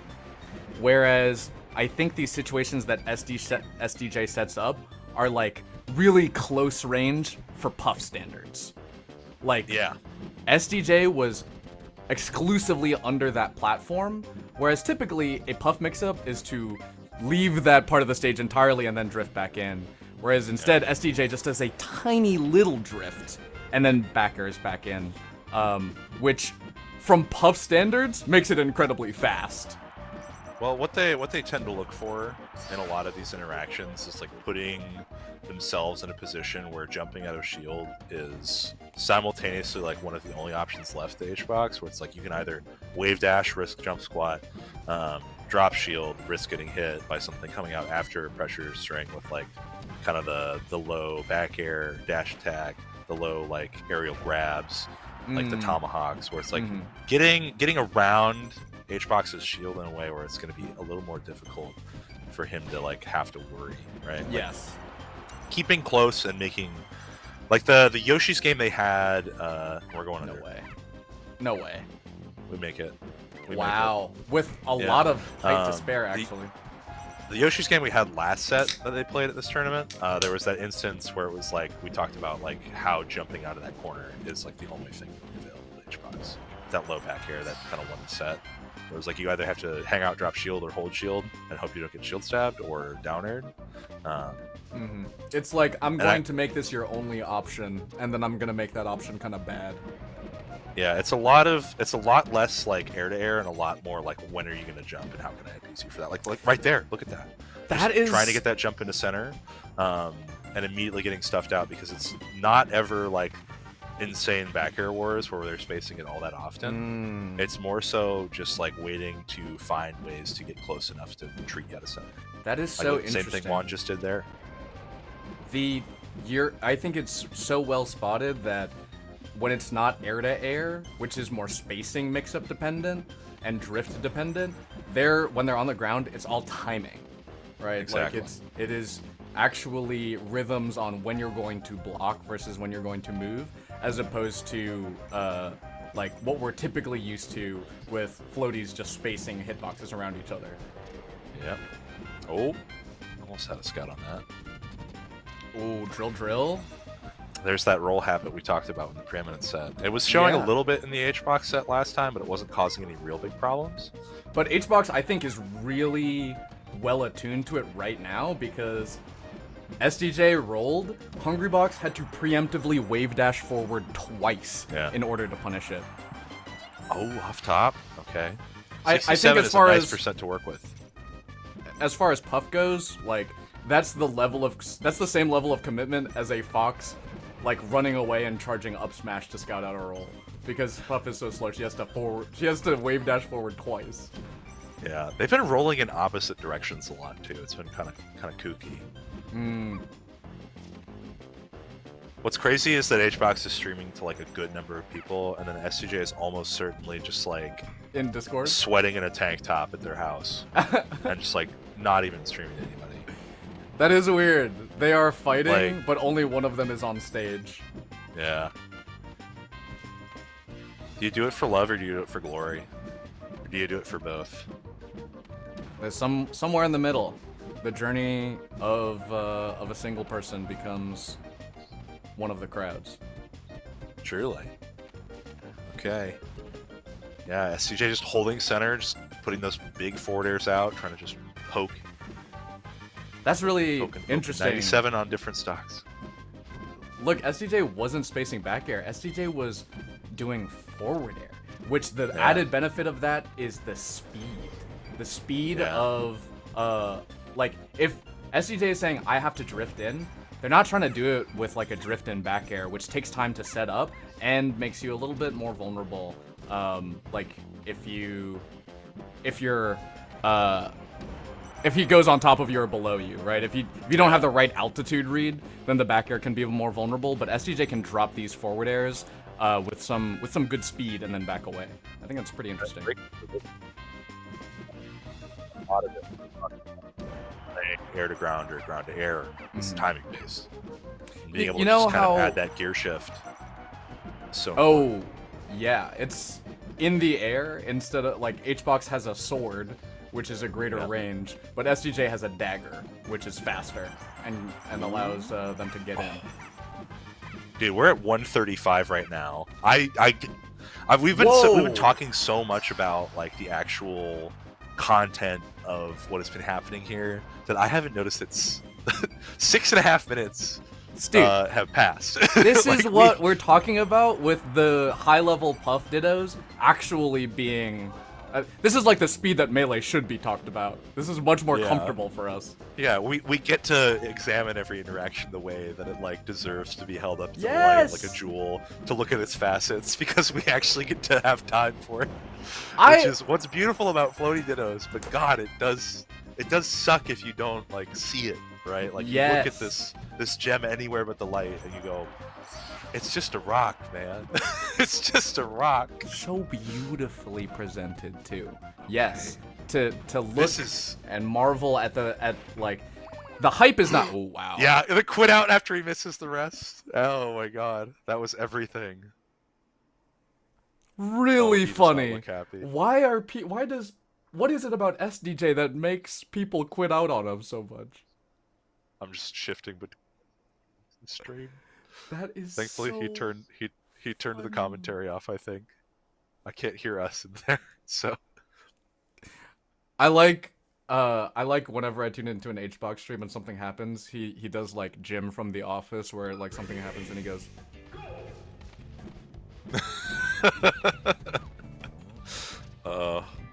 Okay.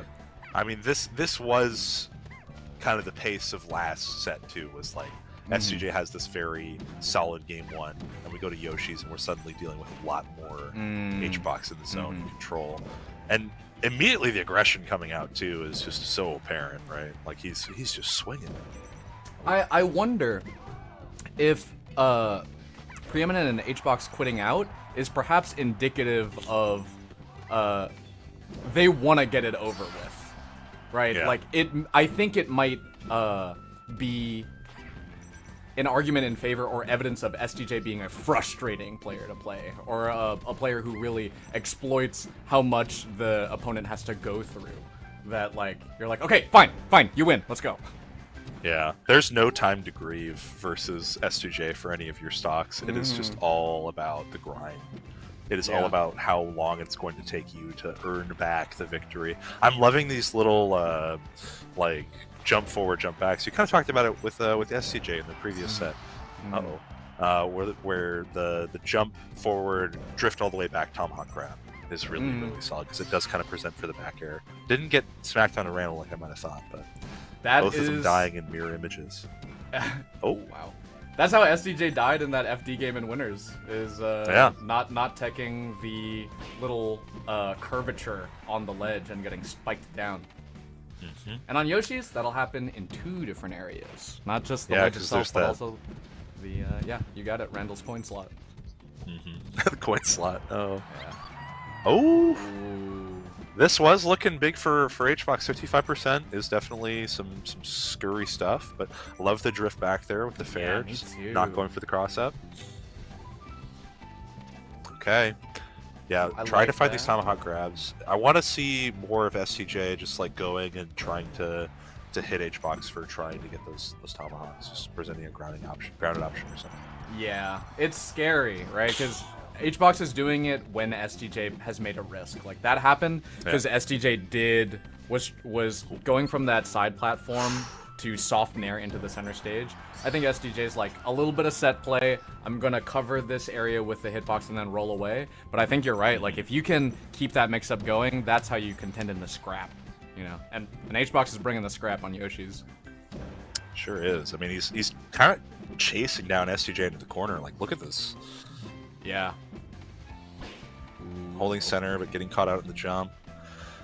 I mean, STJ can find a nair if they're above Hbox, but a kill move here is like, you gotta nickel and dime Right a little there. bit more. Oh, nice. Yeah, and then you close your fist. gotta chip it away. Okay, what do we have? Ledge dash shield, waiting for Hbox to do something on STJ shield, but Hbox good, like, discipline. Okay. Ooh. Yeah, that tomahawk again. Yeah, empty hop. CC with grab. such tricky drift. Oh, they both drift Protect, all the protect. way to the right blast zone. STJ still living. Yeah. What do we got here? A back air Hbox gonna without present stage for that control is tomahawk gonna again. kill. Yeah. There you go. Well, recognized by Hbox, SDJ did not land, moving from the ground to the platform. Hbox sees that you've used up all of your jumps, and it's time to strike then.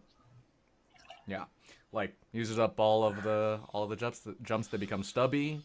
You are in a rare situation where Jigglypuff doesn't have resources, so you gotta click. Yeah. Yeah, I'm really thinking about where we're going next because we're probably going to see Dreamland's already off board. Yeah, this makes sense. Okay. I think SCJ with a triplat is oof. An actual like tall triplat. Yoshi's does qualify that. It just ain't the same, folks. Yeah, because I mean, Puff is already almost there. You can, in your aerial speed, your normal movement around with your aerials, you can already threaten top platform on Yoshi's. Ooh, okay, SCJ taking the high road. All right. Ooh, just that little squeak away. All right. Yeah. Forward air just to say get back in there. Look at Hungry Box Present- threaten this platform here. It is so scary. Yeah. Dash attack, web wipe. It's so good, dude. We haven't seen a lot of tomahawking from SCJ and Kind, actually. Presenting a lot more aerials than anything else. Oh, I love everything a war. I is love a fun. war, and I love it when there's a clear winner. Do we rest here? No! No! Oh, the slide off. Actually, is this a rest back? Okay, forward smash. Yeah. Good charge. Really good recognition, actually. The slide off, totally necessary to cancel the hit stun with time enough to get back and then do that full charge F smash. That was crazy. Yeah, that's actually something that SCJ they're so good at, is getting the like really crazy ASDI down techs or even just like survival ASDI down. Like they have Omsotech Falcon punches in our sets, and I'm just like I am going to have to do the downward angled F smash because That's I know unfair. I can't do this anymore. Like I have to do downward angled F smash. One time I saw Armada edge cancel, or slide off arrest on the ground of Yoshi's, and I Yeah. thought, like, are things gonna be different from now on? And it didn't happen again. And this is the second Yeah. time I've seen it now. Yeah, it's really hard because it's like one frame like that you're allowed to like SDI in, right? Right, I like there's see. a ton of hit lag with the actual like move itself that you're getting hit by is only like the one frame. I see. Yeah, you're right. I wasn't even thinking about the mechanics of it. I guess I that's mean, how it works. it's akin to SDIing Shine if Shine just like murdered you more than it already does. Yeah, actually, you're right. If Shine did that. Yeah. Okay. Very nice. Good cleanup. Nice tempo 21% from here. SDJ. Yeah, SDJ, what's interesting, in order to get that back air, they were both like back airing and then landing, but sort of taking turns. SDJ does a half weight. SDJ holds their shield for about a half beat extra rhythm, and then that's what gives them the timing advantage there. It's a very, very small adaptation that finds that gets SDJ that stock ending neutral interaction. Yeah, we love going from minus tempo to first tempo around these parts. Yes! Staccato! Yeah, you gotta shift things up now and again. Oh, I think they were scoping for a knockdown there, perhaps. Okay, good grab there. Wasn't quite low enough of a back air, and Hbox found it.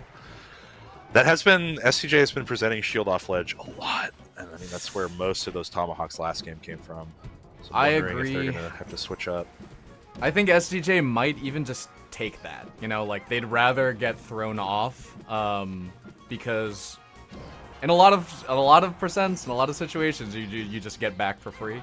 But I think the decider for this set, if that continues to happen, is whether Hungrybox will be able to edge guard SDJ like in the fallout of all of these positional throws. You know what I mean? Yeah. Oh my gosh, just really bobbing and weaving. That roll into center, it's a little scary. Big back air. Who can seal the stock out first? And it's going to be SCJ catching just that slight miss on the perfect refresh. Yeah, Hungrybox peeks his head open a little bit, and that's a kill. That was too. really solid because SCJ's been doing that jump, fade in, jump back kind of thing. Or like you drop off the edge and you go Fade in and jump back. then jump back. Oh, yeah. They showed that once this game, and Hbox. Yeah. Incredible. That is cool. Oh, Up airs out of it. this is good damage though, and yeah, turn around out of shield. Okay. Yeah, but again, SDJ like will get thrown, but just straight up just jump back. Like it's no problem. You can keep. I'd rather get thrown off the stage than back aired.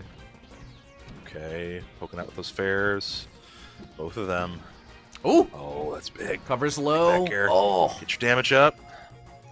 F tilt.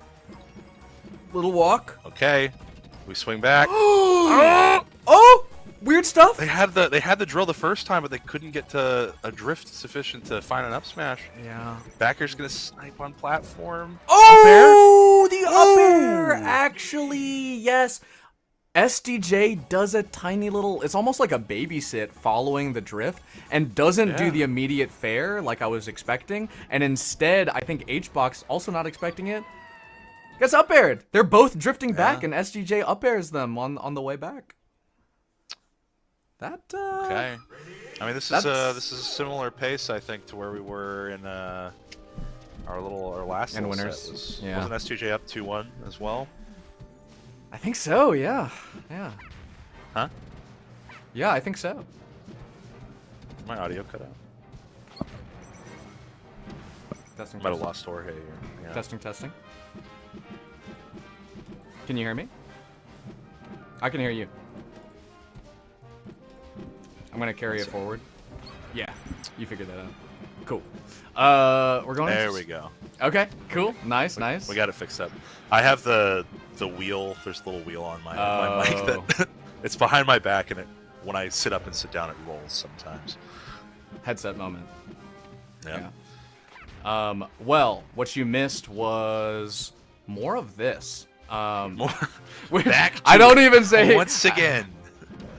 I don't even say like in jest, like actually the small like spats that they have on the side platform I think are really interesting because they keep changing also. Yeah. Like there's slight modifications to how they like to drift, and so each one of these interactions beneath the side platform, it looks different every time. Yeah. They're constantly having to show a different hand, like every time they're interacting. Great drop out fair. Okay. Get your damage. Look at how SGJ is following. For Hungrybox drifting in, SGJ is what do we go drifting the for? exact same amount. Oh, the platform! Does that help? No. No. Okay. Almost crazy. Wasn't enough to kill even after a full charge, but I mean, it was pretty early on. Oh, wall bang it? Yep. What we Yeah, catch actually, here? it's a soft forward air that makes it harder for Hungrybox to avoid that back air afterwards. Okay. What Again, punish going in Hungrybox here? has the read on the shield, but what does it mean? Dude, finally mixing in some tomahawks here on SCJ's side. Yeah, look at these drifts. Just trying to get up to top plat. What do we get on the spat? The side plat spat. The side plat spat, the SPS. Dude, Hungrybox trying to take away SCJ's side plat spats. Take those shoes away. Like we were talking about earlier. Wow. Okay. Yeah. It's a juicy lead right now. Okay, SCJ holds top platform, and I wonder, like, maybe it's not forward throw, or maybe it's not throw off the ledge. Could it be down throw, and then do maybe a platform tech chase? Maybe. I mean, Puff does not get a ton off of throws outside of position in the Ditto. I feel like I don't even think at low percent you get like a setup really. Maybe it's throw off the side and then immediately grab ledge then.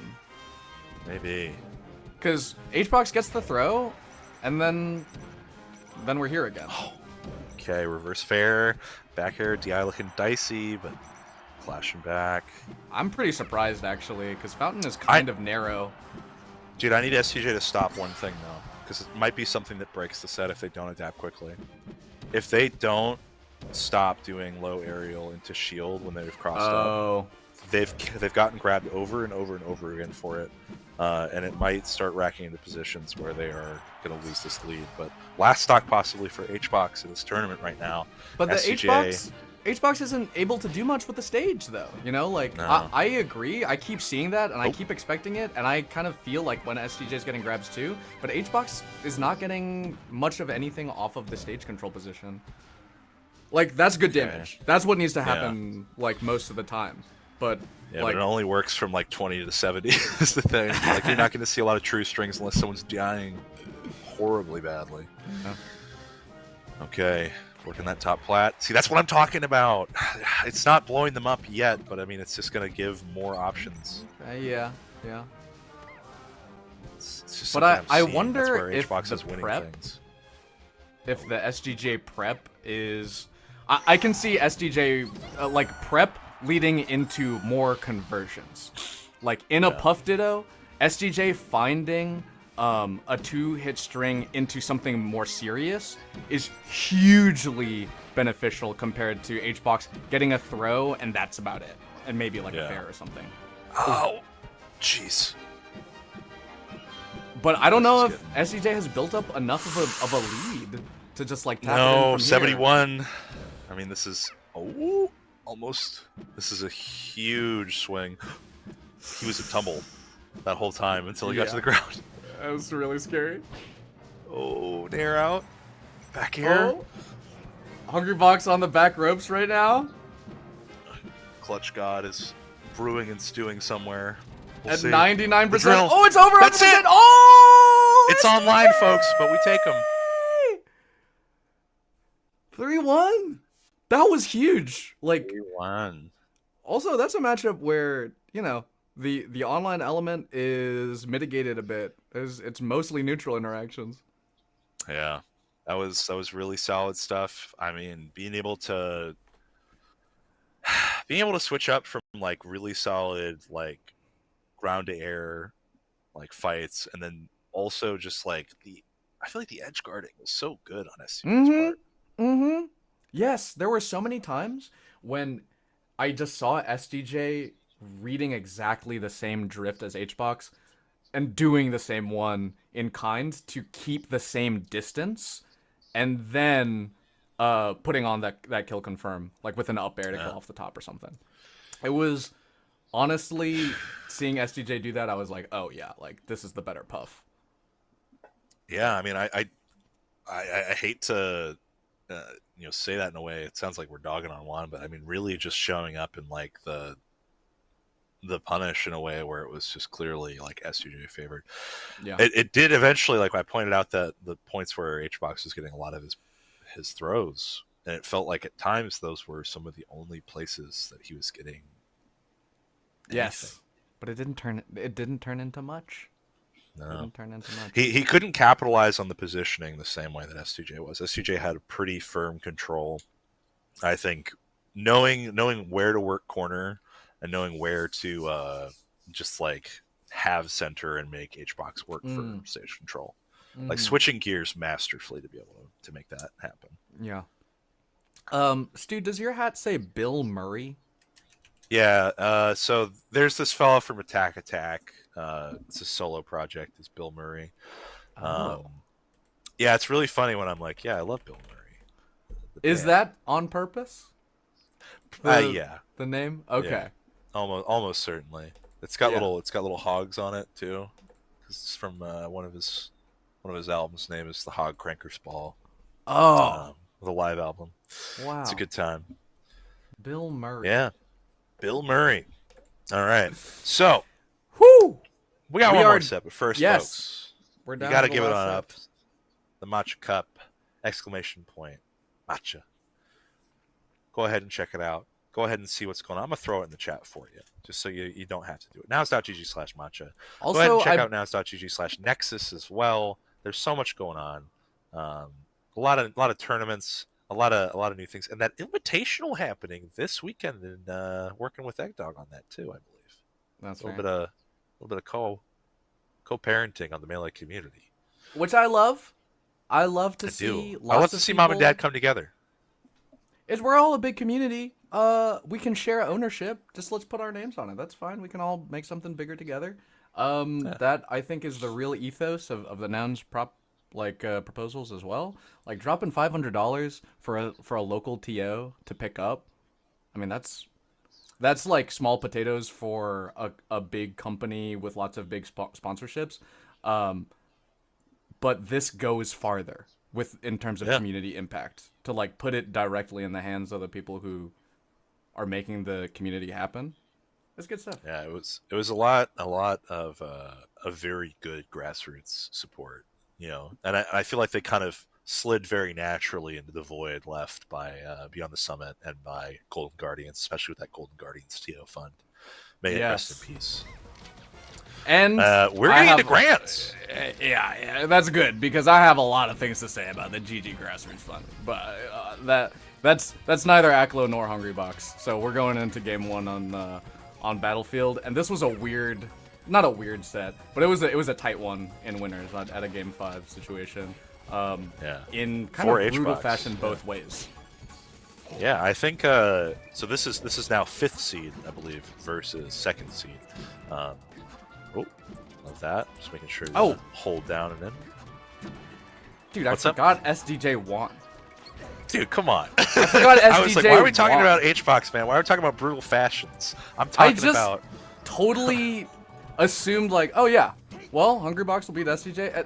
Yeah. Whoa, my brain is actually so hard conditioned into having the bracket go a certain way that I forgot that this is the SDJ. Berenstain Bears, right? Yeah, yes. Dude, SDJ's been the highest placing puff this bracket the whole time. What are you talking about? What are you talking about? SDJ's been here literally the whole time. Incredible. So I'm gonna be interested to see this because I don't know if I've seen these two play before. Yeah, I really don't know if they have. I'm gonna see if I can pull that up. I believe that it is maybe a hard draw for SDJ because SDJ I think is really up their rest. Look at the SDJ's really good at getting people he's flapping them, but Aklo is unflappable. Aklo is I think the one who will stay resolute and actually get an up throw up air, killing at 74 on that right side. That was pretty hard DI to hit too. That's like the one where you have to get the tiny dash and jump really fast. All right, so they have played twice, and the last time they played was Shine 2023. Oh! Aklo is 2-0 on SDJ. Okay, yeah, I didn't realize they played that Shine. Did we commentate that set?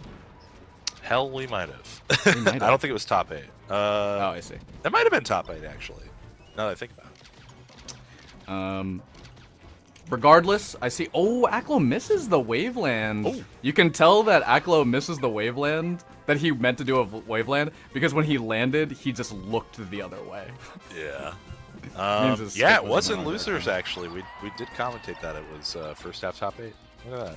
Wow, we did Look at you commentate that recall. set. When I said I did, Look at us. Who'd have thought? I said I don't know if I've seen these two play before, except one of the only other times they've played. We did commentate it. One of you the and only me. other times we've commentated together as well.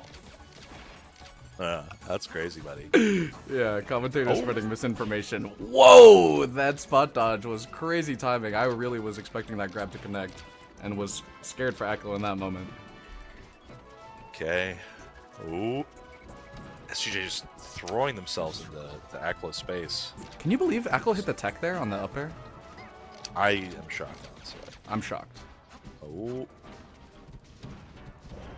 Oh! Got the DI down. I think he was midair for that to be able to get to grounded. Can we get that back? That last stock Yeah, that actually, was crazy. if possible. And then what are we seeing here? Is that right? Yeah. Hoo-wee. If we have time to look at that last stock again, well, I don't know if you got it, but that was really solid defensive play on that up air. If I am to believe what I see. I actually couldn't believe it. How prepared Aklo is off of the setup. Aklo is looking out for specifically these setups and is teching them at percents I believed untechable. He is getting so many reversal like situations off of Right there. being prepared at that low percent. Yeah, his CC game, because like a lot of the time, like this is a somewhat anecdotal, but also I feel like pretty lived experience. It's like a lot of people are scared versus like Puff versus like Sheik sometimes, where they're like, if I get grabbed, it's Jover. So like I don't want to risk CCing and being stuck. I want to just beat them with movement. Aklo seems to feel fine in dealing with like defensive counterplay, just like doing what needs to be done in this matchup. I think that melee is so deeply embedded in Aklo's brain, like it is so formatively like layered onto his brain stem, that he doesn't have to be like, hey, I'm recognizing this is a bad situation. I'm recognizing this needs to be a defensive situation. I'm recognizing I need to be teching here. He's just always on in any game state. You know, this was kind of the worry I had when STJ did it when it was. I was like, I don't know if they can do it. You know, I think they can absolutely, but I think that after a certain good response to that puzzle. You know, after a certain echelon, all these foxes are just monsters in the matchup because you have to be able to try to get the setup on patrons. Right? Like it is night and day. Uh-oh. Yeah, and I think it'll be interesting also, like, how the Puffs answer, because you just then have to be creative. You actually have to then put in those additional mind game mix-ups in the way that you just approach. Yeah. It's tough out here in these mean streets. Yeah, and I think I like that for the matchup overall, because like what it feels like is it takes away chump checks. You're not seeing the Fox be a chump in those situations. That was actually really smart by SCJ to like catch the rising portion of that, because Aklo tried to force the kind of like low 50-50 where if SCJ goes all the way down, he might be able to get the rising pound punish where he shines for it. Crispy little up tilt. But just like meeting him midway and forcing him to good DI. Yep. Yeah. Hitting that pound DI is so crucial. Like both the throw DI and the pound DI, you just have to be on your stuff. That's that Aklo strength again. Immediate recognition of all of those moments. I think a lot of people. Oh wow, crazy DI on the jab, but at that high percent. Yeah. Aklo's still getting it. Just right into it. Hey, that was that close distance that you were talking about earlier, that Aklo generally isn't in that much. Like, he doesn't want to go for the scrap, but I think it's interesting that he pulls it out so sparingly that when it does happen, it's like, oh, damn, you put on 50%, like, just like that? Yeah, just that easily. SGJ, though, I think in the switch from that range, finds really good horizontal distance and is able to land a couple of solid back airs without danger. I think where SGJ's been getting kind of cooked a little bit as well is trying to overshoot when Aklo's...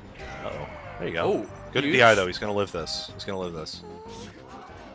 Not going to get much off of it, but living is more than enough. But I was going to say, like, when he's hitting these running guns, SGJ's not really playing to platform and trying to, like, catch much. Oh, wow. Just rip it. SGJ's trying to overshoot with movement and trying to, like, wave dash in, maybe grab the Fox for jumping at certain points for the double laser. And it's just not working quite as well. Yeah, you have to have a hard read. You have to have a hard read, and the Fox has to be kind of scared of you. So, yeah, that's the kind of stuff I'm talking about. It's like you're trying to buy into this space, and Aklo is aware of that. Yes.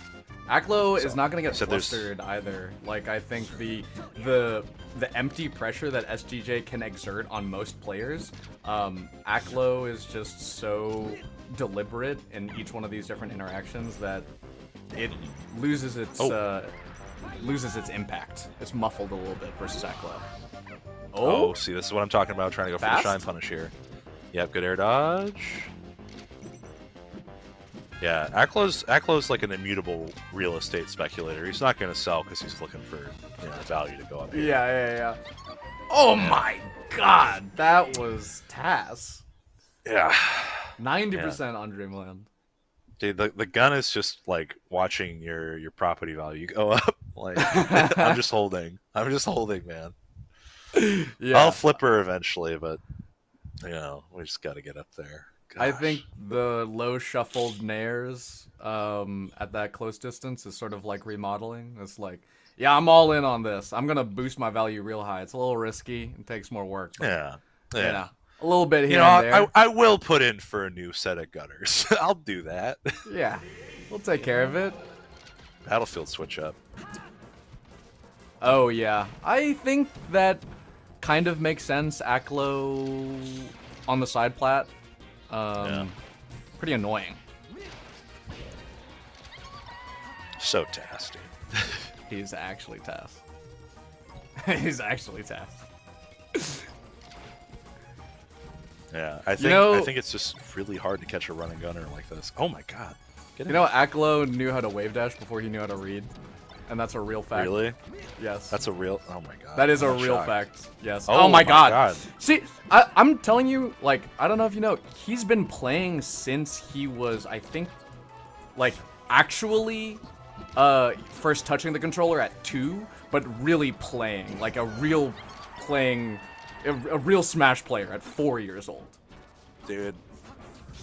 It's left indelible fingerprints on this man's brain and dopamine receptors. I am sure of it. Noam Chomsky, really believes that the language that we learn is a structural framework for how we think. And I think Oh my god. Aklo speaks the language of Melee. Yeah. He's certainly looking like it right now. I mean, he's... Oh! Come on, man. He's talking in tongues right now. Oh, come Finally on. covers that. It is cryptic. Actually seeing Yeah. Aklo do some of the inhuman stuff, it feels like a cosmic horror. I'm like, how did you... I recognize this, but it's uncanny. You're like a monster. Yeah. Oh, first hit or second hit only. I mean, he literally side beat at SGJ because he knew it would edge cancel on side plat earlier. This is game. disgusting! Wrap it in a bow. Wrap it in a bow, because it's looking like it's time to go. Dude, this feels illegal. Oh my god. How did it go like that? Shorten, though. I want to know if he got the shorten. Yeah, this is just... Hang tight. Yeah. Okay, goes to top platform, gets extra damage. It's that single laser every time, dude. He's so good at corralling. Like he Acklo? knows he doesn't want to drop 2. Yeah. I don't know if he has time to drop 2 from top plat, but good God, he's a menace. He's a monster. He shot laser. He jumped to top platform to shoot lasers, held top platform for just literally half a second, and then dropped down to center stage and up smashed. That is insane reads from Acklo, who was already doing insane movement. That Acklo belongs in a federal prison. I don't think that stuff should be possible. We have to stop this man somehow. Is what you're saying, Jorge. Think of the children. We have to protect Melee's next generation from knowing that these peaks are achievable, and all it takes is 20 years of your life. And he's doing it on humans. Like it's one thing like on a Romo... GCC, no less. Yes, that's the pretty part about it. That's the real pretty part about it. For the long 3-0, Acklo. For the longest time, Acklo was only on a vanilla, unmodded, unnotched OEM controller. Now he's got a little bit of a tune-up, but I mean, he was doing all of that stuff before, and I truly believe it is biological. Yeah. Whew. You know what's really kind of messed up? Is that this bracket could have been even more puff heavy if Dawson hadn't DQ'd and he was on Hbox's side. But what a great time! I mean, we had a banger winner semis. Unfortunately, we didn't get to see the rest of Junebug's run due to time constraints. But we run a tight ship around here. We appreciate you all sticking around to see it. We got to see Hbox SDJ twice. We have to see Preeminent SDJ. We have to see a good chunk of J2 SDJ. Really a lot of the SDJ show today. I'll say it. You know, I ended up being Acklo's victory. I think that if you are watching this stream, it is a great gift that we had stewed on the mic for this bracket. Not just for the SDJ connects, and also a weird amount of matchup specific knowledge with DK and the Puff Dittos. But also, I think you were just dropping some strong brain. Thank you. I think we were very, very privileged to have. You are one of my favorite analytic commentators. When you are locking in, honestly, when you're talking about the game and you're like excited to talk about the game, you're one of my favorite analytic commentators. I didn't do it for fishing. I truly mean that we had like a thank you so much. But I think we actually, I really enjoyed this top 8 in particular, and I think it would have been, I think we would have felt your absence if other commentators had Hungrybox and SDJ in their hands that they didn't know what they had, you know. I thought those 2 sets were incredible. Those are really good sets. Those are really good sets. I think about me as a commentator, like even like 4 years ago, 5 years ago, and I'm like, that dude did not want to commentate Puff Dittos, and now I'm like, good Puff Dittos, give me that. Let me get in there, man. Finally talk about it. I know. Whew. Cool tournament. I worked through it. Hell of a tournament, and we've got to thank our sponsors. We got to thank Matcha. We got to thank Nouns. So be sure to hit the exclamation point Matcha. Be sure to check out the Nouns Nexus. But the real thing we've got, Jorge, and I think you should talk about this because it's that announcement. It is that announcement. I actually think that we just have a full straight up trailer. I don't think that we should tease too much, but before we get into it, I just feel that the conditions on the ground in Melee are ever shifting, and Supernova is a bit of a canon event in that longer tapestry, and I think we're gonna add another page to that chapter with this next announcement coming up. I hope. I think so. I think we're ready to trailer for roll what it around. Nouns is up to.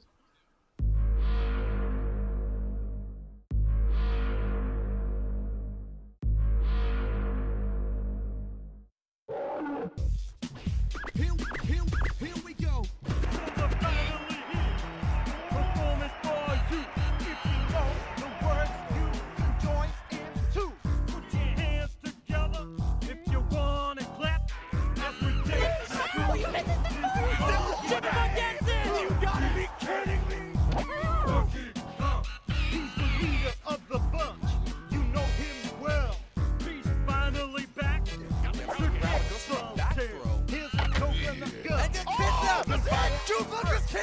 I'm the winner.